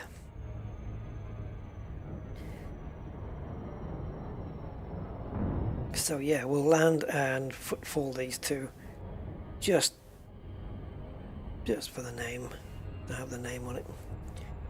Now, while we're heading towards, where's my DSSA network? There we go. Bring up the DSSA network and see if we can find out where we are. Oh, that's a big screen. So we're in Hawking's regional Hawking Gap region. Hawking's regional Gap region. We'll have a look in a minute. We'll check it out. Oh, guys. Oh, guys. Oh, guys. Oh, guys. Oh. Damn. I take it that's the bright side. There's only one star in this system, right? And that's the one I've just got targeted. So, if I put the star right behind me, then what you're looking at is daytime. That's the bright side of the planet. Wait a minute. Yeah, it is. It's the only star here. be dipped. Right, let's get down. It's gonna be dark and horrible. But we did nearly slam into it, so that was fun.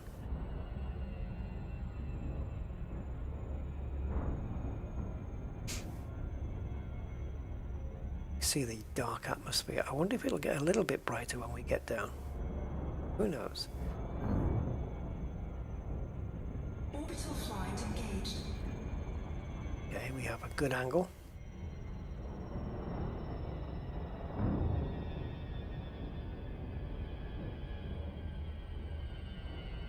I'm not going to see much of the atmosphere then. But it does look very icy, doesn't it? Up the top there.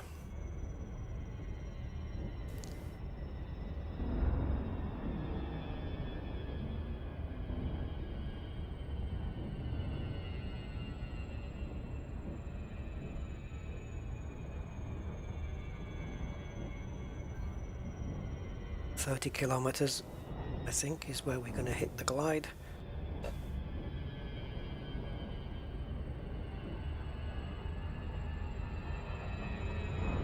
Or 25 then. I'm sure sometimes it's 30. Maybe not.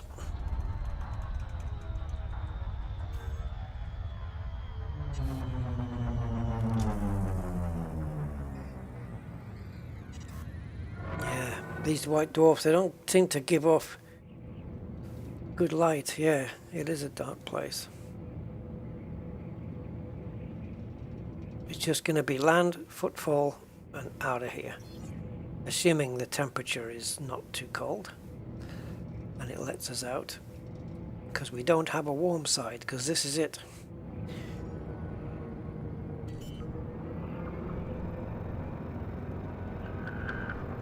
But at least the surface looks a little bit more friendly.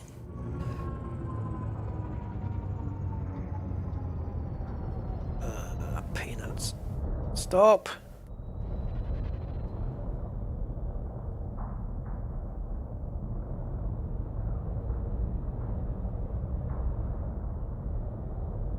Keep going back.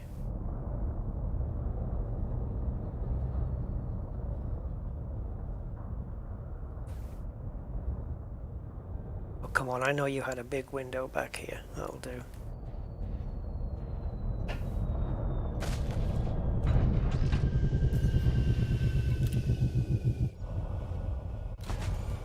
Yeah, we're allowed out.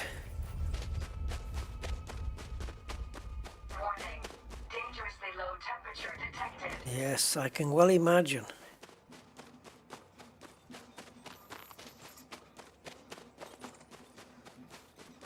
And the ship is certainly brightening up the way.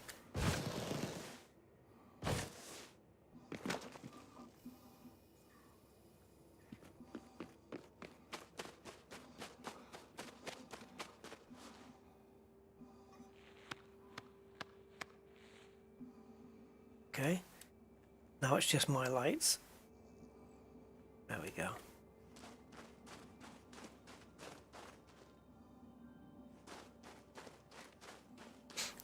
It's just the galactic core here that is just offering a smattering of reflection onto the ice here. Thank you, Galaxy.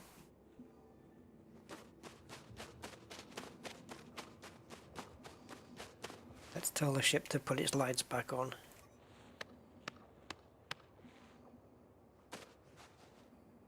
They are super bright, aren't they? But I've got the lights from the hazard kit as well, so, and those up there. See, I've got 4 more up there, which is why we're getting so much lightage. Can I look up at the stars? I can.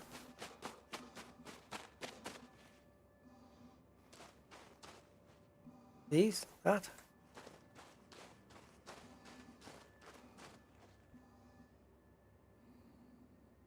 Are we looking for the white dwarf? Yeah, I don't know where that is.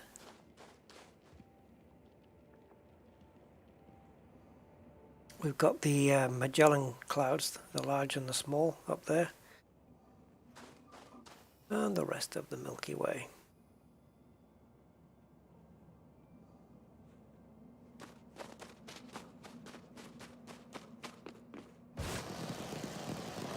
Peekaboo! Ah!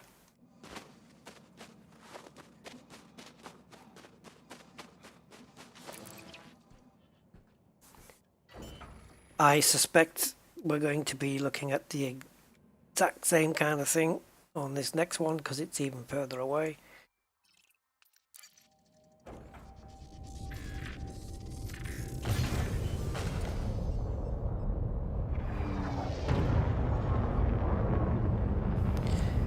Do, do, do, do, do, do.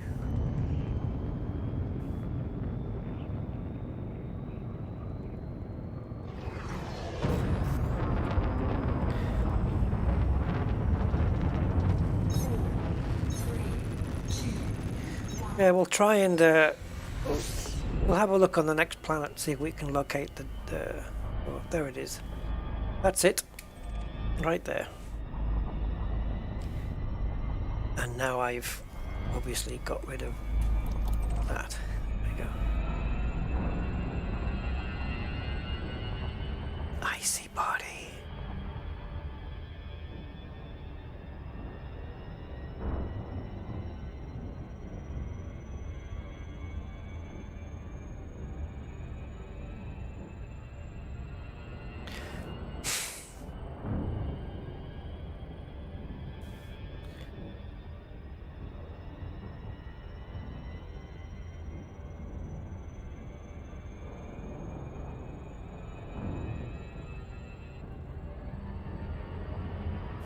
Nothing new really, just exploring the galaxy with Commander Rusty Dog.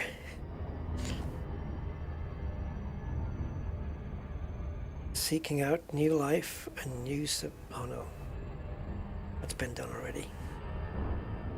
To boldly go where no dog has gone before.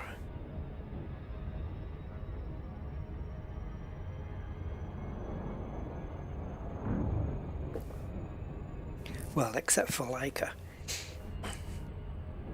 Laika's been in space. Laika was the first dog in space, I think the only one. Didn't come back, obviously. Which was not very nice of him.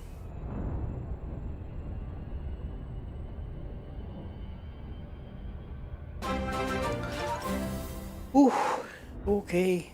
Rusty thanks you, bud, for your kind Oh. donation of £10. Just waiting for the quiet moment. I did do a little jump. I didn't verbalize it, but I jumped.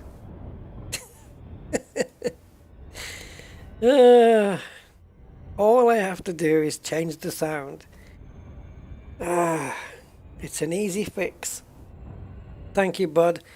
Thanks for your ever continuing support. You are a legendary status multiple times over. Thank you very much. Hey, Josar! Good evening to you. I'll put that towards my washing machine. Oh man. The quest for domestic appliances. Yeah. Available at any starport.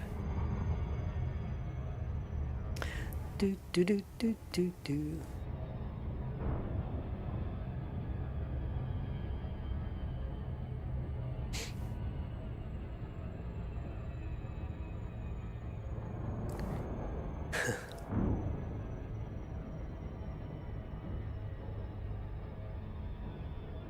Yeah. I wonder how many times you're responsible for making me jump, Budman. The answer is plenty. But they're always good jumps. I'd rather have that than a jump scare. Kevin Wilson. Hi Kevin, and welcome to the stream. Because I landed on that first planet, I didn't probe it, did I? Doesn't matter. We'll do this one.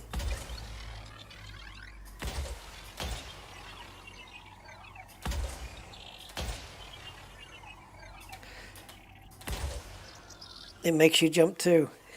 Imagine me, I've got like 3 speakers looking at me. I've got my woofer down below, which is, yeah, part of the, and then I've got the 2 behind me. By 50%. Honestly. Surface scan complete. I remember last time I was talking about my sound system, I was going, oh yeah, Z901, Z901. I don't know where I was getting that from. It's Z906 is my sound system.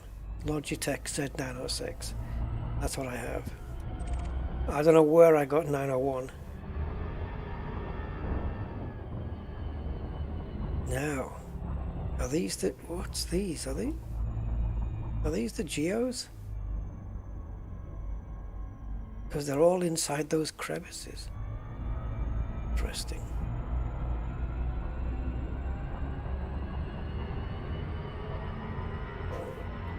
Or are they space cities? The lights of space cities.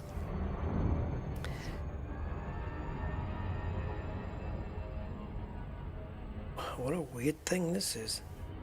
I know it's part of the thermal map, but it just looks kind of weird.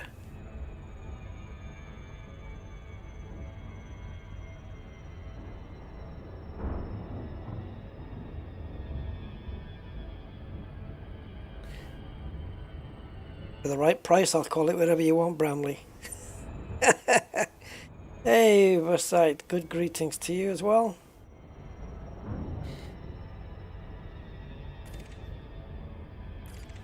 I don't know what the hell. I know I'm heading into geosites, but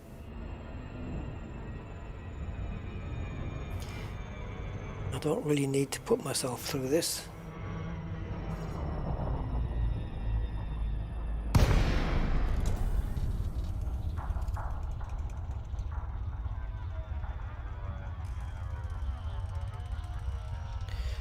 I'm going to avoid the bumpy stuff. I've done bumpy.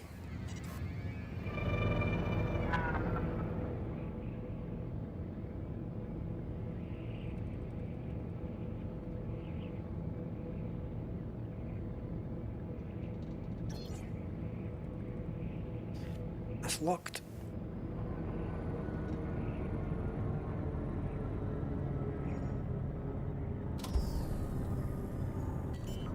And this ship kit's lights are really...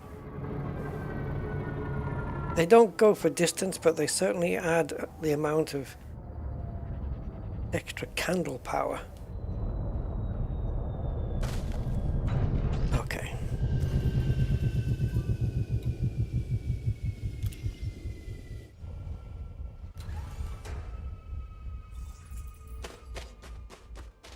Yeah, I did not probe Planet 1. But we have footfall, so see, proof that my ship isn't blue. Just a chemical reaction. Right, we got footfall. Time to leave.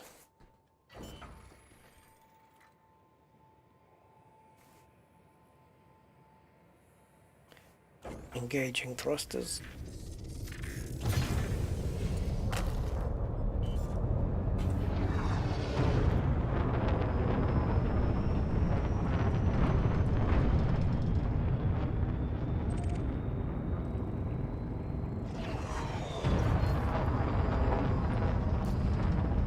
Right, next is New York, CWE D11-2.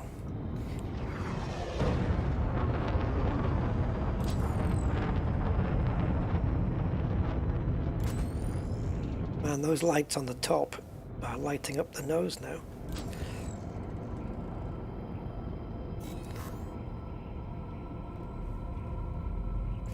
Okay, 3 more jumps to the next Neutron, and then I would say we might leave it there.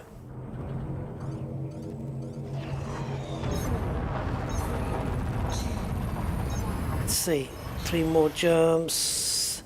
If we do 3 more jumps and the Neutron, then we'll be under 16,000 light years.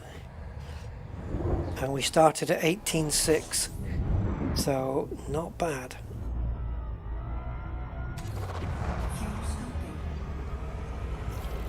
You scooping.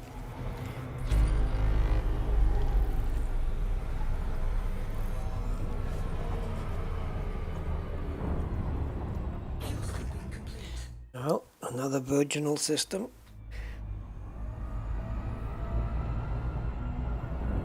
Three systems sounds like, oh, it's you'll do that in 5 minutes, but nah. You can be an hour in just one system.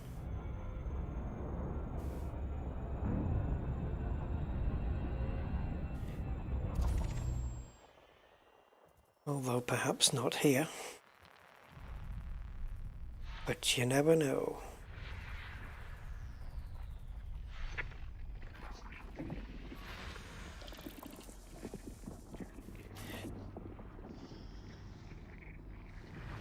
Right, let's scan all the cluster we can muster.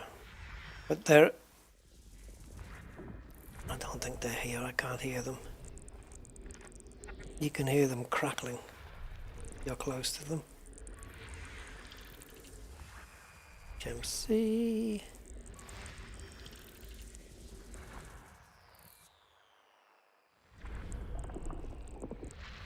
Nothing terraformable, otherwise it would tell us.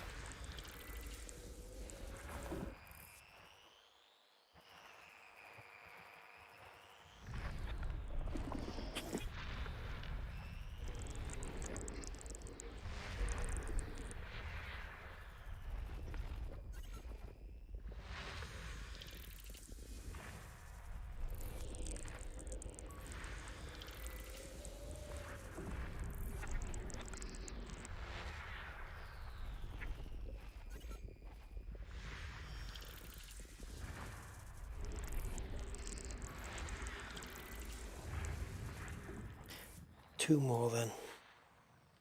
Two more bodies and the asteroid clusters.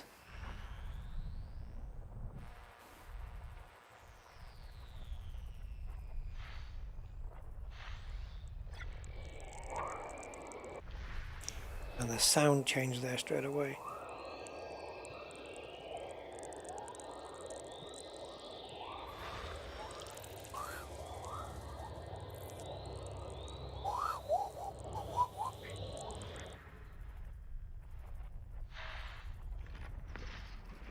System scan complete. Well, it might be for you, but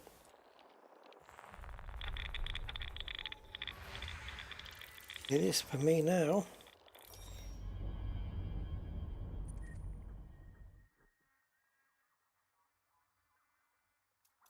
Well, it's nice, but of course I could land on all 5 planets, but we'd be here for years. If I did that in every system. I think my Explorer rank's definitely going to go up. I wonder how far though. Will I get to the end of Elite 1? I don't know. Probably not. Halfway perhaps. Oh yeah, DSSA. Let's have a see.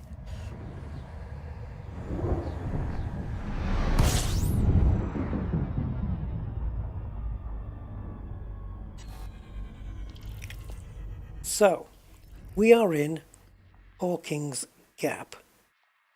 So,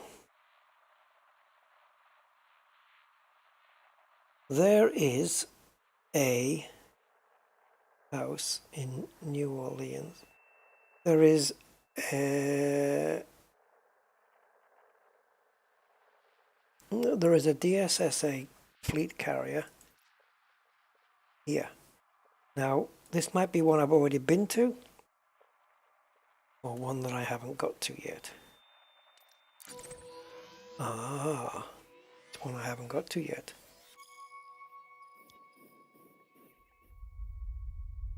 Now then, do we head towards it? Probably. Should we bookmark it? Probably.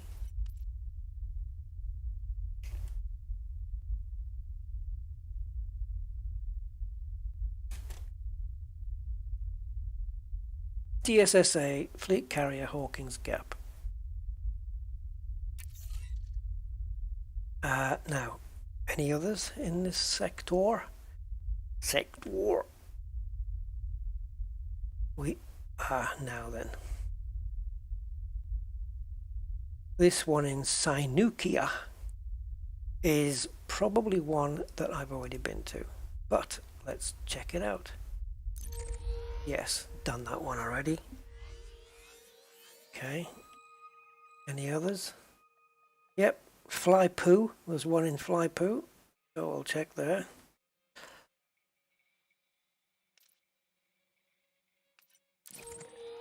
That's even further away. Where are you in relation to me?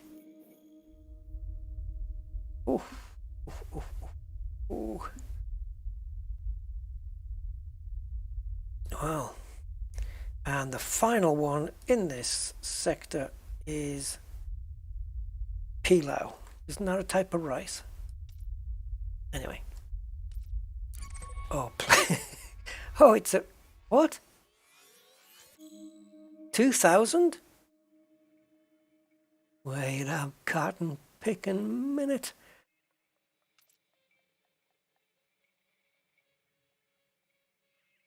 Really?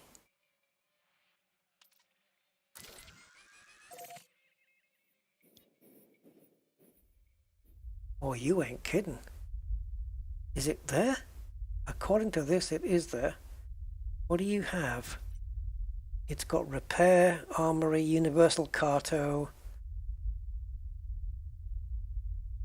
refuel, redemption, and shipyard. Well, I'll be damned.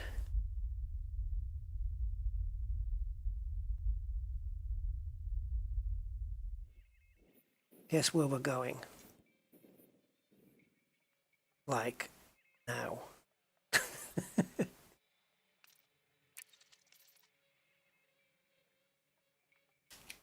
DSSA Fleet Carrier HG2. Okay. Route setting. Include boost, please.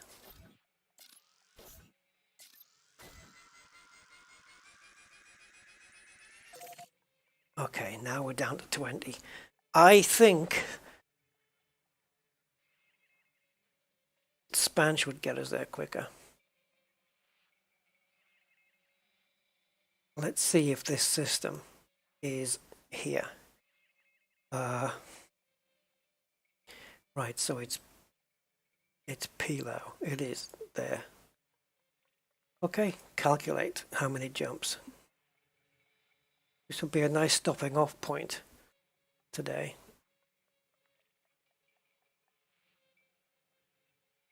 Oh, shite. I was not expecting that. The FDev route plotter just beat Spanch. Spanch reckons 21 jumps. Frontier gets us there in 20. How can that be? It's... Oh, I know why. Because the current source system is not correct. Okay. Okay. I was gonna say, I thought that's odd. It's normally never that way. Let me see if this system is here. It's not looking good, to be honest.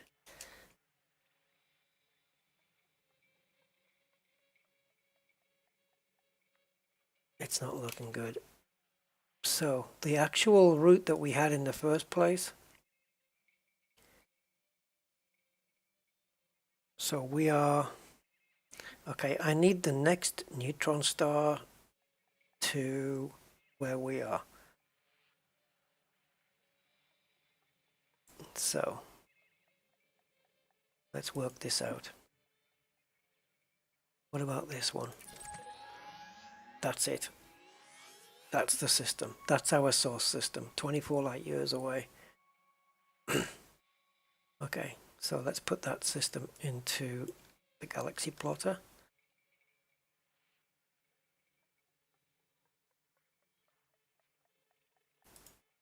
There we go. So from this system, which is our next jump, to get to the fleet carrier, we can do it in 13 jumps. All neutrons.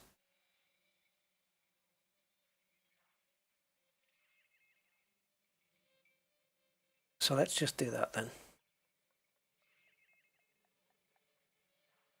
Yeah, no, I thought it had beaten, yeah, but it didn't. But woof, I thought that's a bit weird. Okay, so our first port of call then is here.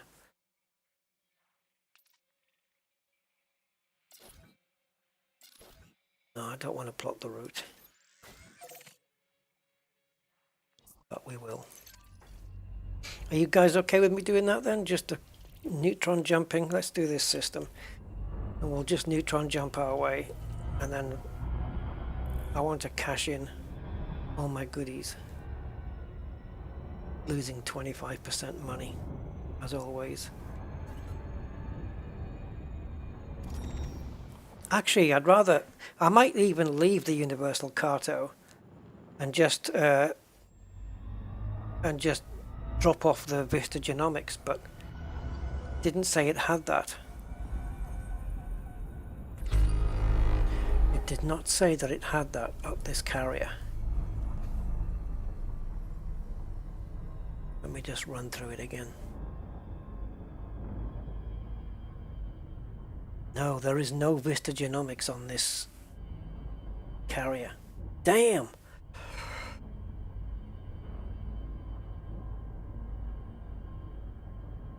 I wonder if there was any on the previous, the first one we came across, tell you. No. Nope. No Vista Genomics on the next two fleet carriers down. Not on this one or the one after.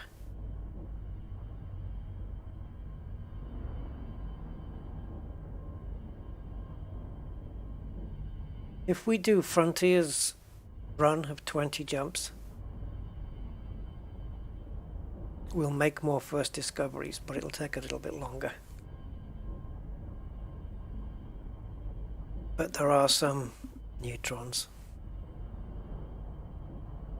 So I'm kind of... don't know what to do really.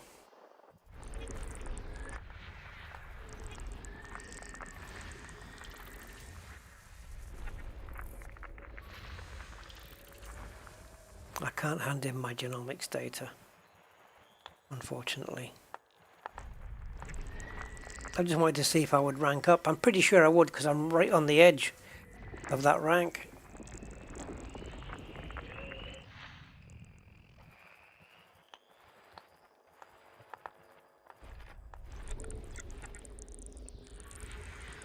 I don't suppose there's any, populated systems out here at all.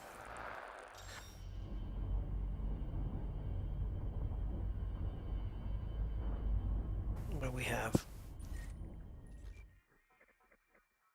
nothing landable.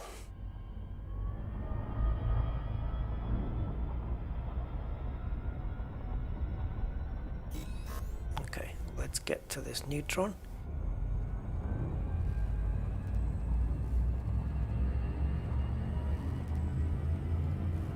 I might do a bit of both actually. Do a bit of expansion, a bit of frontier.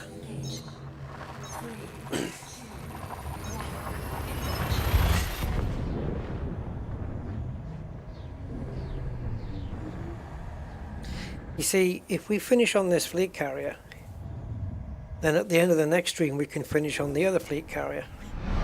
Then we can maybe get to the nebula. See, the way wrong map. The way I'm thinking of it is If we go to the fleet carrier, which is that one, and then the next one would be here. Where's the, there it is. Takes us out of our way to go to here, Eta Carina Nebula, which is what I want to go to. Who are you? What's your name? NGC 3199. This is a template nebula. There's plenty of these looking. They look like wispy tribbles. How far away would you be? In the next sector, in the outer Orion spur.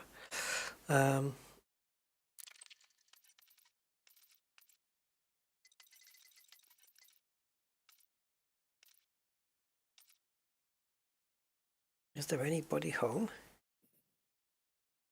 Probably. I just need to map it properly.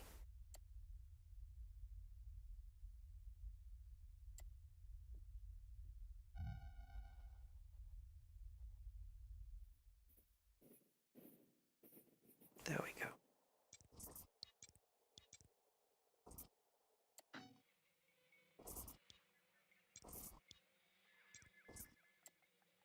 $4,000 light years. That is, and it's directly across from me.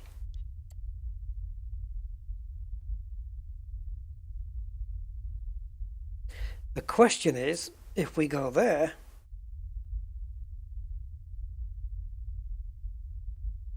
outer Orion spur, how many DSSAs are in the outer Orion spur? Let's do some research.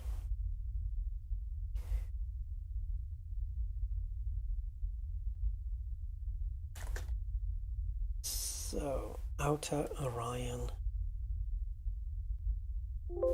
There's two Orions. There's outer Orion Perseus conflux as well.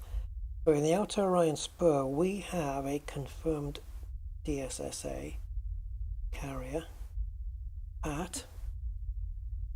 Actually, there's one in the nebula by the looks of it, because it's sector 3199 or NGC. Yep, there's one right in there. Just out of curiosity, let's say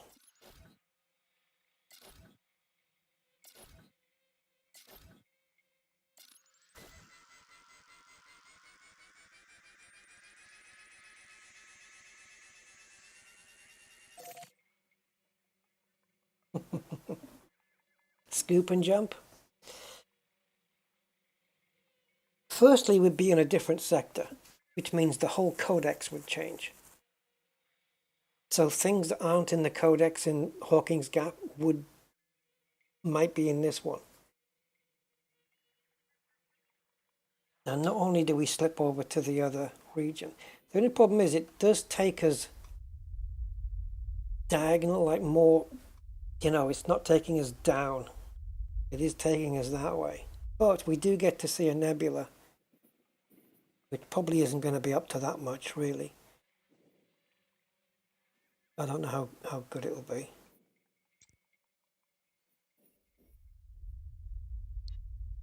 I don't know, what do you guys think? Let's have a look. So, that one, any more? Yeah, okay, there's... Now, we've got one here, though, that's supposed to be in this sector, but it isn't. It says it's en route. So I'm going to skip that. Well, assuming that second one isn't there, this is the only one in this system that we know for sure is there. And it has Vista Genomics and a bar and refuel and repair and universal carto. This has everything. We could nip into it and then just do a diagonal back into Hawkins Gap, back out, back in, back out. Where's that other? There it is. So if we went from there to there, we don't have to do it in a straight line, we could just do a little L shape. Or come straight down, because I'm going to this nebula anyway. That was always on my plans. So we could go across and then cut down here. Yeah, I think we'll do that. And then we'll just carry on straight down into the inner Orion spur and then back into the bubble.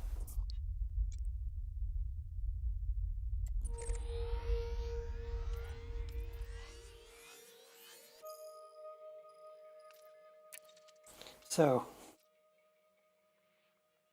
DSSA, big carrier because they always are, outer Orion spur.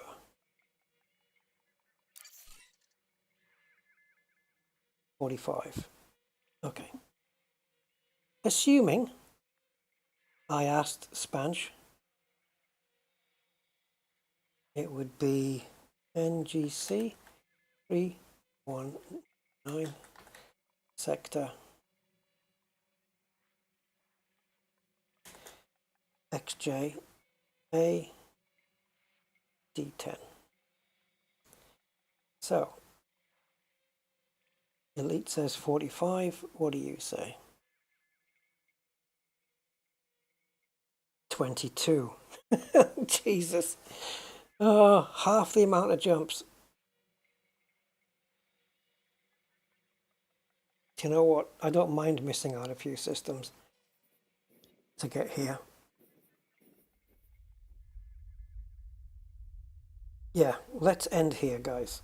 And then we'll do some more exploration all the way down here. Let's do it. You ready? Go put the kettle on, guys. We're doing this. Spanch, we're going to spanch our way there. So it's going to be pretty much scoopy and jumping. So let's do it.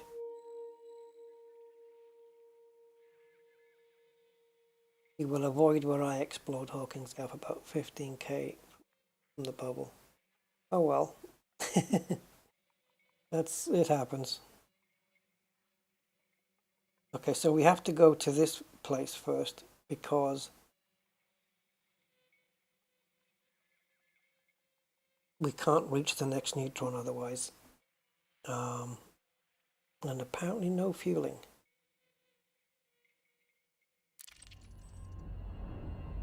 Well, I'm already down on fuel a little bit, so this might be tricky.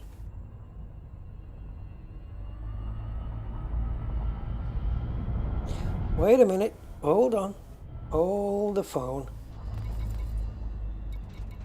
Okay, I'm not supercharged, but if I say I'm already supercharged, recalculate that.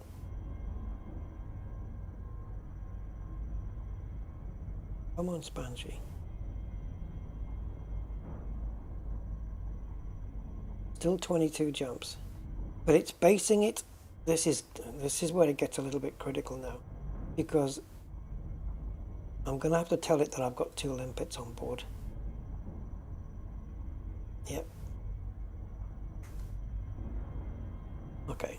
So now Spanch knows I've got 2 limpets. If we supercharge, it's still 22 jumps, which means there's no point in supercharging here. Right? Right. So, our next jump is that one. What I'm going to do is plot the route to cancel the previous one. Okay. We're crossing away out of Hawkins Gap, guys. We're doing it. I'm interested to look at the codex once we get there, because that's all going to change, or some of it's going to change. We may find biologicals that don't exist in Hawkins Gap. That's a very real possibility.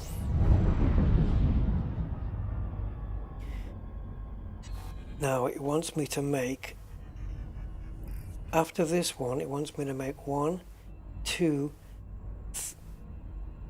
two more neutron jumps, and then on the third one I can fuel. That's going to be tight.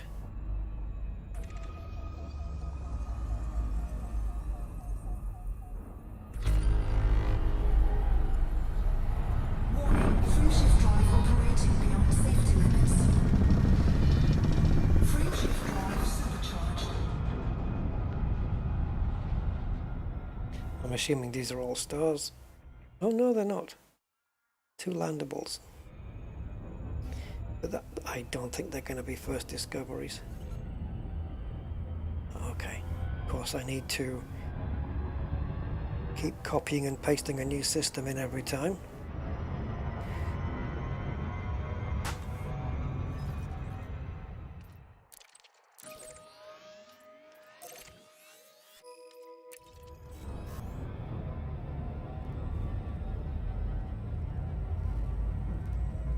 Yes, there are aquatic. Yeah. Some of them are in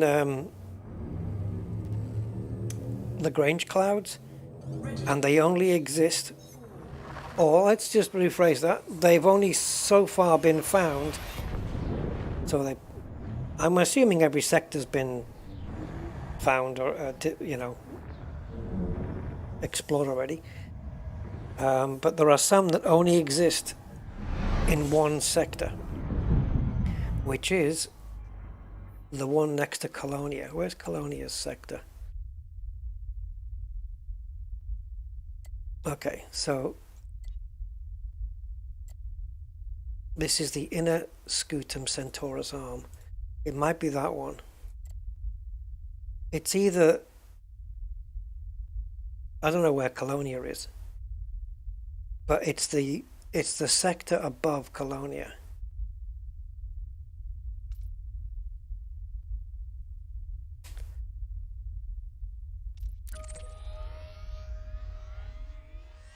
Okay, so I was right. Here. In the inner Orion Perseus conflux, there are things that exist in Lagrange clouds, don't exist anywhere else. And I started from Colonia, and if I'd known at the time, I would have gone up and had a look. And they are very cool things as well. So I'm kind of peed off that I didn't go that way. We're not going to make it on fuel, guys. We are going to need to refuel. There's no way we make this. Warning, free shift drive operating beyond safety limits. Free shift drive supercharged. Oh, hello. This is on Spanch, and we've got an undiscovered thing. Well, the other stuff apart from the neutron star is undiscovered. So we've got new discoveries. See, it can happen when you do a Spanch route. Not often, but these are first discoveries. They maybe did the neutron star, but didn't bother with the rest. System scan complete. Okay. I knew it. It's not landable though, but that would have been cool if it was. So sorry, I'll just go back in here. I reckon there's be somebody else's name on this. Yep, but not on this. Now then, in terms of our next jump, I can make the next jump. It's a question of will I have enough fuel to make the one after it.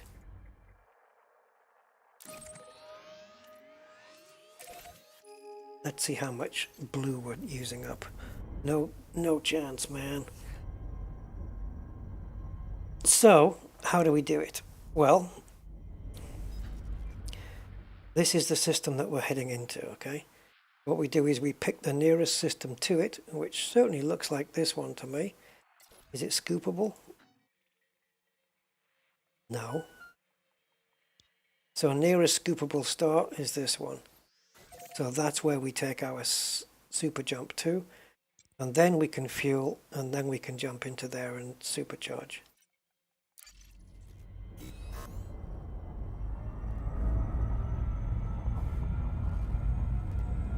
It's just the way we gotta roll.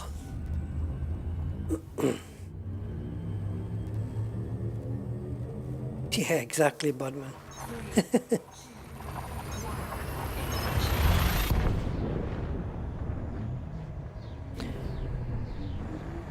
Some nice nifty new graphic tweaks on this new captain's log. The way that they show the mass of the rings and the diameter of the rings of a planet, that's kind of cool now.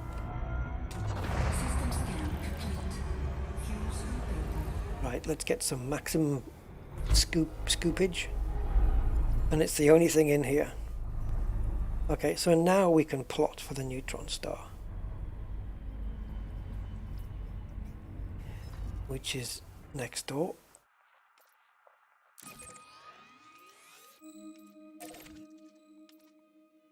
Fuel scooping complete. So when it says yes, fuel, I'll do that, and then when it says don't fuel, now I'll be on track to not do it because I don't have to worry about running out.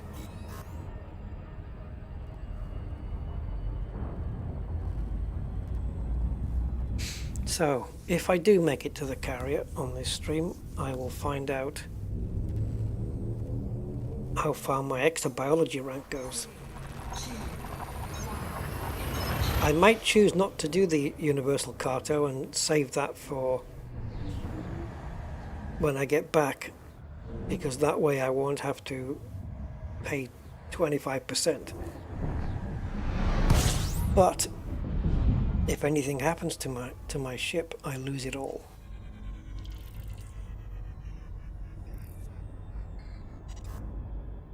That's the gamble.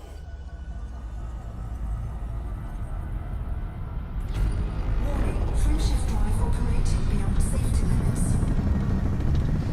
Frameshift drive supercharged.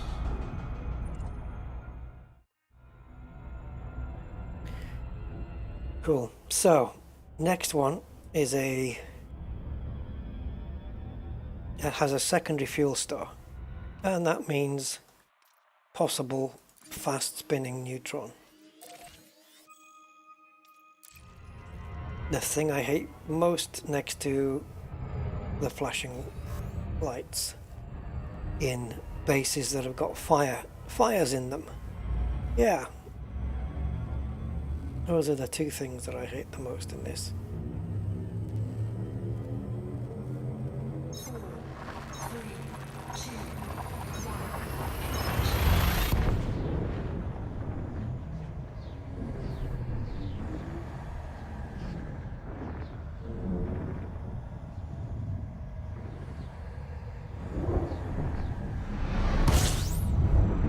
Okay, so the only way for me to get around this is to pull up.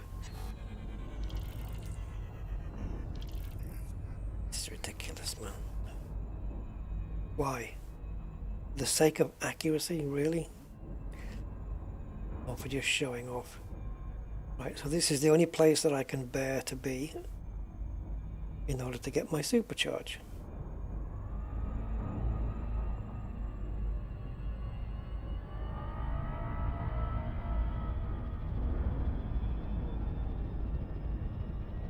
You get fairly well buffeted about if you go right into the head of the storm as well, like right in the middle. Operating beyond safety limits. Frameshift drive supercharged. Oh, I should have accelerated sooner. Got my eyes closed for the most part. Are we out? Yep. Shouldn't have to go through that, guys. It's ridiculous. Okay, now it wants me to fuel. I'm going to do that because it just makes sense to do it, even though I've lost a little bit of fuel. I don't want it to be, you know, making the big difference.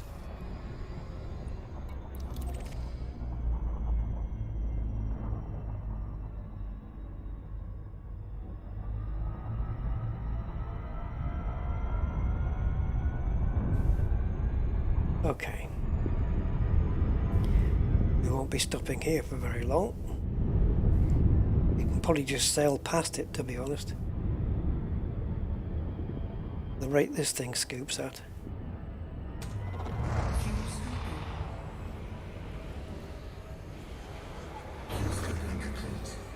So, thank F that's out the way for the next 4 jumps.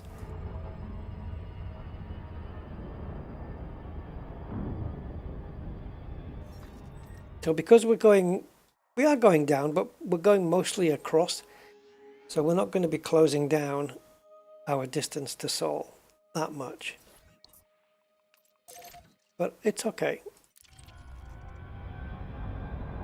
There's 2 nebula in this upcoming sector, and I think they're both using the same template, but it'd be nice to just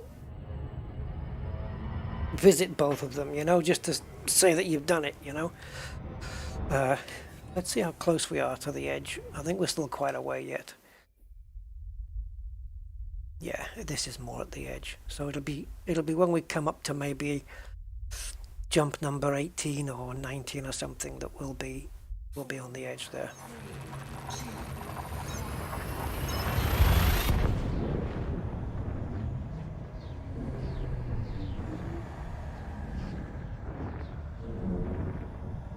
But we'll keep honking every system we jump into, just in case there's more undiscoverables.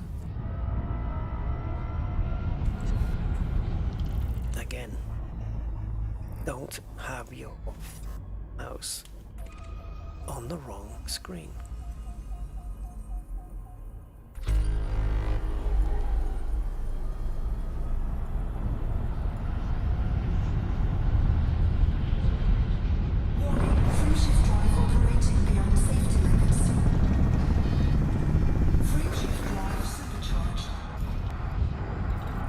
How is this module coming along? 86. We're going to have to start repairing it soon because it's going to start to malfunction if I let it go too many more jumps.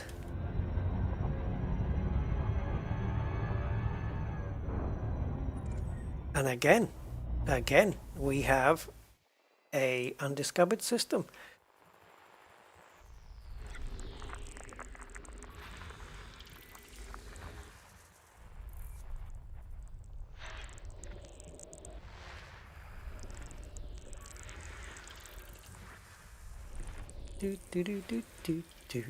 I don't know why I've got the Cavatina tune in my head. Not the Deer Hunter one, but the Star Wars. The Star Wars one. Body 1, landable with atmosphere. And no features. Sorry.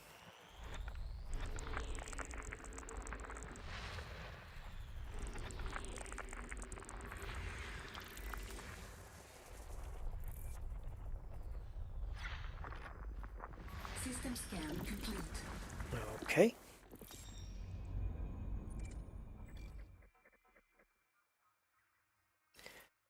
There is our single landable with atmosphere.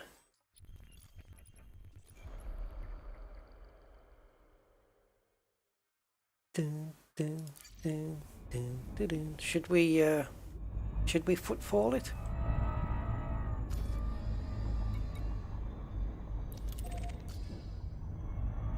Why not? Gotta spice things up a little. Let's land. Oh my god, that one made me jump. Rusty thanks you, Steve Zodiac, for your kind donation. Oh, cheers, Steve. You and Budman together, honestly. Thank you, Steve, for your support. Much appreciated. Thank you very much, sir. Very, very kind. Oh, yes. I must talk louder that way. Yeah.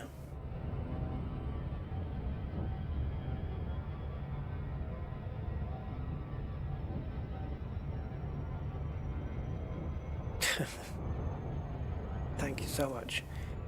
Yeah. It's worth it, I suppose. It's worth getting jumped. That's what she said. Sorry.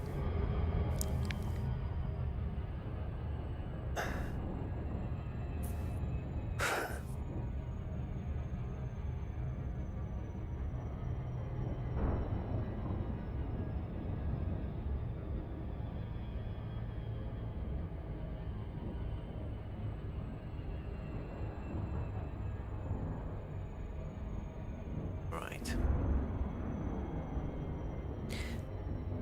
Yeah, so just because we're spanching doesn't mean we have to just, you know, supercharge and jump all the time. If I find something interesting, we'll still get down there. Yes, thank you, Steve. It's too loud, man. It's too loud compared to the game. It really is. I mean, Elite isn't the noisiest game, you know? Like, I could put other games on the same volume level and they'll come across louder than Elite does. In general, overall, Elite isn't really loud, and I'm pretty sure I've got all my volumes up.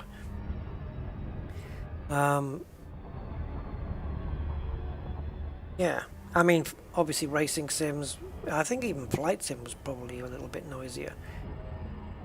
Depends on the plane, I suppose. But Elite's quite quiet, like, listen. Orbital flight engaged. Well, apart from her. Right, there's a dog's paw down here, let's go on here. This looks interesting. Big bit of... This big sticky up bit there. Sticky up bit. Can I land on the sticky up bit? There's no bios and nothing here, it's just landing for the sake of footfall, really. Okay, that's the idea of landing on top of this is now out. That's a no way. Oh, look at that, look at that. Oh, look at these drops, look at this.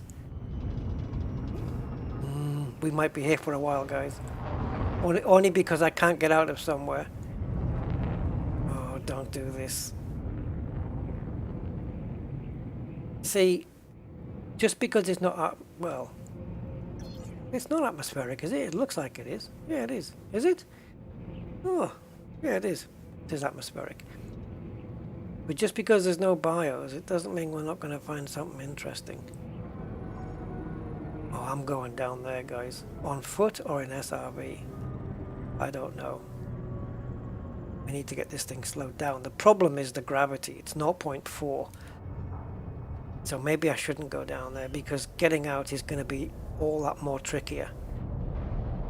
Because if it was like a really light gravity, you know, where when you jump you can really jump high, then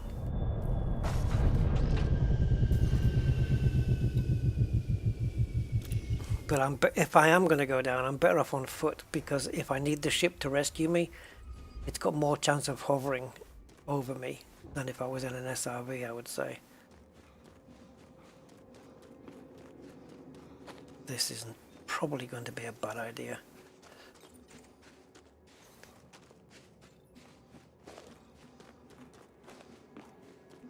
Holy crap. Don't slip, okay? Just don't slip. I wonder if I could leap over to the other side. Holy shit. Ingalls. Yeah, we can get out. Right, Annie? Right? We can get out between us, right? You just follow this road all the way and you're out. Surely.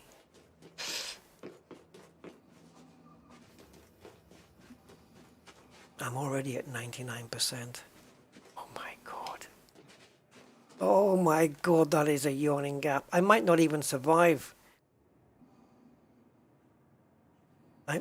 Oh, I'm slipping. I'm slipping, guys. Oh, Jesus. It's done. Shield activated.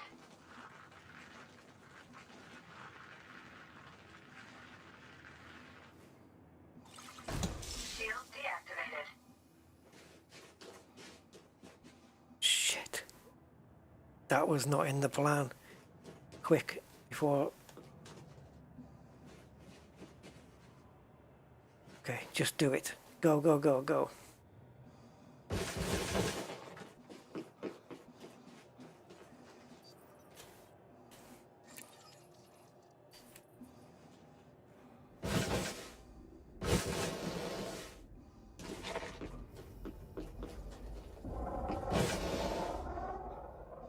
You can do it, Rusty.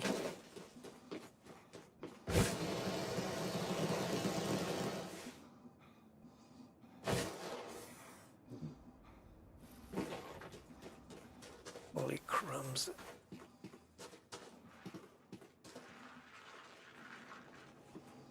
It's like I'm skiing.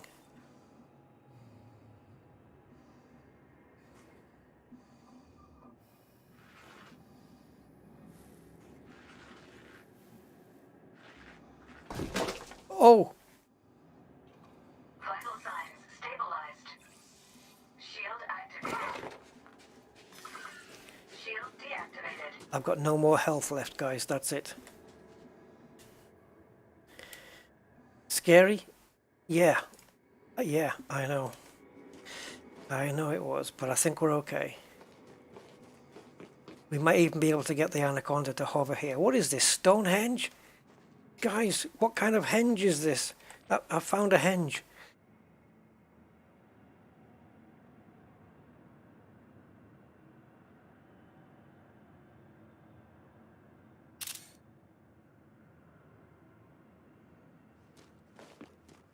This way. I can recall the ship right now and see if it wants to hover over me, or I can run all the way over there. Battery power I'm fine with. I think I've got upgrades on the suit that prolong the life of the battery. What the hell's all these standing stones doing down here? The stuff you find though on planets, it's ridiculous. They look like some uncarved chess pieces or something. I don't know. Look at this. Well, no. If I fell any further down, I'd be at the core of the planet. I've never seen anything like this before, where you've got these standing stones, though.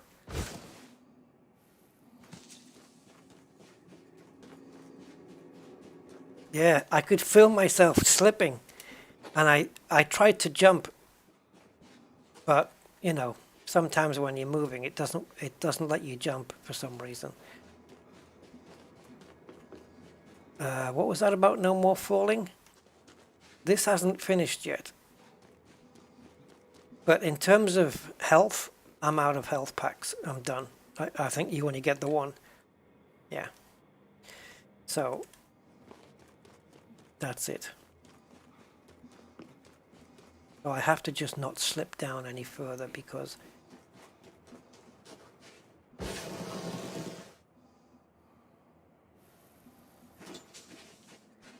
Oh, please make it out of here. If not, the Anaconda's going to have to rescue me from the henge. And if it can't, I'm going to be in some trouble.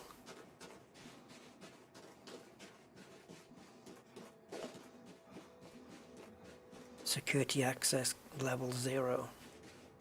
Yeah, that matters.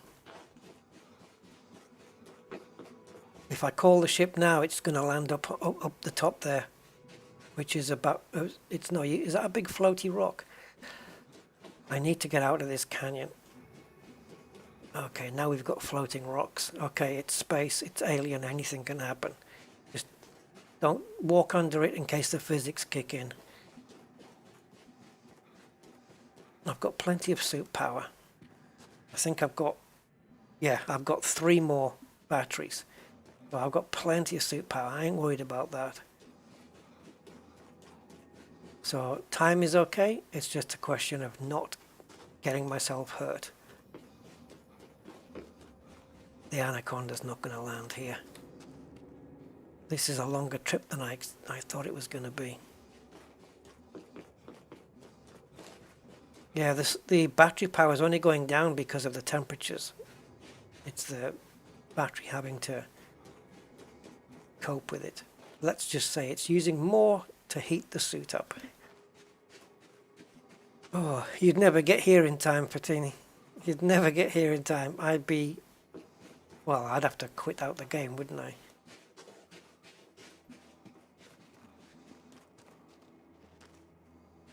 Oh, jeez. I think this is the end of the canyons. I've never run this far before. Away from bases is one thing, but look at this. What's these formations? Just all these floaty rocks.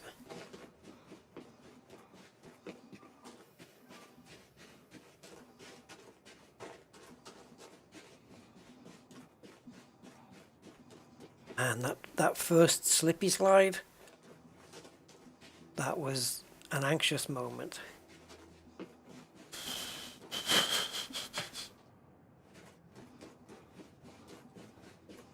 Yeah. Don't look into the top. I know. I think we're okay now, guys. Oh. The question is, where's the ship going to come down? If it wants to be up on the top there,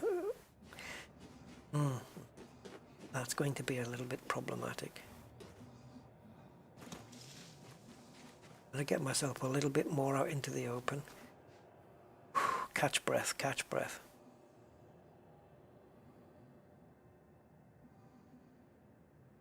Go.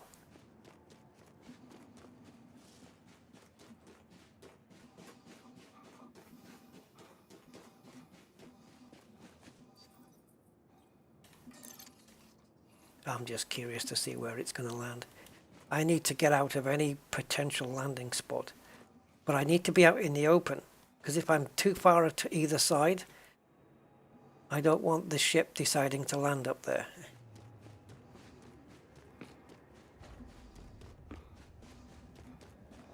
That's if it's coming back.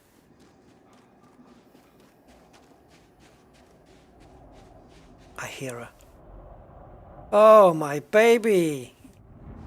It looks like it's a mid-air rescue. Oh, you sweetheart.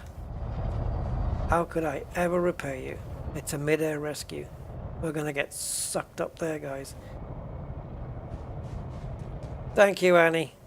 Let's get a screenshot of this thing. She's an absolute darling.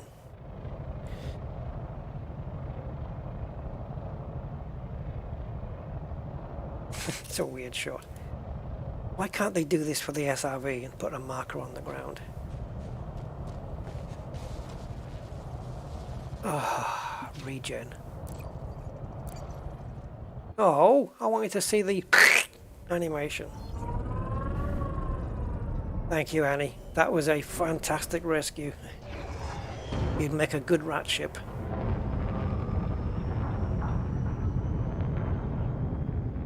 Let's get the hell off this place. Well, guys, I gave you a little bit of excitement there. And a little bit of risk. Jeez. I wouldn't even have chanced it though if I hadn't seen the route, the possible route out. I wouldn't even have took the risk. Wow. The planet's not all like this, thankfully. Just the dark areas. That was fun though. That was some real deep, deep canyons. And we didn't even get to the bottom. It could go even further down.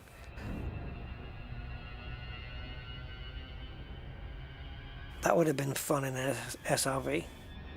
I don't know whether it would have fit through those canyons though. You know, at the beginning when I slid down initially and it was very like a V shape.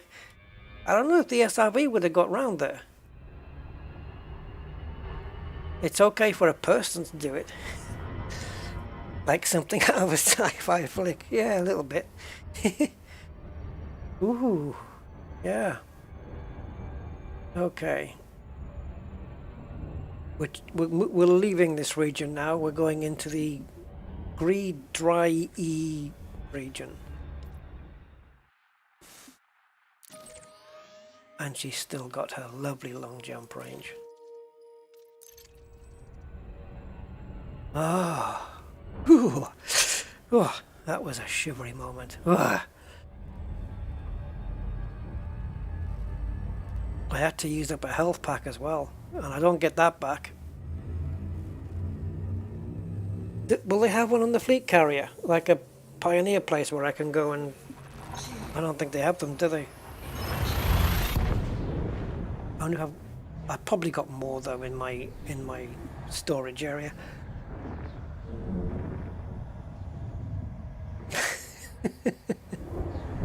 Yep. That's a word for it, Patini. So medkits. Ah, okay, I've got 7. Look, so it's put 1 back in the backpack. I have 7. I'm good. I've got 7 remaining. So, yeah. Is that 7 plus the 1 I've got, making 8? Is that what that is? Yeah, I've got plenty of medkits still to go. System scan complete. I think I maybe only brought 10 with me though. So the fact that I've got 7 remaining is kind of good. Warning, fuel shift drive operating beyond safety limits. Fuel shift drive supercharged.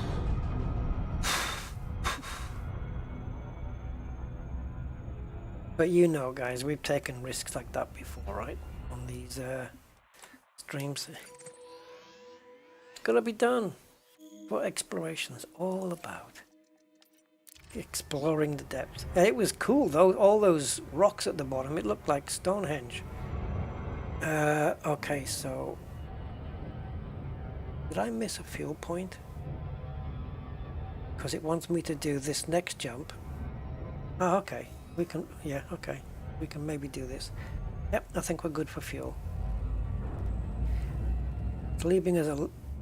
No, it's not going to leave us tight, but... Yeah, we'll make it. 4, 3, 2. So the next... After this system, the next one is a fuel stop. Then there's 2 in a row because they're not neutron stars. And we are 15,580 light years from home, which means we've covered 3,000 light years closer to home.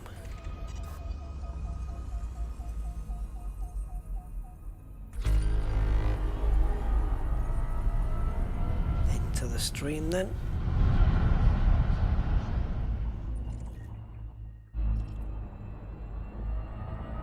Warning, fuel shift drive operating beyond safety limits. Fuel shift drive supercharged. Okay, so we are fueling here. So, all well. If all's well, then it should say fuel star secondary when we press this button now. Fuel star secondary. Yeah, you don't see the black box around it when you're in space. But I don't like it. It looks horrible. Has it always been there, or has it just happened lately? Have I been to the canyons of Pamesh? Yes. In Horizons, yes. I don't, it's not there, or it won't be there in Odyssey, I don't think. Damn near shit instead of it.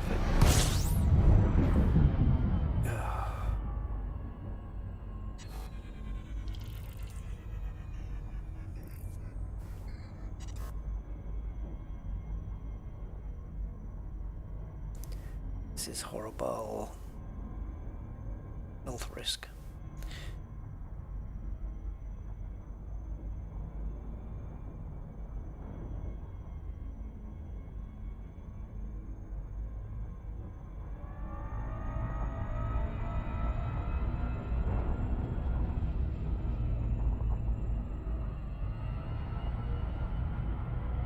Stand by for turbulence.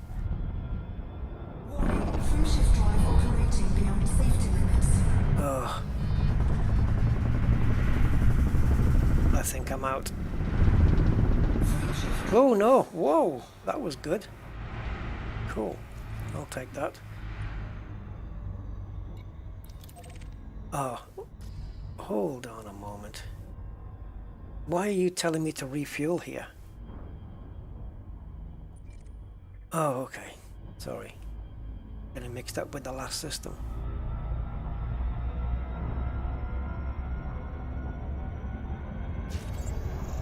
Yeah, whenever there's a sun close by, that's when you get the fast neutrons. Oh, we're slingshotting here. No! Come here!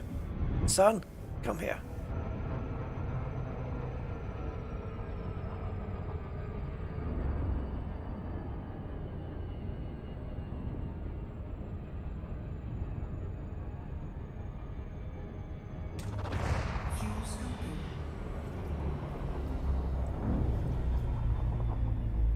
See if we can get this. So if we go down, out, down. Don't you fade away.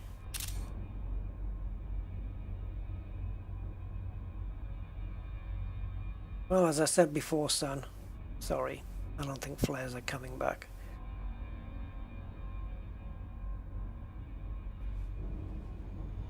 Oh, we are scooped. Okay.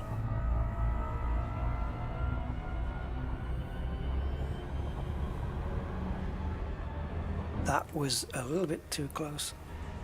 Comfort. Alright, where are we? D510. Did we, did zonk this whole thing, didn't we? I think we did. System scan complete. We did. And so why are you going into the system map? You want to be here.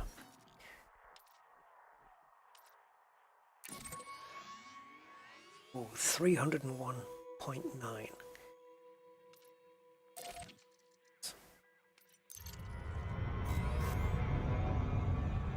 And we have to go back the other way.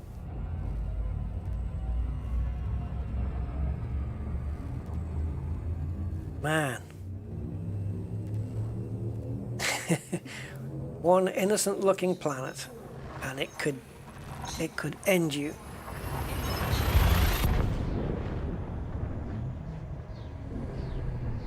Now the next two systems I think are not. Are they? One of the next two systems isn't a Neutron. It might be both, but I'm not sure. If it's 3, where am I? D23, yeah. So if it's D23, then I do a Neutron to there. Okay, so the next system then I think is a... No, it's... How can... Oh, it's 306 to get to it. Yeah, so the next jump's even bigger, 306 light years. Only possible because I'm not refueling. So, 306... Yeah, so 2 non-neutron systems coming up. System scan complete. Scan. System scan.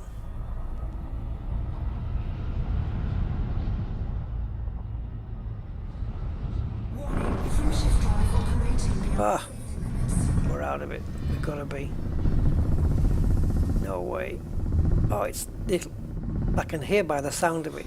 Oh my god, we got charged. Okay, I wasn't expecting that at all. Right, 306.1 light year, 0.17 next. There it is.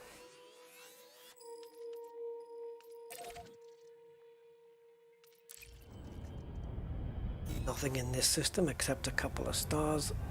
So let's see what happens in this one. M-class.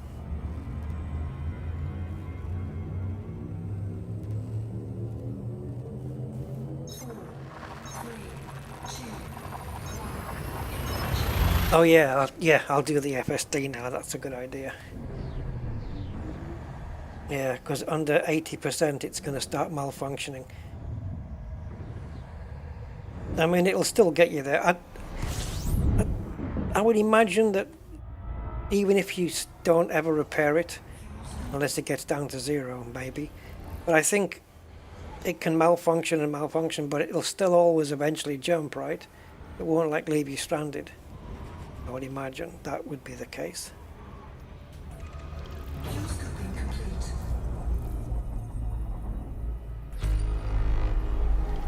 discovered already?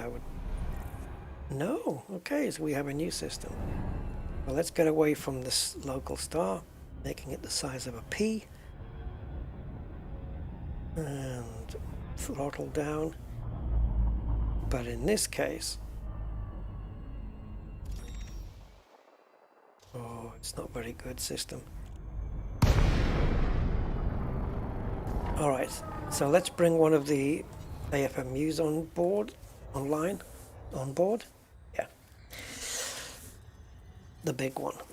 The big one is for repairing the ship. And now, how did that even happen?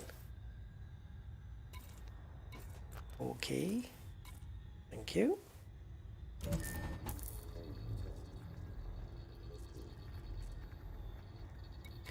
Everything else apart from the PP is functional 100%.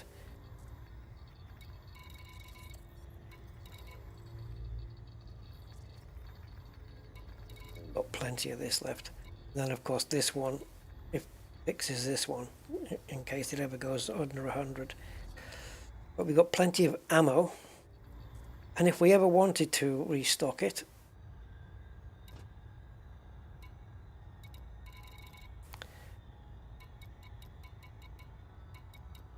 AFM refill. So yeah, we've got 63 basics. This is just to increase repair speed. I don't see the need for that. It's not worth the cost. Same with that one. Don't double the speed. Who cares? Just go and make a tea. Which I might do now. I fancy a tea, guys. Yeah, 63 refills. That was really weird. That hand that just appeared at the bottom of the screen. Jesus, I don't know why I thought it was not not part of the game. Stop doing that with your fingers. Silly man. Right, take the AFMU offline. Bring the frameshift drive online, otherwise we're not going anywhere.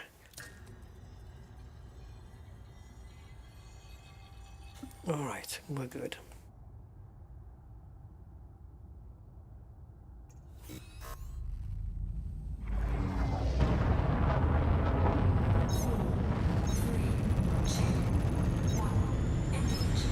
Engage, dethrottle, and let's check all this out.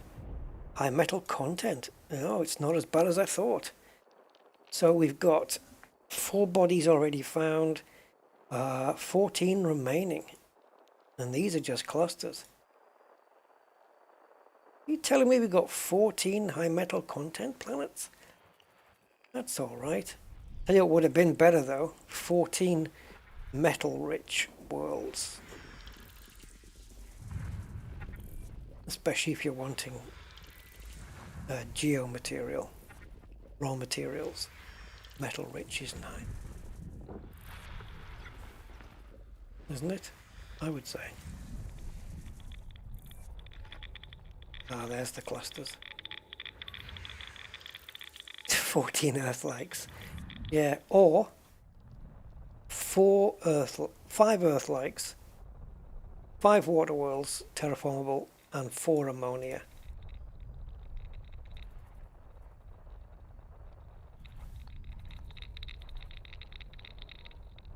Digital crackling bacon.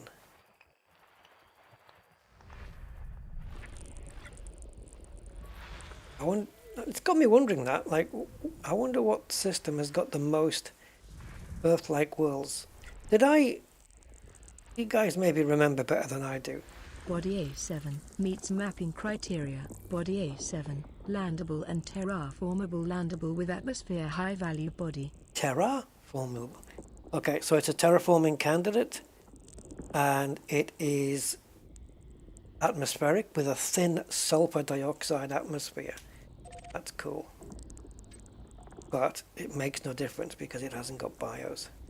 So we should target it though, for probing. Didn't I find a system once B7, that was, atmosphere. whoa, ammonia type atmosphere, which atmosphere type ammonia, Jesus Christ. Atmosphere type ammonia, which means it's going to be a red sky again. 5 bios. Let's check out the possibilities. I have a feeling they're going to be similar to the last one for some strange reason. Well, what do you know? Exactly the same. It's exactly the same as last time. Stratum tectonicus, Frutexta metallicum, Cactoida lapis. It's exactly the same. And Fungoida cetacis. The same stuff. The only thing worth going down for is the stratum because of the value. Well, well. But it's exactly the same. That's just basically down to the fact of what's in this sector via the codex. You know, it's limited to what you can have. But yeah, I'm pretty sure I discovered a system that was undiscovered, and there was 2 Earth-likes in there. Body A8 Was it? meets mapping criteria. Something like that. Body A8, landable and terraformable, landable with atmosphere high value body. Terraformable. Okay, so we want that one as well. We can't mark more than 1 planet. Yeah, I know. Weird, right?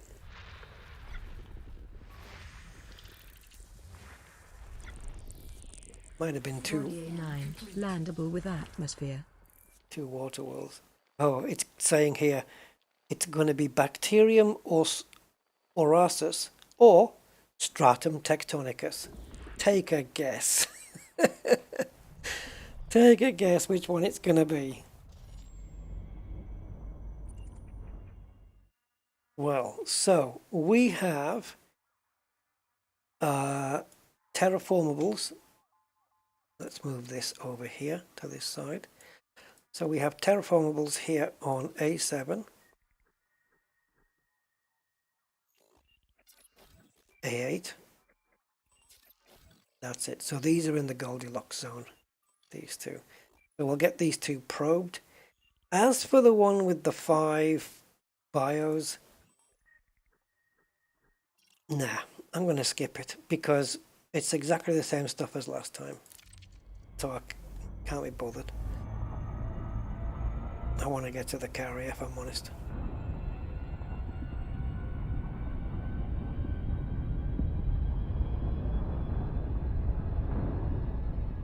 Ooh, it's right here. I have not come across a 10 bio yet. Yeah, everything's repaired, Humble. Everything's repaired. Oh, via the carrier? On the last carrier we did, yeah. We did a, what do you call it? Integrity repair and paint. But I've had a couple of mishaps which have led to the power plant. I think it was an emergency stop I ended up doing.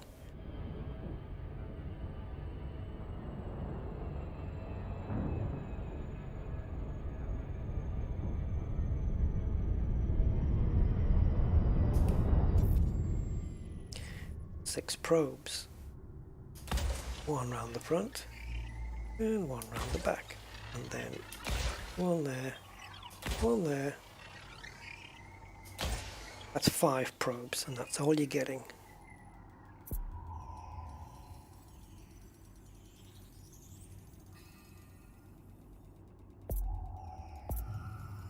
Surface scan by 50%. That's the backside covered. Complete. Right, A8. I'll bet it's in the exact opposite direction.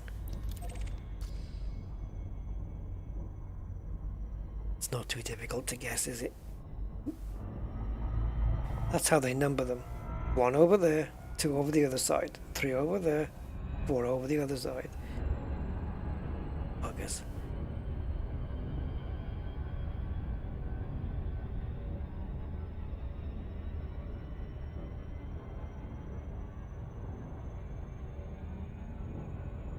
Yeah, no, I've never... I don't know what my most BIOS is. I don't know. 5, 6 maybe. I'm not quite sure. I'll have to have a look through the logs.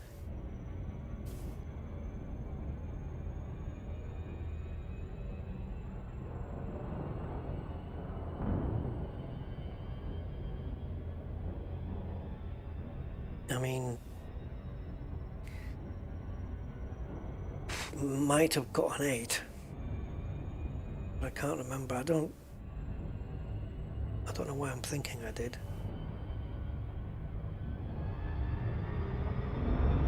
That repair deactivated wasn't there before, was it?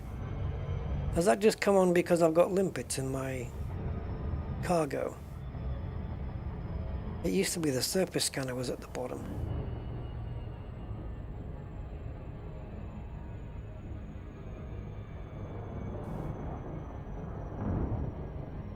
The surface scanner should stay at the bottom actually, because that's the thing that's most used. They shouldn't shove it out the way, because that's where you expect it to be. It's just like the SRV thing, you know, down here. In Horizons, the SRV was always at the top. So it's muscle memory for everybody to just go straight to it, and then, you know, so SRV should have been at the top, and then it should have been helmet, fighter, and then crew.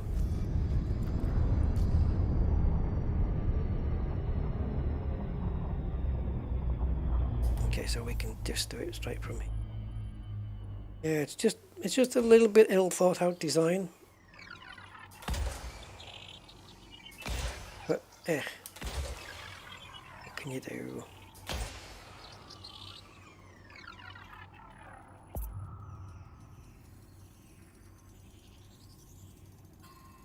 Wouldn't mind seeing these streaks change to something else.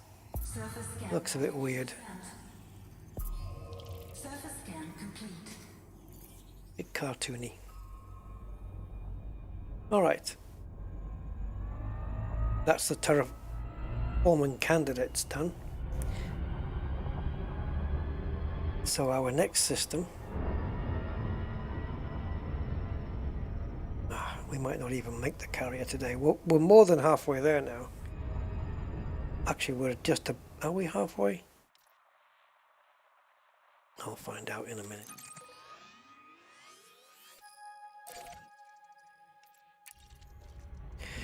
So after this jump, let's make the jump. No, this it's horrible. Right, so after this jump, we've got 1, 2, 3, 4, 5, 6, 7, 8, 9, 10, 11. 11 jumps. So yeah, after this jump, it'll be halfway since we started the sponge thing.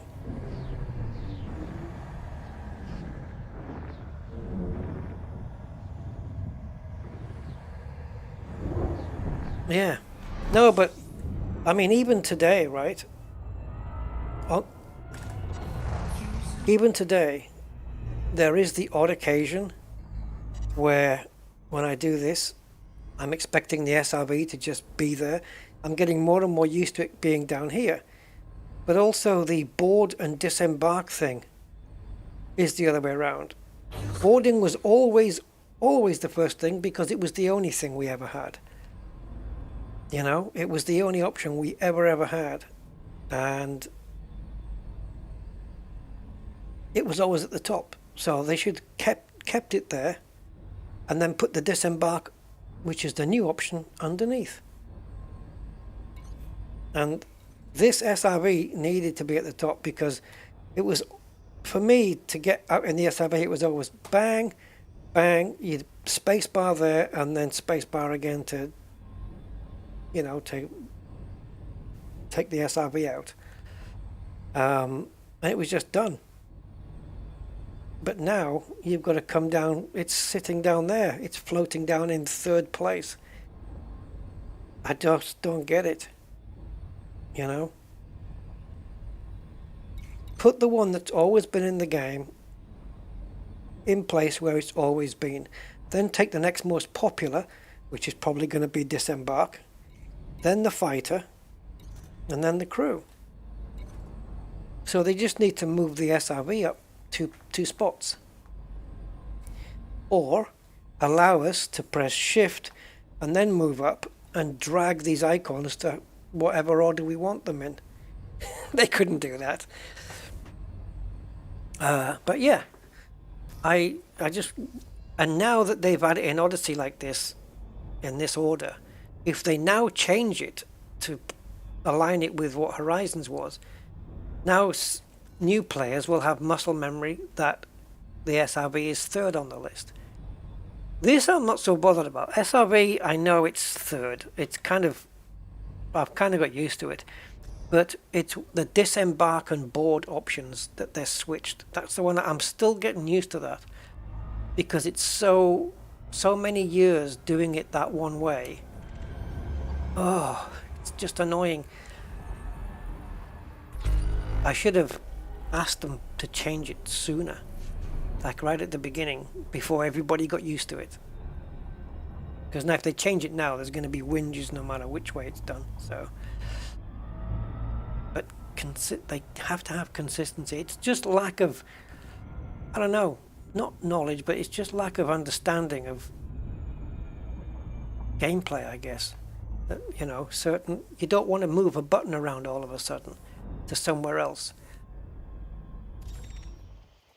Anyway, let's see if this is a fresh place or not. Yep, it is. And it's all on the bottom shelf. How far are we looking? Okay, 234,000. I don't think anything I'm going to find here is going to tempt me enough to go down there. And I won't say that's what he said. I just did. Don't. Yes, I'm not going all that way. It's going to have to be something super special, like the guarantee of receptor or something like that. Otherwise, no, not going to happen. There might not be receptor in the next sector. Body C1, landable with atmosphere. Ask it. What's atmosphere? Okay, so atmosphere is ammonia, so it will not be receptor. Let's see what the possibilities are then, according to software.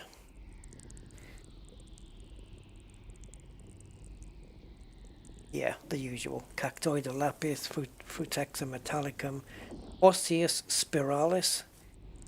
Highest thing on there is Concha aureolus at 400,000. And Alioida laminae at 208,000. And even that's not guaranteed. Body C2, landable with atmosphere. Tussock Stratum tectonicus, fine. Tussock albata and Alioida arcus. Alioida arcus? Not guaranteed the Alioida though. We're just going to mark it a second. Alioida arcus. Have I ever found that? If I've never found it before, I might have a look and see if it exists. I might probe the planet to see if it exists, and if it doesn't exist, then move the hell on somewhere else.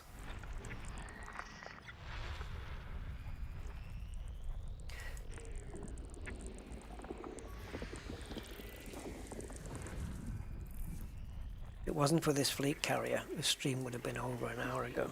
Would have been done an hour ago. Done and over.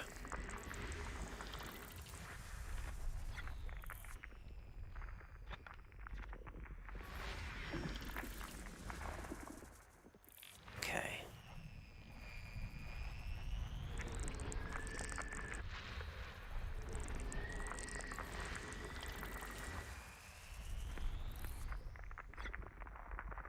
System scan complete. So, let's have a look at Alioida arcus. I'm pretty sure I've not found it in... I don't know. I can't rely on my own memory, so let's have a look. It'll tell us here. No, I haven't found it. That one. Have I ever found Alioida arcus before? This is the only one I've found in this sector. The coronavirus. Not seen that one. That looks very similar to Gravis. No, it doesn't. Okay, Arcus. All right, I'll take a look. I'll take a look. If you've got some, I'm interested. I'm interested. Because it's something that I haven't found yet, which means it would be a codex entry. And I've got nearly 3 million of those to cash in. Oh God, I forgot about the distance. All this to find out just in case. Right, I'm going to quickly put the kettle on, guys. Feel free to do the same. I'll be back in about, I don't know, a couple of minutes. Alright, won't be a second.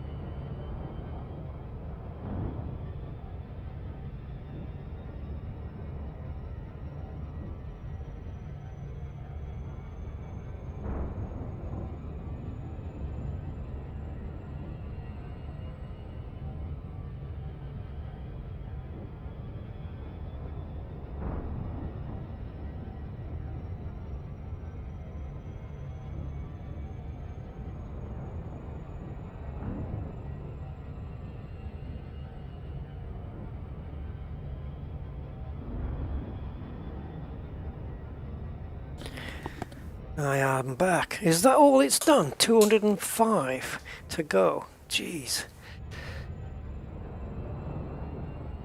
Scandalous.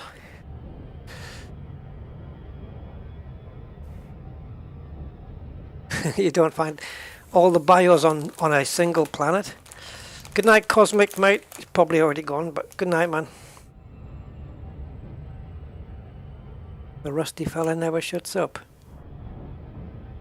I can if you want. I'll just put my mic on mute. No problem.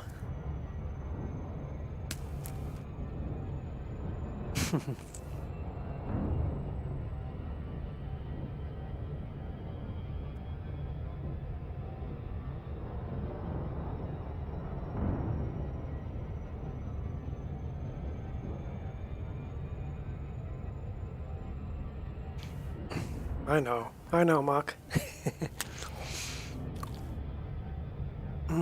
Right, C13. We're in, so this is the last dry A system. After that, it's Thalui for the next 1, 2, 3, 4, 5, 6, 7 Thalui systems, 2 Draco systems, and then the Nebula. El Nebulario. How close are we now to the border? Closer, because we were over here last time.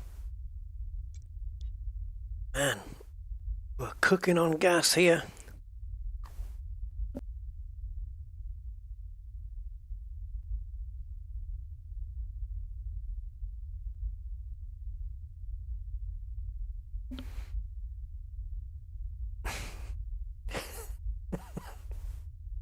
Fly poo and pilau. Jesus.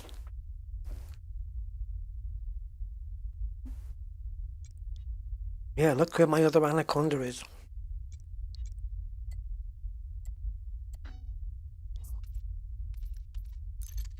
Annie. Cloned. I've got 2 of them. I could just... Well, I couldn't. I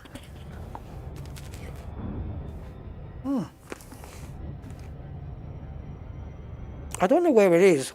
I think it's on a station. Or not a station. A fleet carrier. Could I remotely sell it? When I hit this fleet carrier? I wonder if I can remotely sell it. But what if it's some kind of link to this, if it's cosmically linked to this one? Well, it won't let me sell this one, will it? Because... But if it takes away the Annie ship from my fleet, what if the moment I step out of this ship, I'll never get it back again?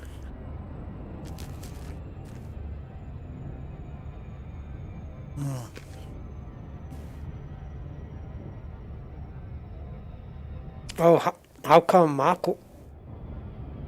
I know one thing he said.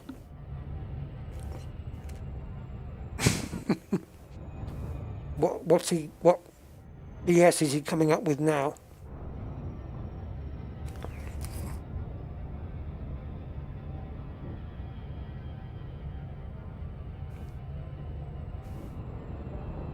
Apart from talking up golden boots.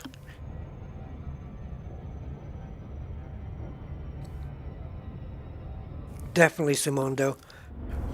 Yep, it's a safer option. Oh, did you get that off my tweet? Did you get that off my tweet? Because I did tweet that.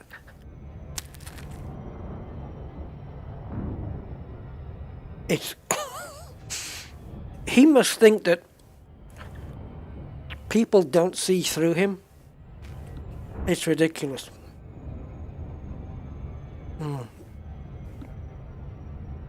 Yeah. Yeah. I can read in between the lines when he talks. That's how I know he's yeah. I know.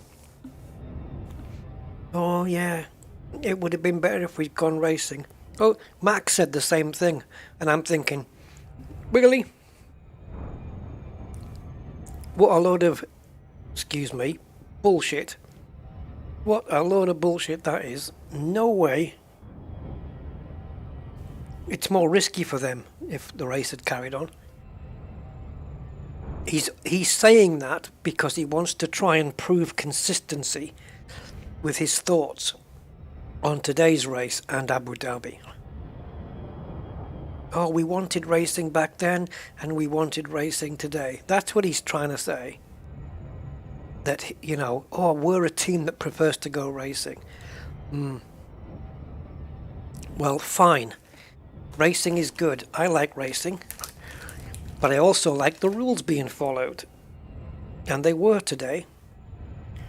And they weren't in Abu Dhabi.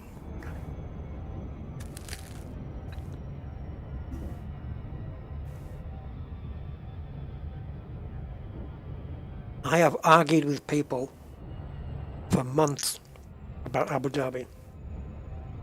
I've not seen a convincing argument yet to convince me that the race was run properly in Abu Dhabi. And that's because you can't beat facts.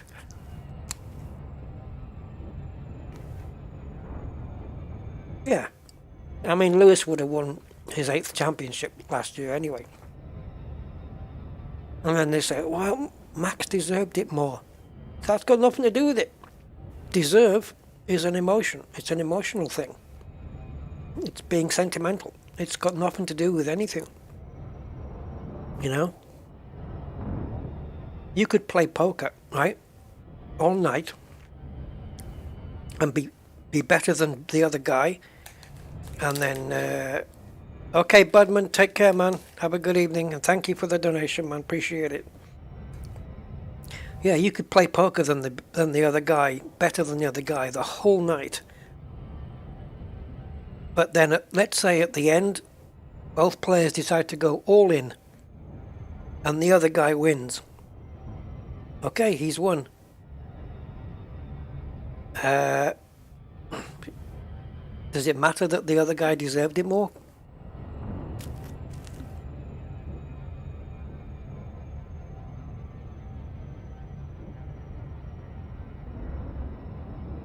Also,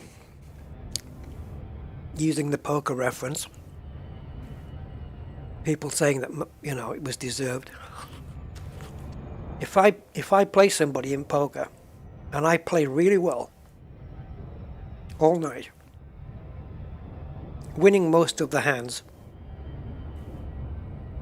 and at the end of the night again we go all in, but on that last hand I have a card up my sleeve and I cheat. So I take the whole pot. I take all the money with one hand by cheating. Does the fact that I played well all night without cheating means I deserve the pot anyway? So please, I would love to do a video on Abu Dhabi. Oh, man. Then I'd get some comments.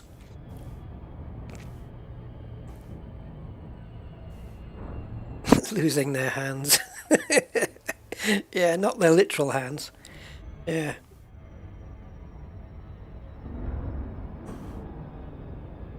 Yeah, I could.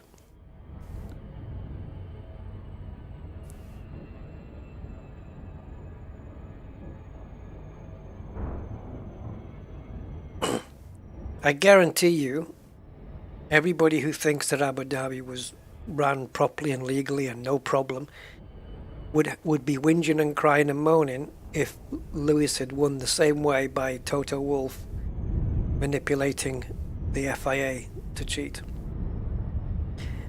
I guarantee they would have had something to say about it. They wouldn't have said, no, Lewis deserved it. Really? Let's see if I can get away with these 3 probes here. I think I've got to put this one here.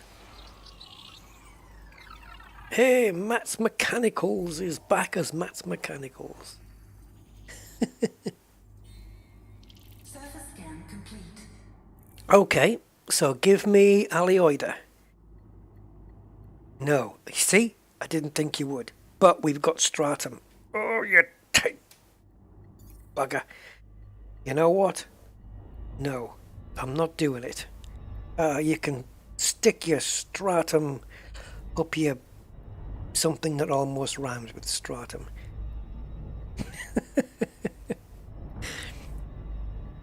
Well, it ends in UM anyway. No. Receptor and Alioida would have pulled me out and to go and visit that thing, but sorry. I know the ranking. Yeah, I know. I've got plenty of time for all that yet, though.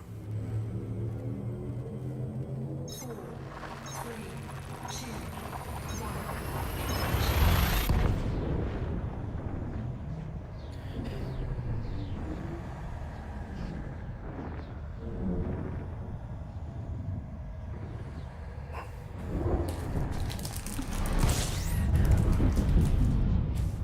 1. All right, so we're either less than or equal to 10 jumps away from the carrier in the other side of the galaxy. Not really, but at the side of the wall anyway. Warning, frameshift drive operating beyond safety limits. I just thought of something. Now, it's only joking, so don't, if you're American and political, don't get upset. But you know, did anyone remember that pigs in space? Well, what about Trump in space? Hang on, I'm coming to it in a second. We're gonna separate Hawkins Gap from the outer Rand Spur. We're gonna build a wall. They're gonna pay for it all. Yeah, this wall. I was equating this border to a wall, and so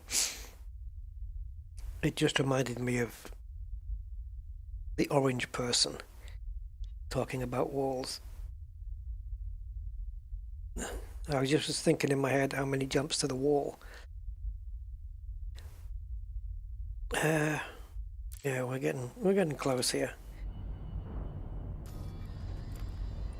Now I've got to run down here because, oh yeah, I have supercharged.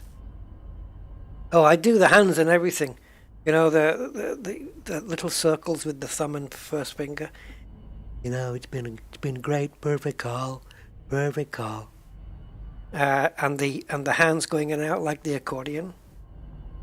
Yeah, he's great to imitate. Not seen any Clubsport vlogs in a while.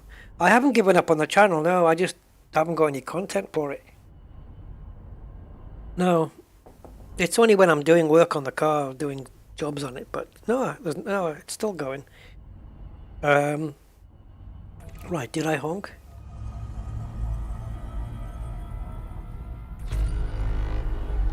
I should do a alternative account, shouldn't I? Commander Trump, and then just do the whole thing in his voice. I can't keep it up though.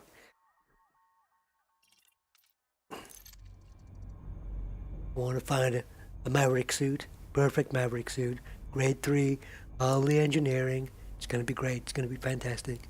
We're going to go out and not raise the alarm and kill all the scavengers. Right, where are we going? To the next jump, which is... Oh, now we're getting into that new system, guys. Yes, the Thaley thing, whatever it is. Thaley, this one. However you would pronounce that. Thalui, what you doing?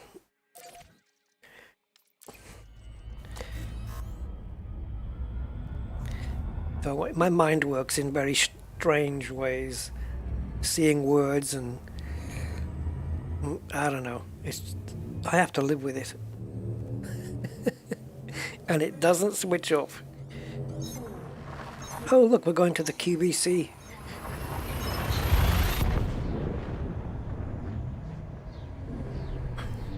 Oh, make Seoul great again.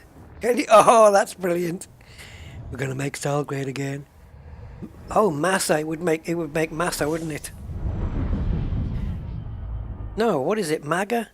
Oh, Make America Great Again. Oh, it'd be MSGA then, wouldn't it? Yeah.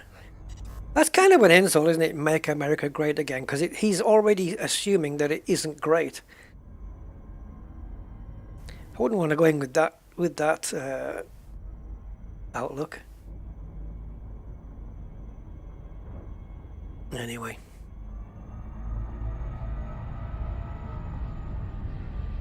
MAGA. Warning, frameshift drive operating beyond safety limits. Frameshift drive supercharged. Now then. I should have descanned while I was getting buffeted around.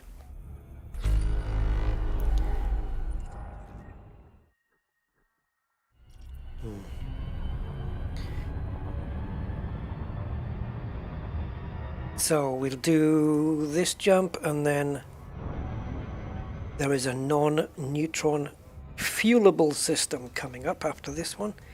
That's what I like. I don't think there's any more fast spinning neutrons coming now. That's it. We're done with those, because every fuel stop now is a primary star. It's not a neutron. It's not a secondary. Not secondary to a neutron. Yeah.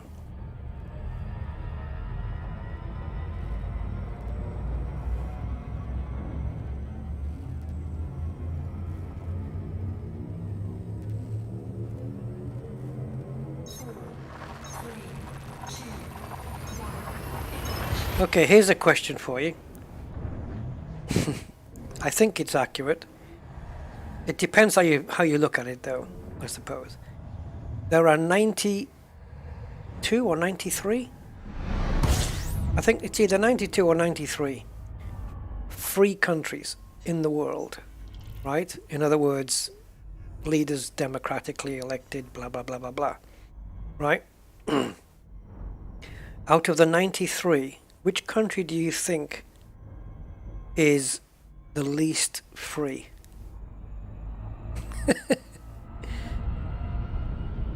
It depends. Yeah, in terms of civilians, the people, the public, which of the 93 countries is the least free? Oh, Andy, yes. It's the USA. But you know why? When docking at a settlement, make sure to not point your ship lights at the buildings. Post patch 13, the light is bleeding into the buildings and causing a flash that is awful. Really? Would that explain the flashing shadows and stuff on the ground?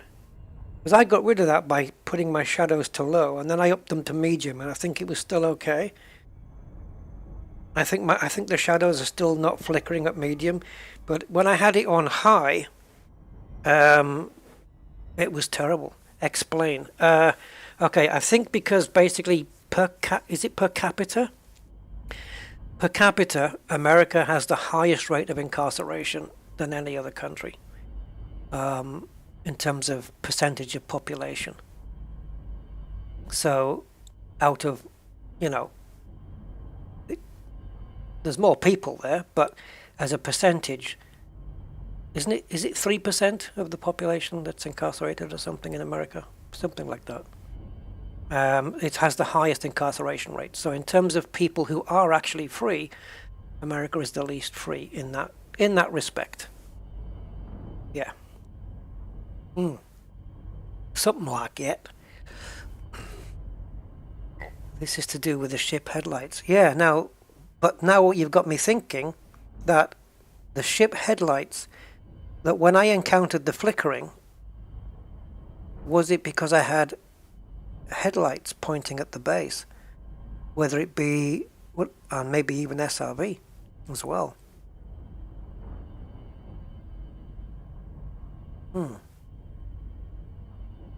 I'll have to research that on my John Beamer account and have a look. Yeah, it's interesting, Mark, isn't it? And which country goes on about freedom the most? Yeah. It's a little bit of a paradox, but, so many other free countries and nobody's banging on about it. I guess we're just used to it, really. It's a good thing to be grateful for it, though, because there's a lot of countries that don't have those freedoms, that we do. And yeah, it's maybe a good thing sometimes to take a moment just to appreciate what you have, I guess. And we 1, 2, 3, 4, 5, 6, 7. Do we have some undiscovered stuff here?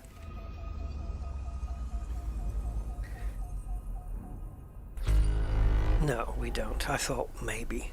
Because every time I see these asteroid clusters, I'm always expecting something after it. Tell you what. Let's go check. Oh, no, 81,000 light seconds. I was going to go and check one out. But at that distance, there ain't enough there. No. No, you can keep your rocks.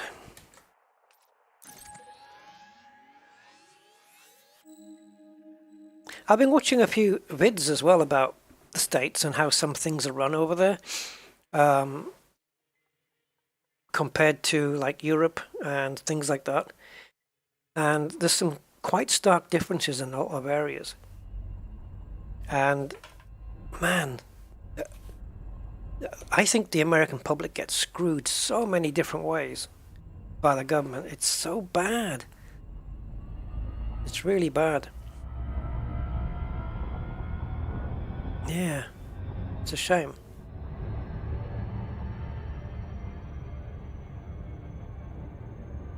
I think they get the worst. Like when it comes to holidays and sick days at work, they get treated the worst with that. What do you call them? Waitresses and waiters and servers and stuff like that. That they don't get paid a proper wage. That they have to rely completely on tips, and even then they've got to share them out. I mean, what the hell?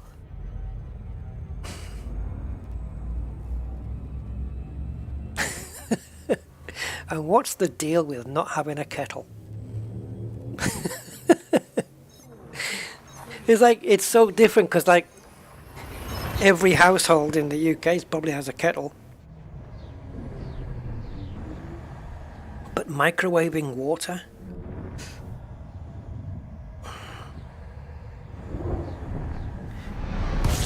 You couldn't do that with ice unless you put it in a cup, I suppose. 120 volts. You could still do a kettle on that, couldn't you? I don't. To be honest, I don't know nothing about electricity that much. But you can get kettles that run on 12 volts. You know, you can just get a converter. Yeah, I did see somebody, it was an American girl, I think she was tweeting about a kettle. And she tweeted something along the lines of, hey, you can't, this isn't just for boiling water for like a coffee or something, but you can use it, what was it she said? You can use it in foods as well. So if you're making pasta, you can boil the water in the kettle and then put it in the pan. I thought, oh wow, this is like something that we would do as a norm, you know. Now, it would take twice as long, is that right? Wow. Yeah, I see what you mean, because of the power. Interesting. Is that the same for everything then? I mean, how does that affect like an oven in the US? Does it take longer to cook something because it's running on 120 as opposed to 240? Or is that a silly question? That's probably going to be a silly question. I'm a bit silly when I'm ignorant when it comes to that stuff.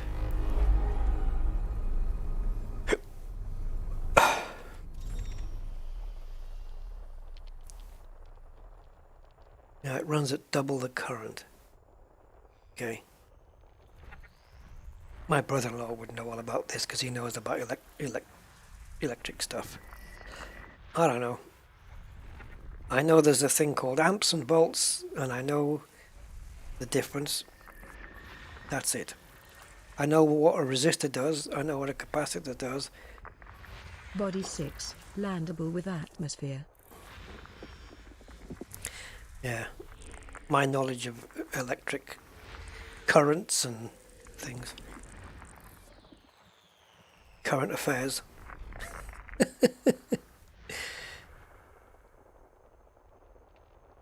Oh, they're running 220. Hi, Roger. How you doing, matey?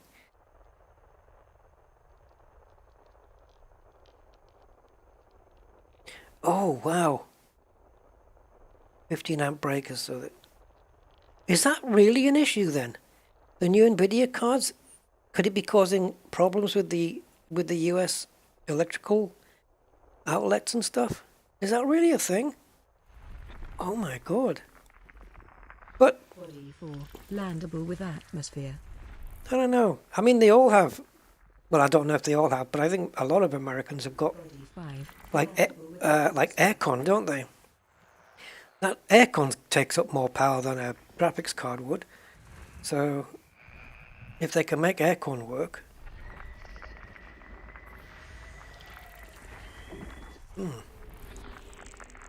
yeah. System scan complete.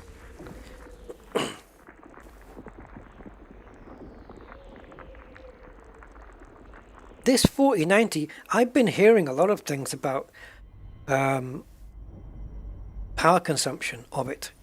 It must be quite heavy then. 1,000 light seconds. Look at that, exactly. You don't see that too often. Screenshot that, it's a rarity. Yeah, no, let's make another jump. Those bios are not enough for me. So we got two neutrons, non-neutron, neutron, non-neutron, neutron, galaxy, nebula, star, planet. Did you know that if you visit a system that can't be scanned, this planet's already known, you can scan the nav beacon? I didn't know that scanning a nav beacon populates, but it makes sense that it would do that though.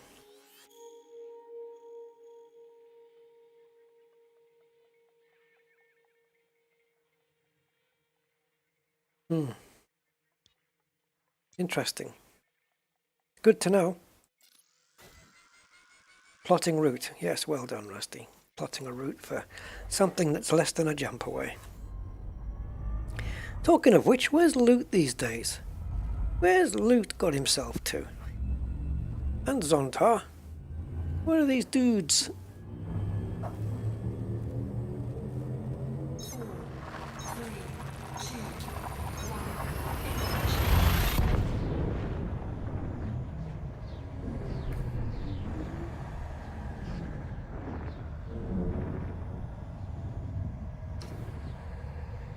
Beep, beep, dee, dee, dee.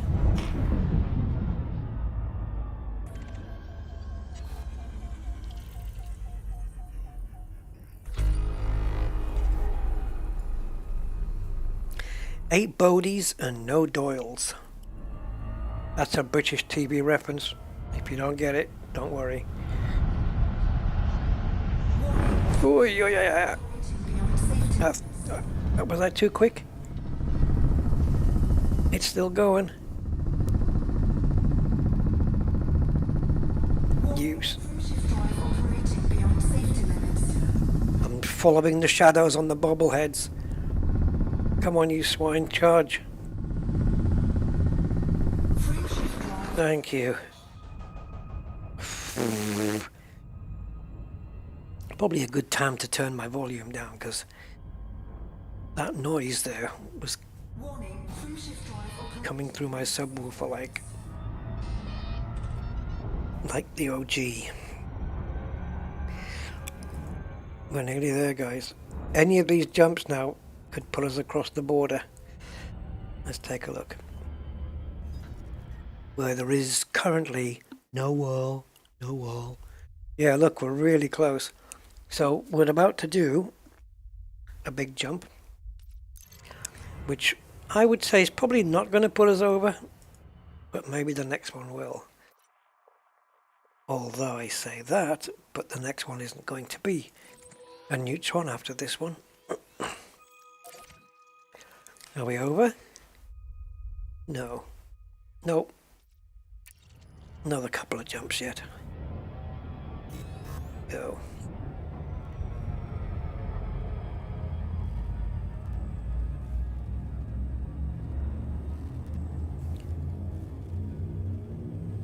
Yeah, I know somebody who crossed who crossed yeah, the professionals. I know somebody who crossed a bulldog with a Shih Tzu. Got a bullshitter.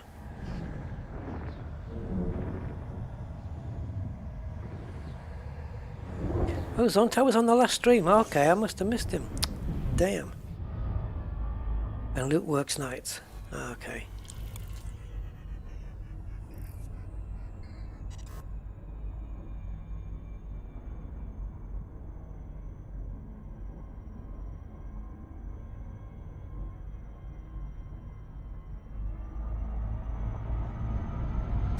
Aquatic. Warning, frameshift drive operating beyond safety limits. System scan complete. Frameshift drive supercharged. Two bodies. So we have the fat orange snowman. Okay. Now we jump to a normal system. That is a non-neutron star based. Is it ever possible, again this might be a stupid question, to have a system where there's a neutron star in it, but a neutron star is not the primary star? Oh, here we go, guys. We're going into a new... Before we do, let's take one last look at the codex of Hawking's Gap. Alright, so you've got an enemy's sinuous tubers. I didn't find any of those. Amphora plants, peduncles left, right and centre. Receptor, concha, osseous, tubus, rotexus, stratum. Let's see how much this changes on this jump. If at all. It should do. There's always been changes before.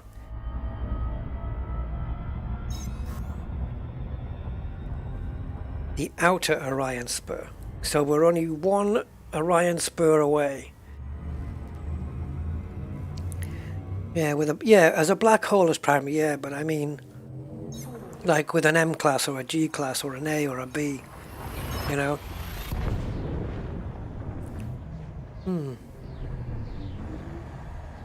Yeah, with a black hole, yes, I have seen that.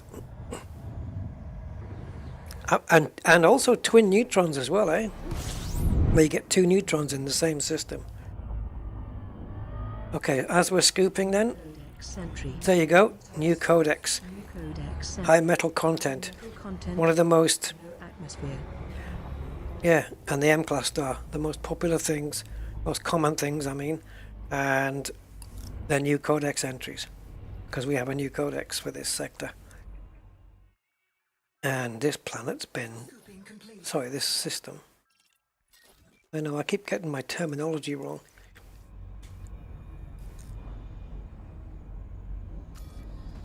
Okay, I don't want to be rattling around while this is doing this.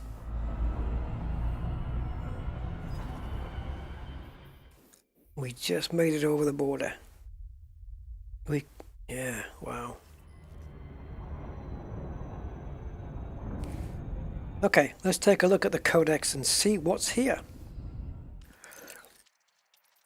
Uh-oh. We've got some Xeno stuff going on.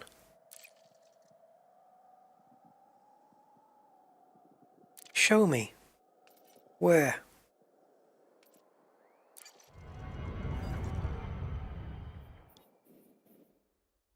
Oh my god, we're going there. Guys, this is the next nebula we're going to. There's Guardian stuff here. WT to the F. Really? Wow. Now that's interesting. See, I knew there was a good reason to come here. I'm guessing that this... Yeah. Well, one-handed ape discovered Guardian. He must have been really excited when he saw that. Guardian stuff out this far. I'll be dipped.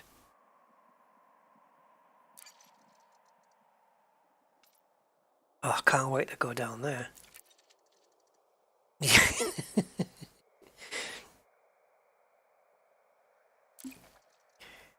And look what's here, guys. That's it. Oh no, wait a minute. We got P-types. Oh. Now, where was this? Anywhere near? Damn. I thought if it was close by... Okay, show me where that is in relation to us. Oh, we could pop by there. So we could come down to this nebula, do some Guardian stuff, checking it out, and then pop over there to check out the P, unless we come across our own. But as for the bios, let's have a look, see what we have. You see, brain trees, silicate crystals, ice crystals. The mollusks are back, bullet ones, bell mollusks. Bullet, I've never seen, have I? Maybe. Cactoida still with us, Clypea still with us, Concha, Fungoida, that's a weird looking thing. That's a weird looking stratum as well. Looks like something an alien dog would leave. Ice crystals, silicate crystals. The ice and the metallic I've seen, but this one? Maybe there's one close to us.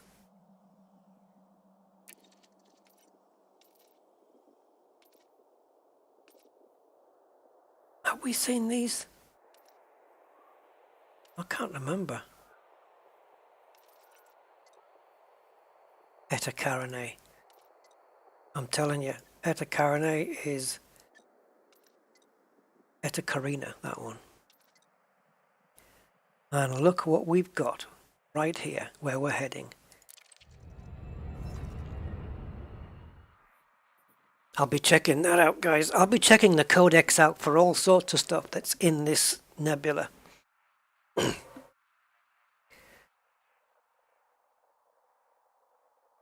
Because we're going here, and it's just there.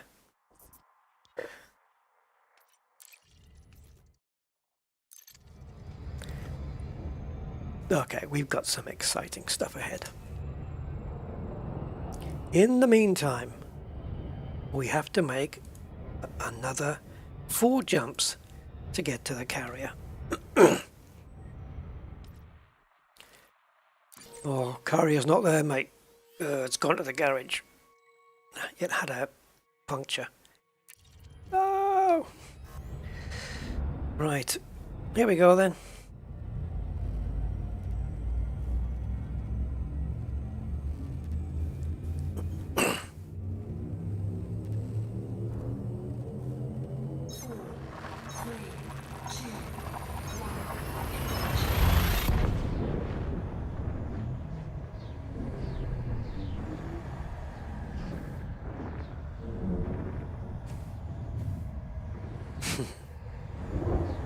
Yeah, I know. I told him to fix the tubing with some duct tape, but... New codex entry, Neutron star. She's going to be giving me all these new codex entries now.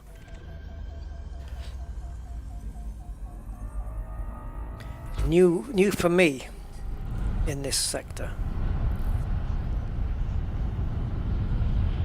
Warning, The orange snowman. Frameshift drive supercharged. Okay. Almost there, guys. I don't know, maybe we'll go if I'm up for it. I think it might be only a jump, maybe 2 away. After we've cashed in the Vista genomics, maybe we'll go and see these rubellum crystals.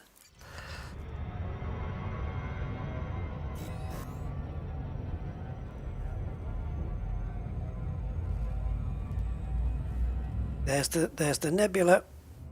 There she is. We made it. 4, 3, 2. And we are currently, oh my god, 15,001 away from Sol. This should dip us under, surely. It will, and don't call me Shirley. Yes, 14,998 now. Codex Sentry, high metal content body. Fuel scooping. Signal detected. Notable stellar phenomena. Oh, New Codex Sentry. we have a notable stellar here, guys. So the only thing that can be in it is those things, the spheres or the spiky dudes, whether they're icy or whatever. I guarantee this system isn't a virgin one, and it isn't Unknown Guardian. That's an interesting commander name. Clever. Nobody's mapped it though. Let's tag it.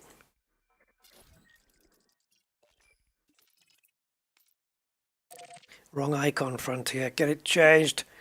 Urgh. We'll check out the Lagrange cloud as well.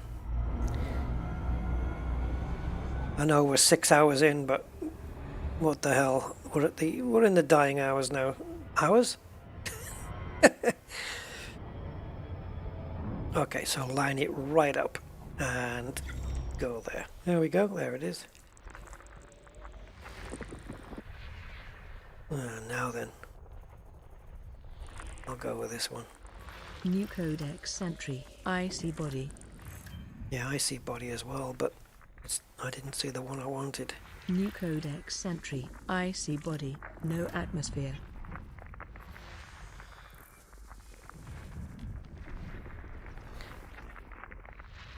Gotta be that. Could be one of these.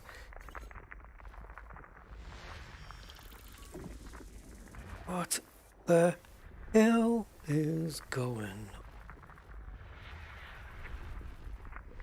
Body C5. Gotcha. Landable with atmosphere. Got a bio. It's just the two of us. Yeah, now landing and getting footfall on these systems that people have only clearly been through pre-Odyssey and not mapped it, or System scan complete. yeah, even in Horizons before the mapping facility was available. Because you wouldn't go 30,000 light seconds and not map it, would you? You just wouldn't do that. And it certainly wouldn't have been atmospheric at the time. So that means probably all of these are done. Yep. They're just first discoveries and that's it. But no mapping. So no one's actually been down here. It's not new. It's not a first discovery, but it's yeah. Oh, I know, Matt. What can I do? It was going to end a couple of hours ago, but then I got myself stuck into DSSA fleet carriers. That was a mistake. Right, where are we? We're at C5. B470. We are 2 jumps out, guys, and that's it. So we have this jump to a neutron star, and then the neutron star will take us all the way to the nebula and the fleet carrier. So strap in. What? No, I said in. Right.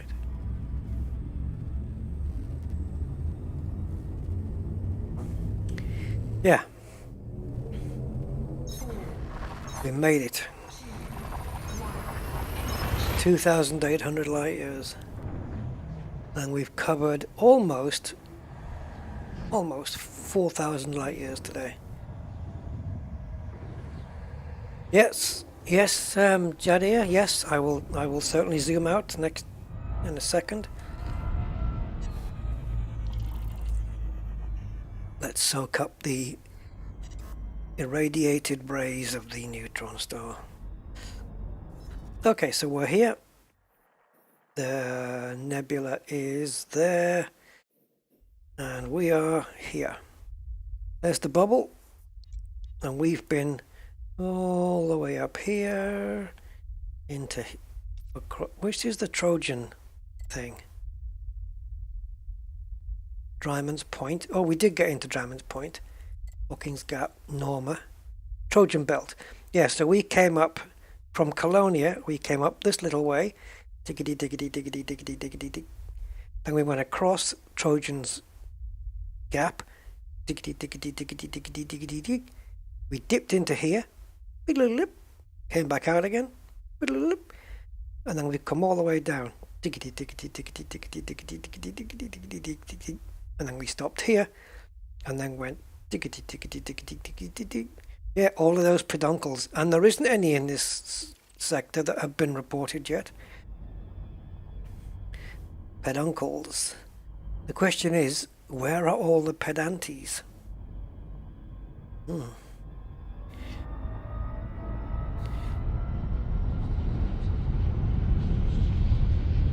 free-shift drive operating beyond safety limits. I was just going to say, Matt, by tomorrow I'll have forgotten what those sounds are.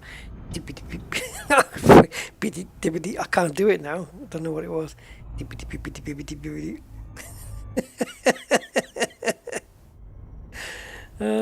So just silliness, man. Just, yeah.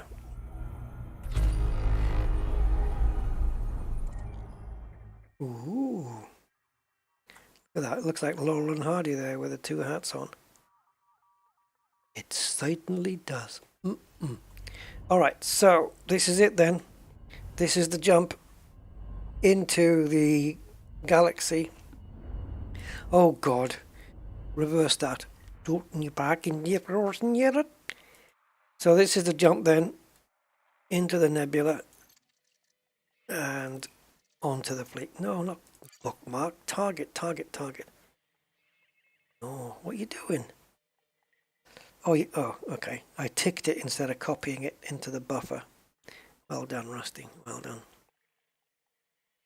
You should have put your brain in. And there's our jump.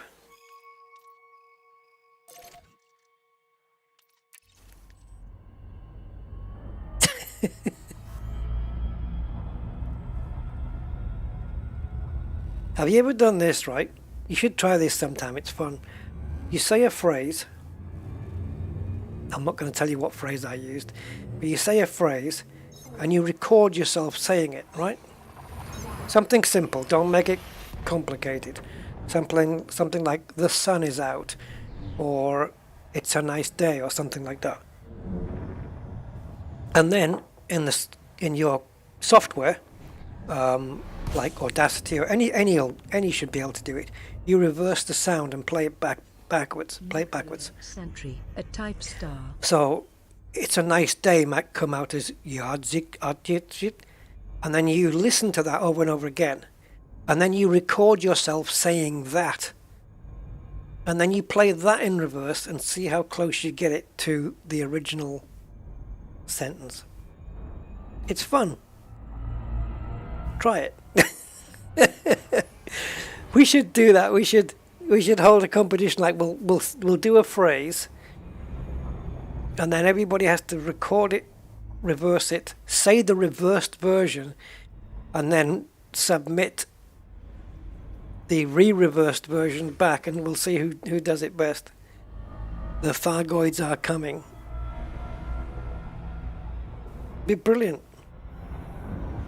Yeah, just a little bit of fun to be had, I suppose. Okay, we're here. Body 13. Wide ring. Body. Whoa, we have wide rings, guys, and a Y-type star. Let's check it out. There's our fleet carrier. Whoa, how many ringed planets? Holy crumbs! That's a lot of... And not a... Look, they're all landable! The first 4 are landable ringed. Oh, boy. No, okay. Which one's got the wide rings? I probably would gamble on one of these last 3. I'd say this dude. 13. I'm going to go with 13 and 11, but... This is where we're going. DSSA crowd.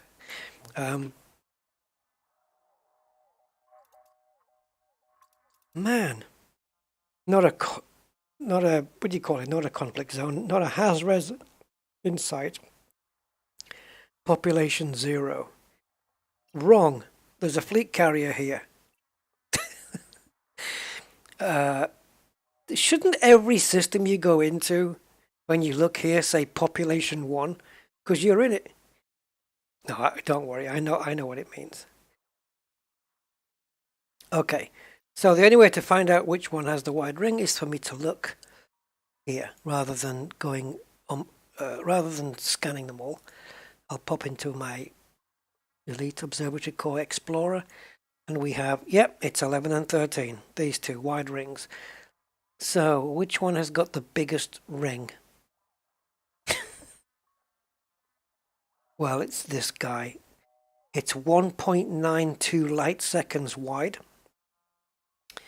So it'll take light almost 2 seconds to get across from inner ring to outer ring. That's big, man.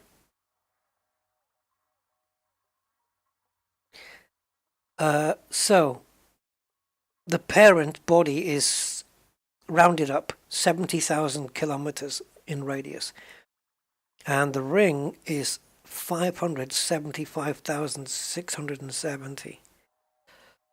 We're going to land here, though. Maybe before we leave, we'll be checking out, just landing on these. I bet everybody's, yeah, they've all been done. Ooh, ooh, ooh, ooh. No footfall on that one.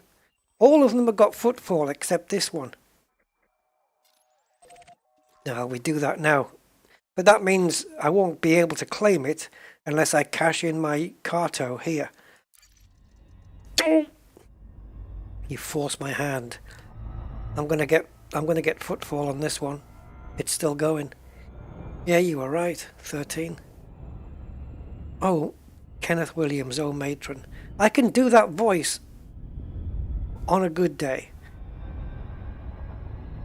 Yeah, I can do the oh matron in Kenneth Williams' voice only on a good day. Sometimes it just doesn't come out. Oh, matron. No, I can't. See, it won't. Yeah. No, can't do it.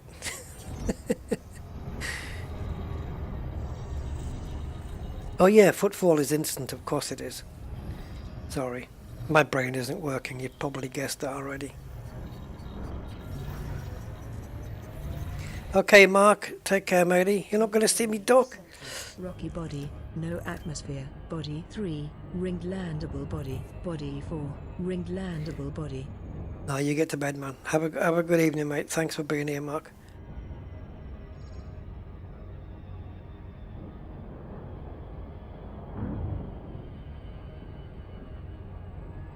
Oh yeah, the planet.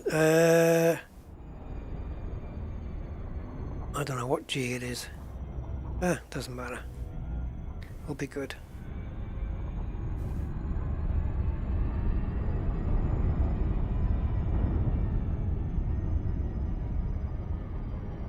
But if I map this, I still get I still get something for it, right? Oh yeah, 8 probes. I am going to check the gravity. How the hell do you do 8?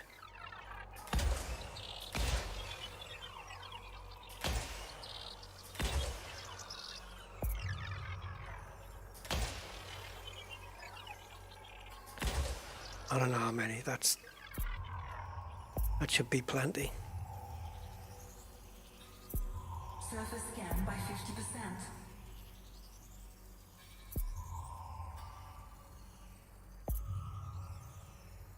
Surface scan complete. Brain trees, brain trees, brain trees.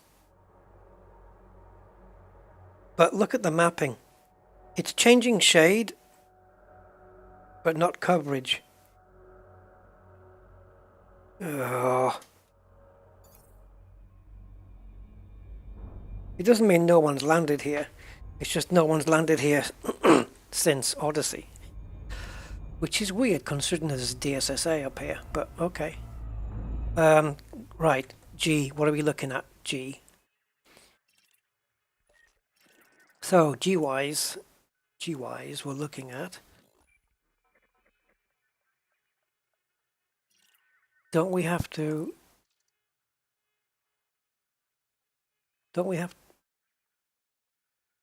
probe it first? Have a look at this one. One we done. 2.8. Holy crackers. What about the... Where does it say the other ones? Oh, the G... Okay, let's have a look at Captain's log and see if it's picked up anything. Yeah, yeah. Body 3 is 2.83. Body 4 looks like 1.7 G. Okay, I'll just be careful. Nearly 3G here.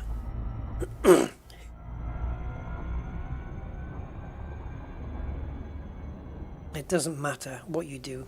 You just do this normal until it's after the glide. That's when you've got to be careful. So I might shallow the glide out a little rather than coming in at 45. Look at those pixeled areas there.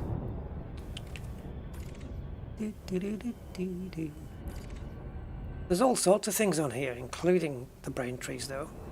But it'd be interesting to see all the coverage, and be nice to get footfall as well. Be kind of good. And we have NSPs here as well. So I don't know what they're going to have, but there's, or even where they are. Oh, it's right there. Okay.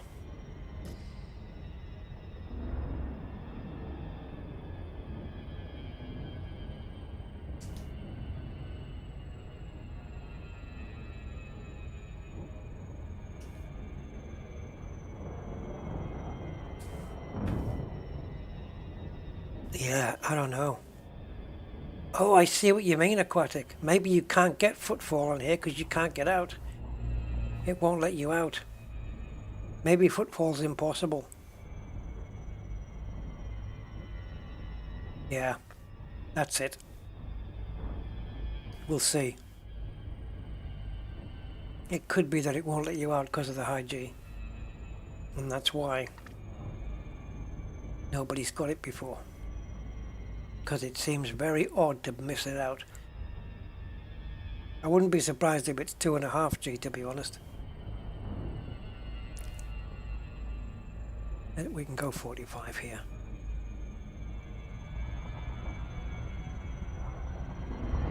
I'll bet we can't get out. That's a good point. I didn't think of that. Okay, now we can start shallowing out the glide.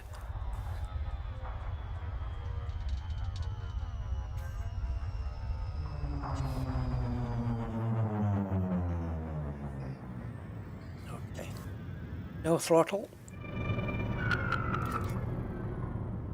I want full power to engines, because that's what I need most of. Unless I'm gonna hit the ground, in which case, pips to shield. And golden rule: do not bring out the landing gear unless you're absolutely definitely just about to land.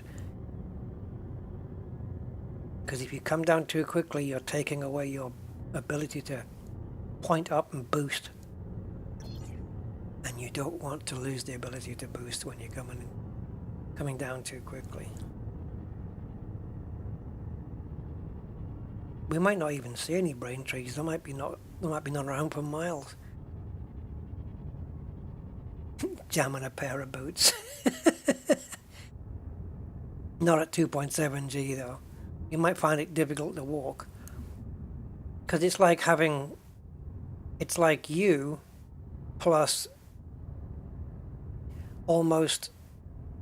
plus two guys that are almost your weight on top of you.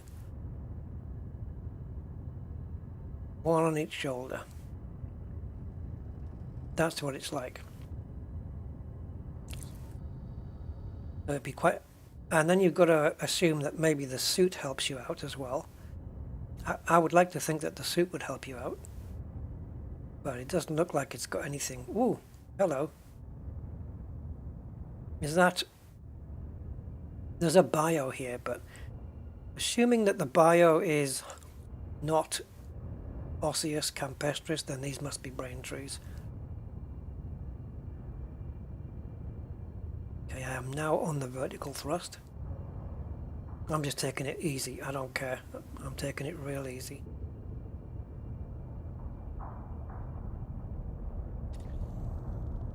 Once I get to a height I'm comfortable that I can drop from, like 30 meters. I do not want to use down thrust if I can help it. Now we're good. Okay, now I'll bring out the gear. I know I can drop from 10 meters and survive. Even that took 14%. Well spotted, Aquatic. So yeah, there will be no footfall ever on this planet. Unless Frontier changed the parameters. Or you can have an engineered suit where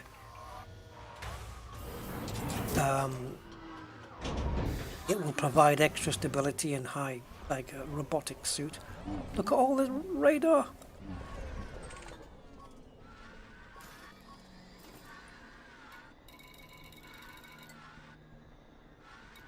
It's been a while since I've seen these boys.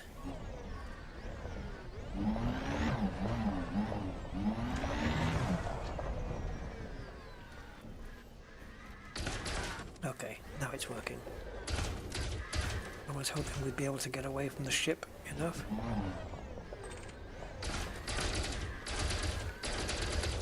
Am I shooting through this damn thing? There.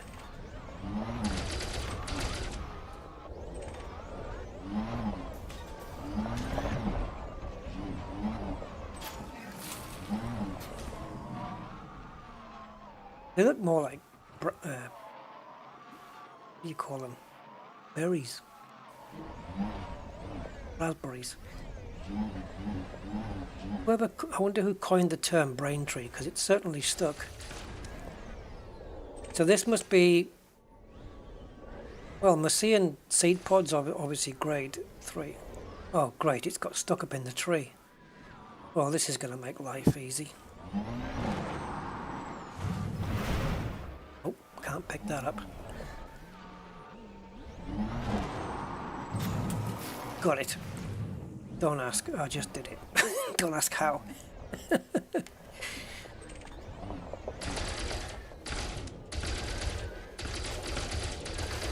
Yeah, gravity not helping.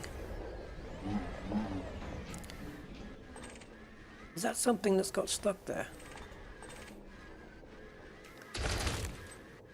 Oh, you bugger. You're gonna make me jump up and beg like a dog again.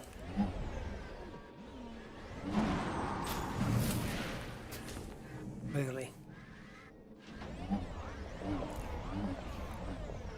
Scan?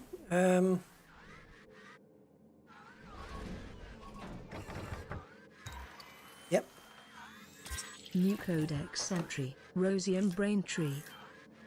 See, they're officially called brain trees. Has it always been that way, or did somebody come up with it and it just stuck? I mean...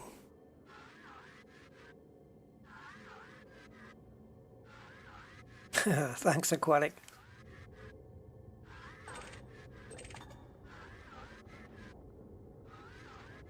Yeah, where there's a will, there's a body.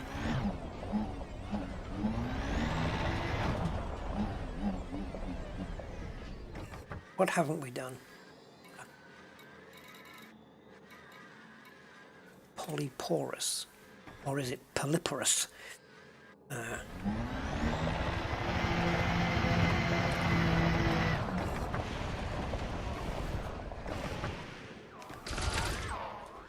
Thank you. Chromium. So, polyporous growth then offer level 2, grade 2 materials. Messian seed pods offer 3. Cordyceps offer 1. Phosphorus. Come on, I want to pick up me skinny bananas. It's been a while since I've done brain trees.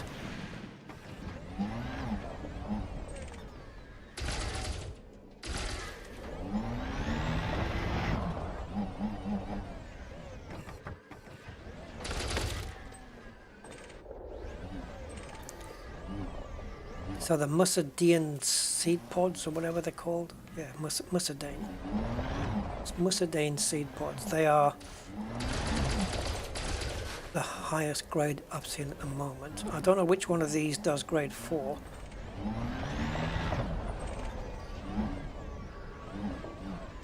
Which ones haven't I done then? That one. I'm just going to call it phlegm excretion. Ugh. This must be the high value one, and merely by the fact that there's few of them. Yep, tellurium. Oh, you're gonna make me do this again. Okay, you ready?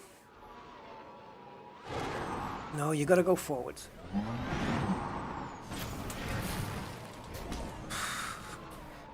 Honestly, the only SRV I've ever seen that goes scrumping. Right, let's get these other ones out. John Beamer needs to come and do this, pick up some materials like these, so that we can do some material trading.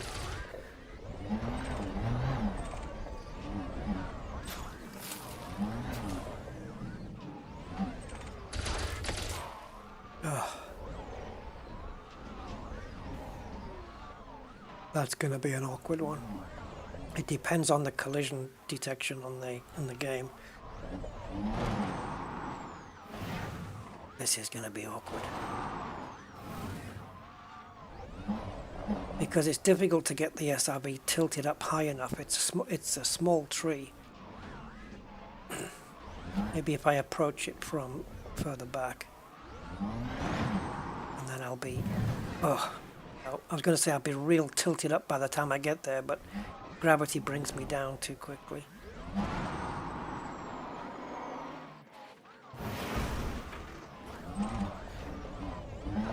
We move on.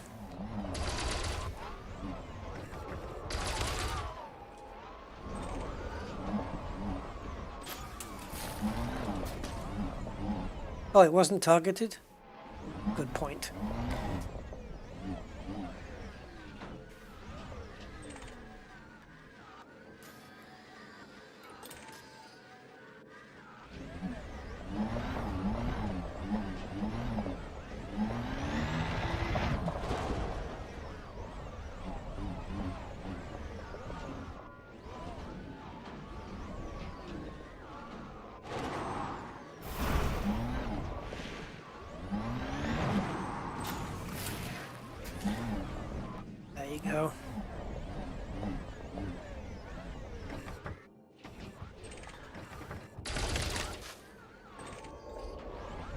inventory full. I've got no more space for chromium. Time for John Beamer to get out here and pick that up.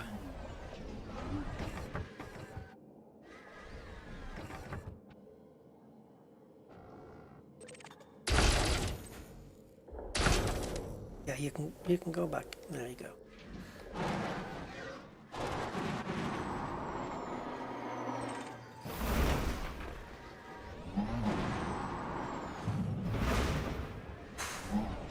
Ooh. Now, how the hell did that pick up? Okay, I'll take it. I'm not going to do much more of these though.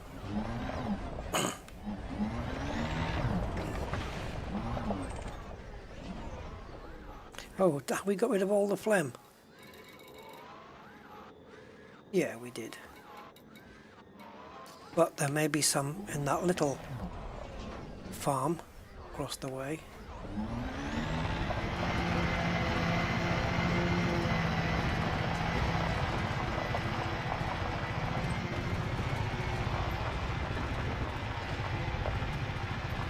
Flat planets.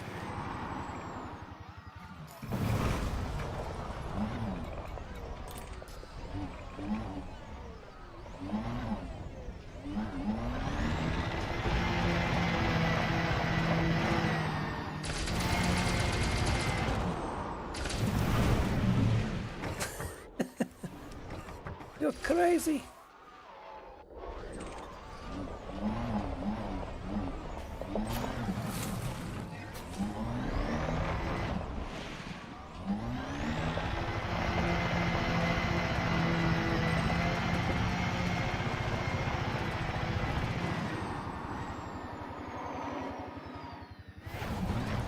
Wow, there's not a lot of jump in these things at this gravity.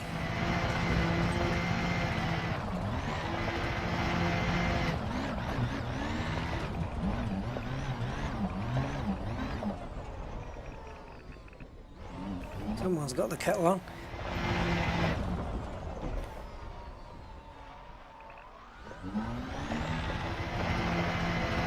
Alright, let's get on to the fleet carrier.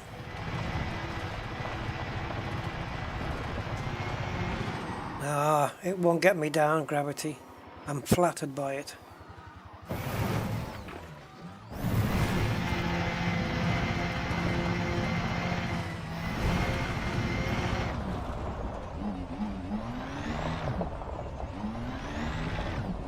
Losing my direction. Oh, look, that's me in the corner. That's me with a flashlight. Right, never mind. This can't be done, Rusty. Too much gravity.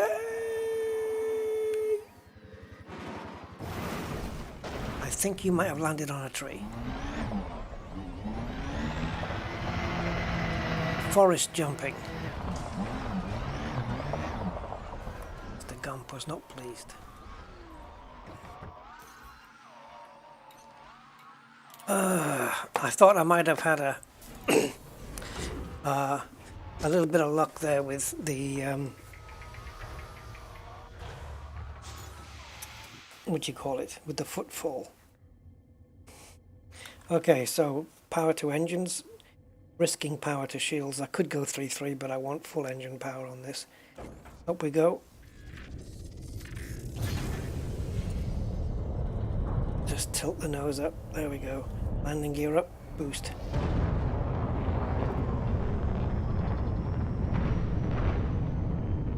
Boost again.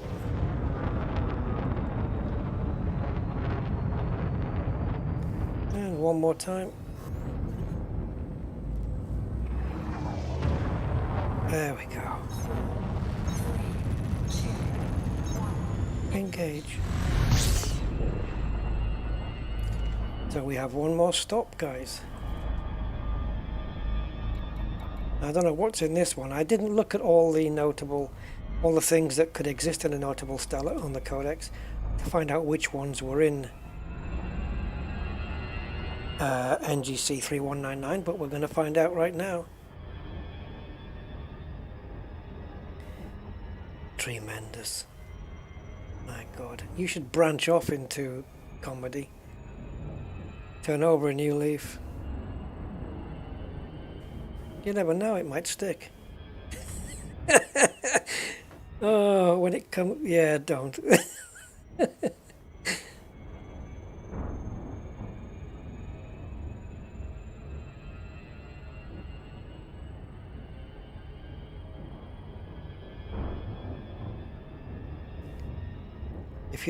If you're a tree surgeon and you work 10-hour days, does it sap your energy?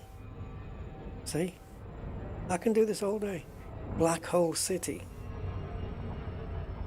See, now I'm thinking of Black Hole City limits. My goals have splintered. You release. Oh, okay. You really spruce people up. Jesus.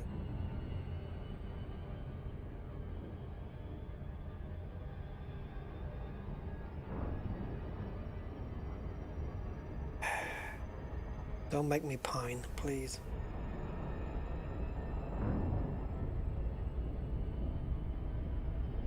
Yes, I would believe it, Stephen.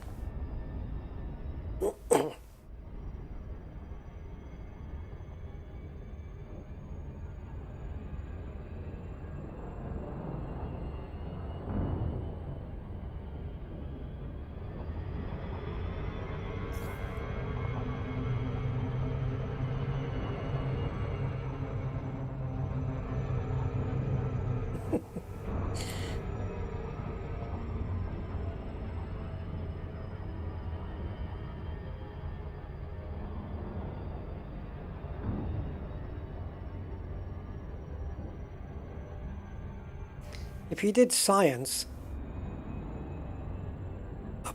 no, it doesn't make sense. I was trying to do a laboratory joke, but I couldn't make it work. Yeah, you guys, you're worse than I am. And I've just twigged.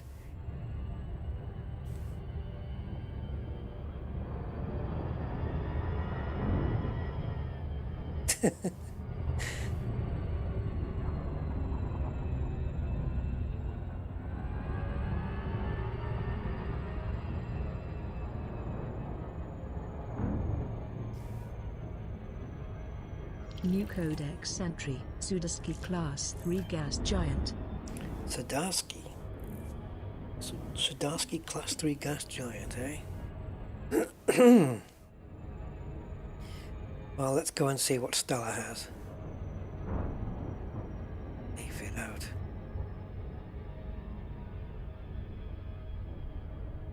I don't know.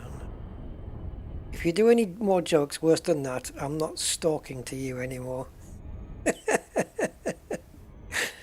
Relog. Oh, that's a good one, you bugger. That's a good one.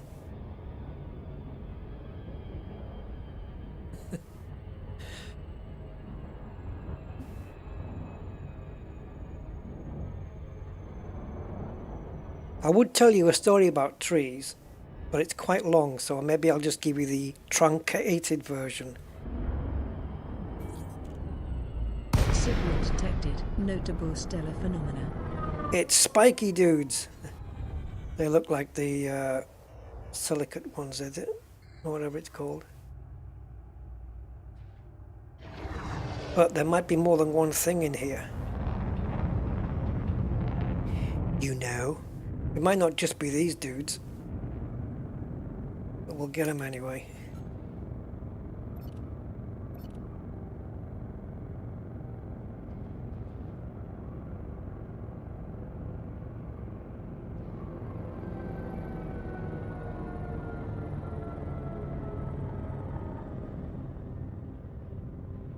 I know a guy who was locked up in a room that was made of tiny little bits of wood. New Codex. It was a splinter cell. Rosium Lagrange cloud. Do, do, do, do, do, do.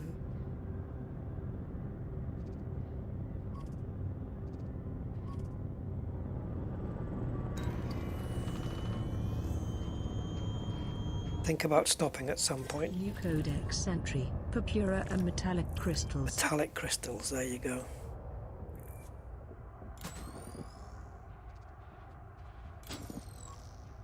Even with all my lights, I can't light it up.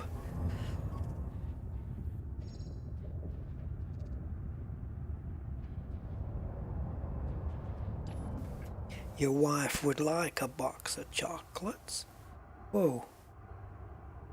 Planet looks nice through there, doesn't it? We've got some green ones as well. I'll have to have a look at those. Sometimes you can get mollusks as well inside these things. You know, existing with spikies.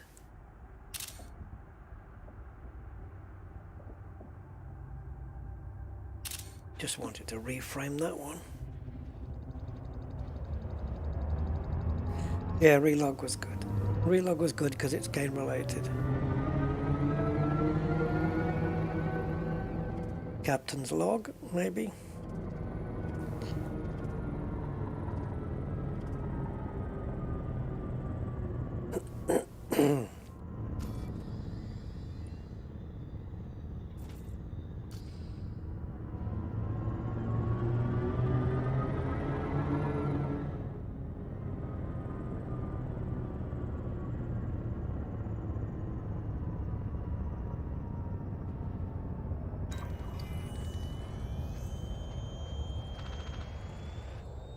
New codex entry, precise. Which cartoon character lives up a tree? This is a bad one. This could finish, this could end everything. Elm Fudd. Look, I didn't start this. Or maybe I did.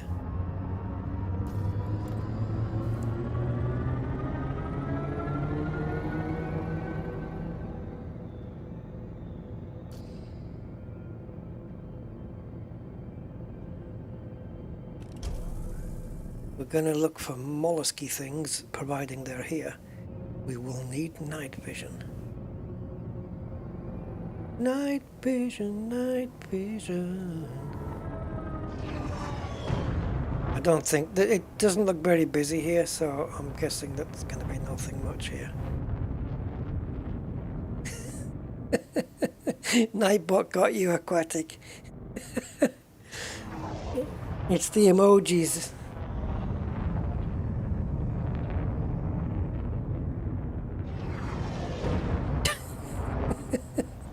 I know. I know my jokes are corny, but it's because I'm a serial jokist. I don't know what the hell I'm talking about now. Oh, stop ship.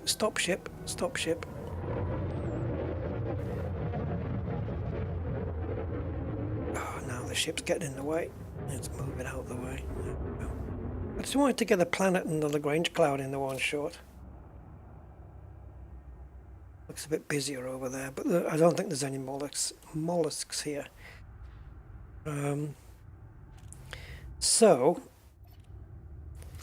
let's visit the Kraut. There's another notable stellar there. It's going to be similar to this one, though. Okay, we must have missed him. Oh no, I probably got it. It's filtered. It is filtered.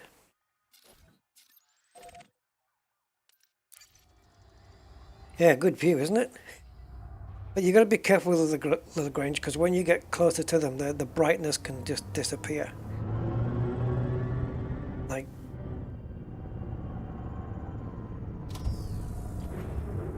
see some of those just.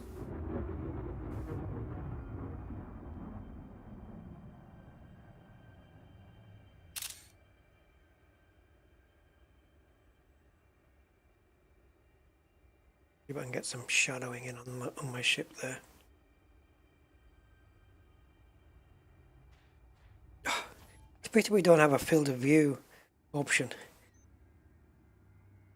because then I would zoom the field of view in and then just pull back, and you can change. Does it have a field of view? No. Let's see if we can blur out the spikies.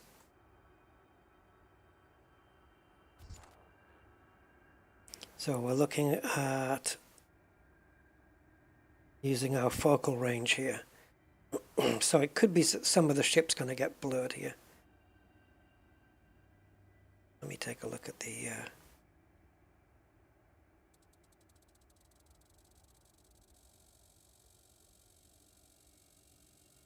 Is the back of the ship going to get... Oh, there's the blur, look. Okay, so the focus, or the focal range, as it should really be called.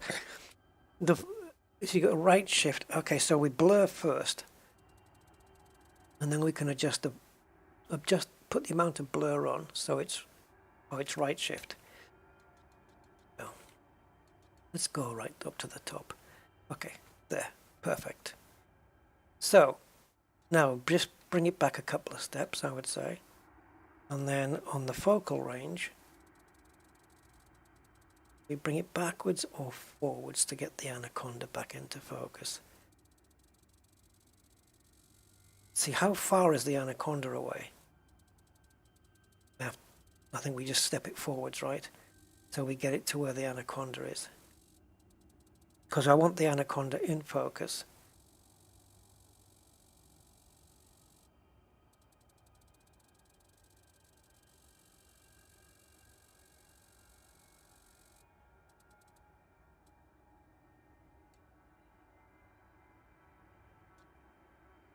It's tricky. It's tricky. I want a good amount of blur, but I want the ship in focus. Good night, Bramley. Take care, matey. Thanks for being here. There we go. Okay, so about 16 meters. Now let's add more blur. Take away this. So effectively, if we change the focal point a little bit further, what might happen is that the front, or the middle and the front of the anaconda will then step into focus, and then the back of the ship might lose focus. Oh my god. Does this not work without menu being on?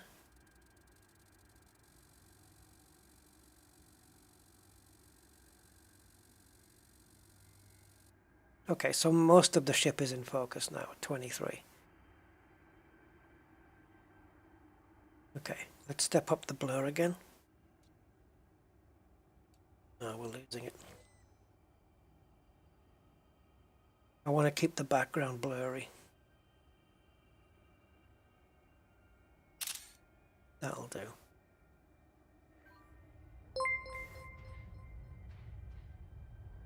I don't know what that was. Is that a member thing? Oh, Philip Hughes. Oh, cheers, Philip. Thanks for the support, man. I think what that is I think Philip was already a member, so it could be, I think that's a membership renewal. Thank you so much, Philip. Thank you for continuing the support, man. So much appreciated. Very nice.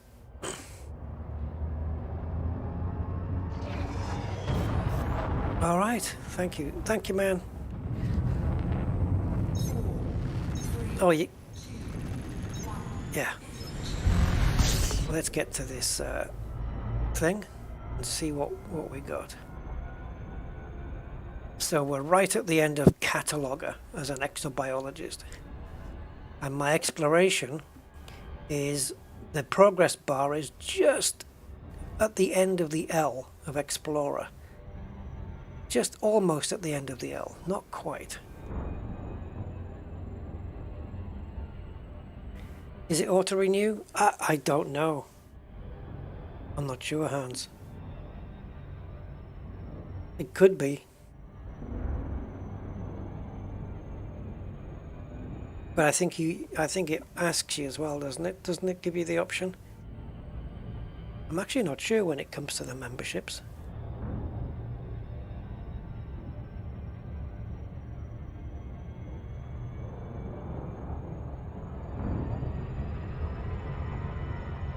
But you might be right.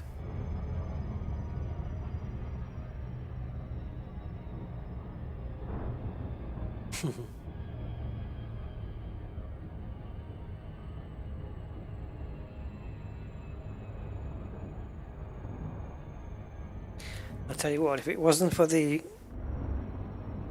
you know, for the Patreon and the channel membership support and the, you know, the donations that come in, I would struggle a lot more from month to month. You guys help a lot, seriously. And yeah, that's why I've got no qualms sitting here and, whoa, where did that come from? Just this ring just appeared. Yeah, so I got no qualms sitting here and spending time on the content because, yeah, without you guys, what's going on?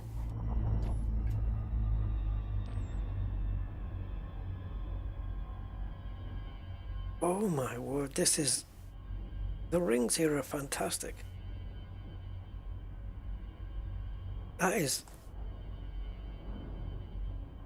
That's cool. They're huge, man. It looks like we're going to have to dip under the gap here in between the rings. Although, maybe not though. Yeah, we're going to have to. I think it's underneath. Oh God, I don't know what's going to happen. Night vision. Okay, no, we're good. What a place to park. Yeah, it's underneath.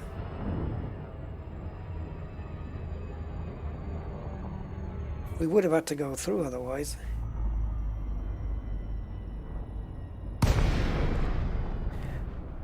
Yeah, Patreon is a little bit better, I think, in that it doesn't take so much like Google does. Yeah. But, you know, I'm grateful of anything, so I'm not really bothered. Whatever is comfortable for the person, really. Whatever's comfortable. Look at these green engines. Docking request accepted. You are welcome to approach pod. I love those kind of robotic alien sort of voices. Oh, what a view, jeez. This guy knows how to pick a place to park, doesn't he? What's the view going to be like out of 10 forward, as we call it? Yeah. Hi, swine, you got me. Rusty thanks you Commanders Mikey for your kind donation. Oh. £14.96. Oh, awesome. Thank you so much, man. That's fantastic. Man, good support today. Thank you. Thank you so much, Mikey. Appreciate that. Thank you. It's gonna make it easier on the when I'm gonna get this washing machine this week, if I get it this week, that is, because if I'm going to my sister's, I might have to put it off till I get back. Thank you so much for making things easier.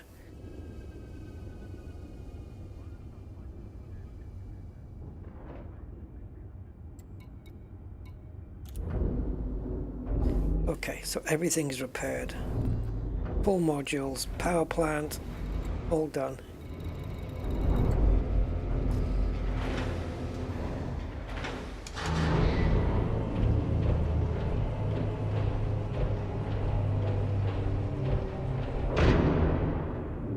Wow, that echo sound when the door closed.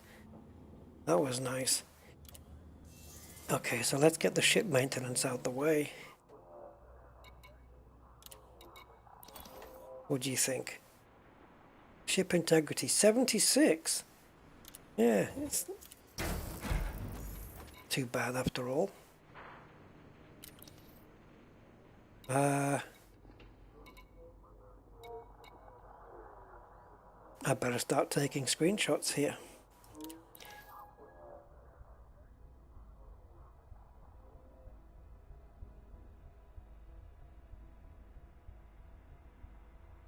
Okay, only 2 pages. Okay. So I'm going to have to, well, I want to screenshot everything here.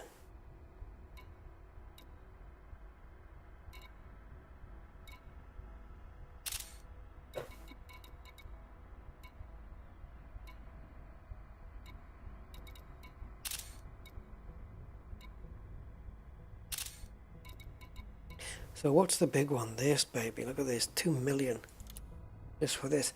Because of that is simply a single terraforming candidate. And there was a system I did today, wasn't there, where it had 2 terraforming candidates in there. One was a water world, one was a high metal content. It's probably on the next page actually.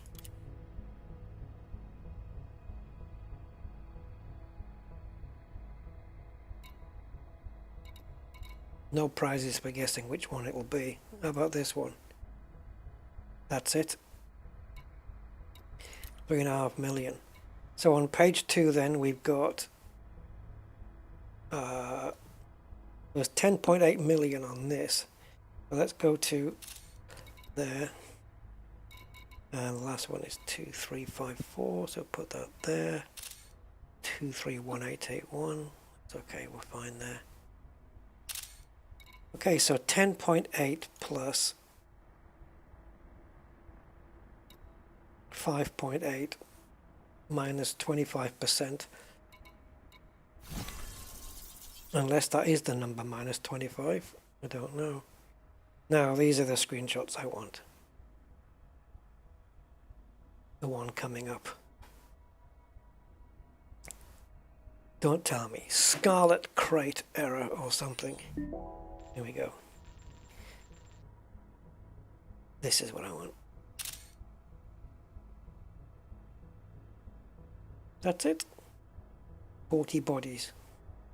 I suppose you don't need to list the bodies because if they're listing the system, then when you go into that system, you'll be able to see for yourself on the galactic map which ones they are. So I suppose it doesn't matter that much. Whoa, hello, 4 million. Yeah, so we've got a couple of terraforming candidates there. They really do rock up the price. Crazy.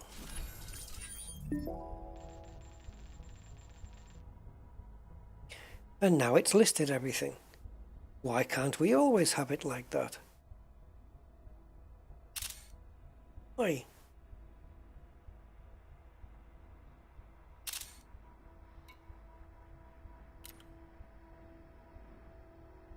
Wait a minute, what's this? Oh, because I sold it. All right, because I sold that one system and not the whole thing.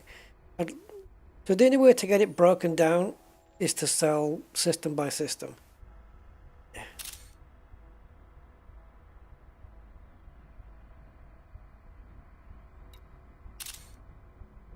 And that's 2 that I scanned in just that one, or mapped. Okay. Now, where I end up, I don't know. We'll probably have to wait a little while, will we? Yeah, we'll have to wait for the Explorer rank to update. Meantime, yeah, it is loads of money if you're John Beamer, but if you're Rusty, it's pocket change. But it does. I'm more concerned with the ranking, really. But yeah, it does help. I mean, of course it does. But when you've got 10.6 billion,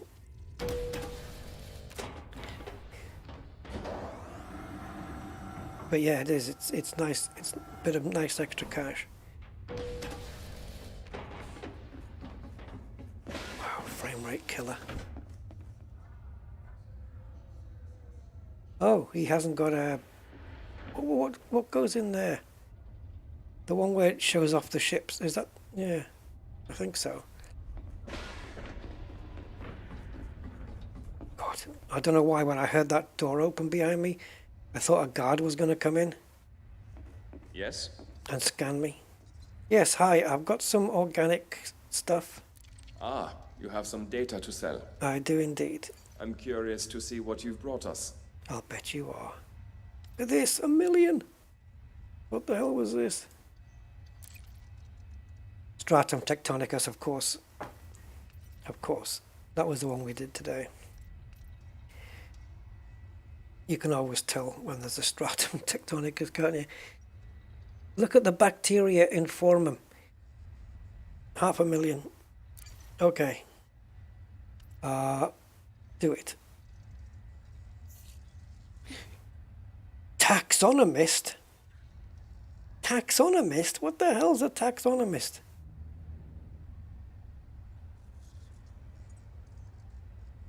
What is he? Stuffed plants or something?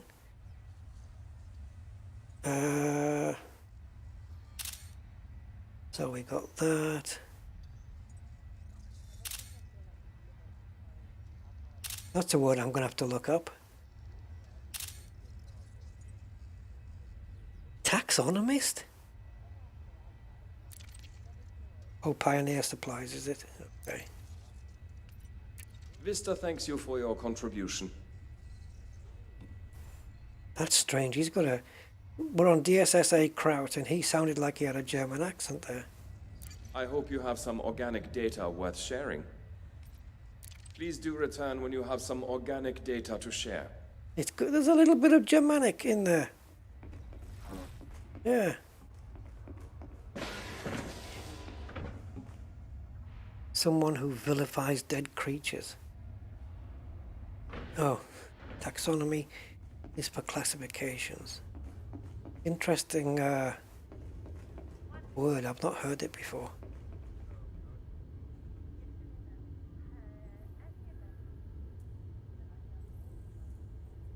Well, that's quite the view.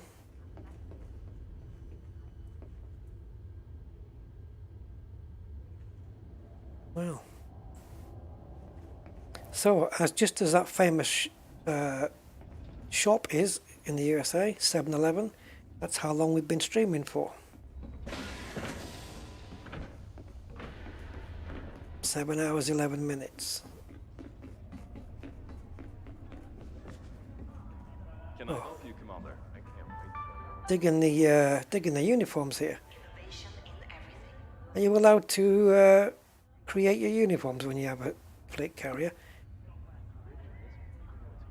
Looks like the Green Cross man. Got a point. Trading, selling, or both? Have a look. The only thing you won't find is a discount. He's got push. Selling drugs, eh? 250,000? What? They're only 35,000 normally. So why would I buy at 250,000?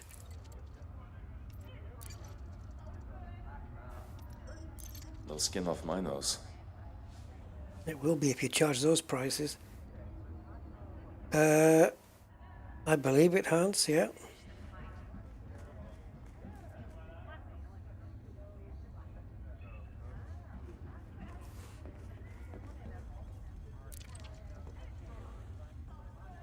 Well, the end of a day. I'm going to chill out in the bar, guys. Right.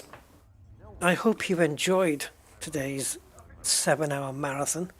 And for those who stuck it out from the beginning, you're crazy, but thank you. I appreciate it. I'm going to have to plug all my VR equipment back in now. Figure out how to stop Elite launching VR. I think I know what to do. Yeah, okay, so we've ended up 14,958 light years from Sol, and we'll go and check out those crystals as well next time. And there's the bubble. We're just there. We started here today? Something like that. And now we're down to here. And then we just got to get to here. So we could do this probably if all the streams are like this, we could probably do it in about another 3 goes. Yeah. So yeah, thank you everybody, guys. It's been an absolute pleasure, and thank you all so much for the support that you guys continue to show me. It's so much appreciated, and I'm so thankful that I have you guys. So yeah, I will catch you guys on the next one. So until then, bye bye for now, and have a good rest of the day. And if not, if it's already too late, then tomorrow, have a good tomorrow. And yeah, I'll catch you. See you later. Say goodbye, Donald. Goodbye. Goodbye. That was a perfect goodbye. Yeah, it was very good. It was very good. Catch you next time. Oh, Flaming Star sector. Yeah. Bye. Gotta get to that. That's where we want to be. Yeah. Now we can go. And transition.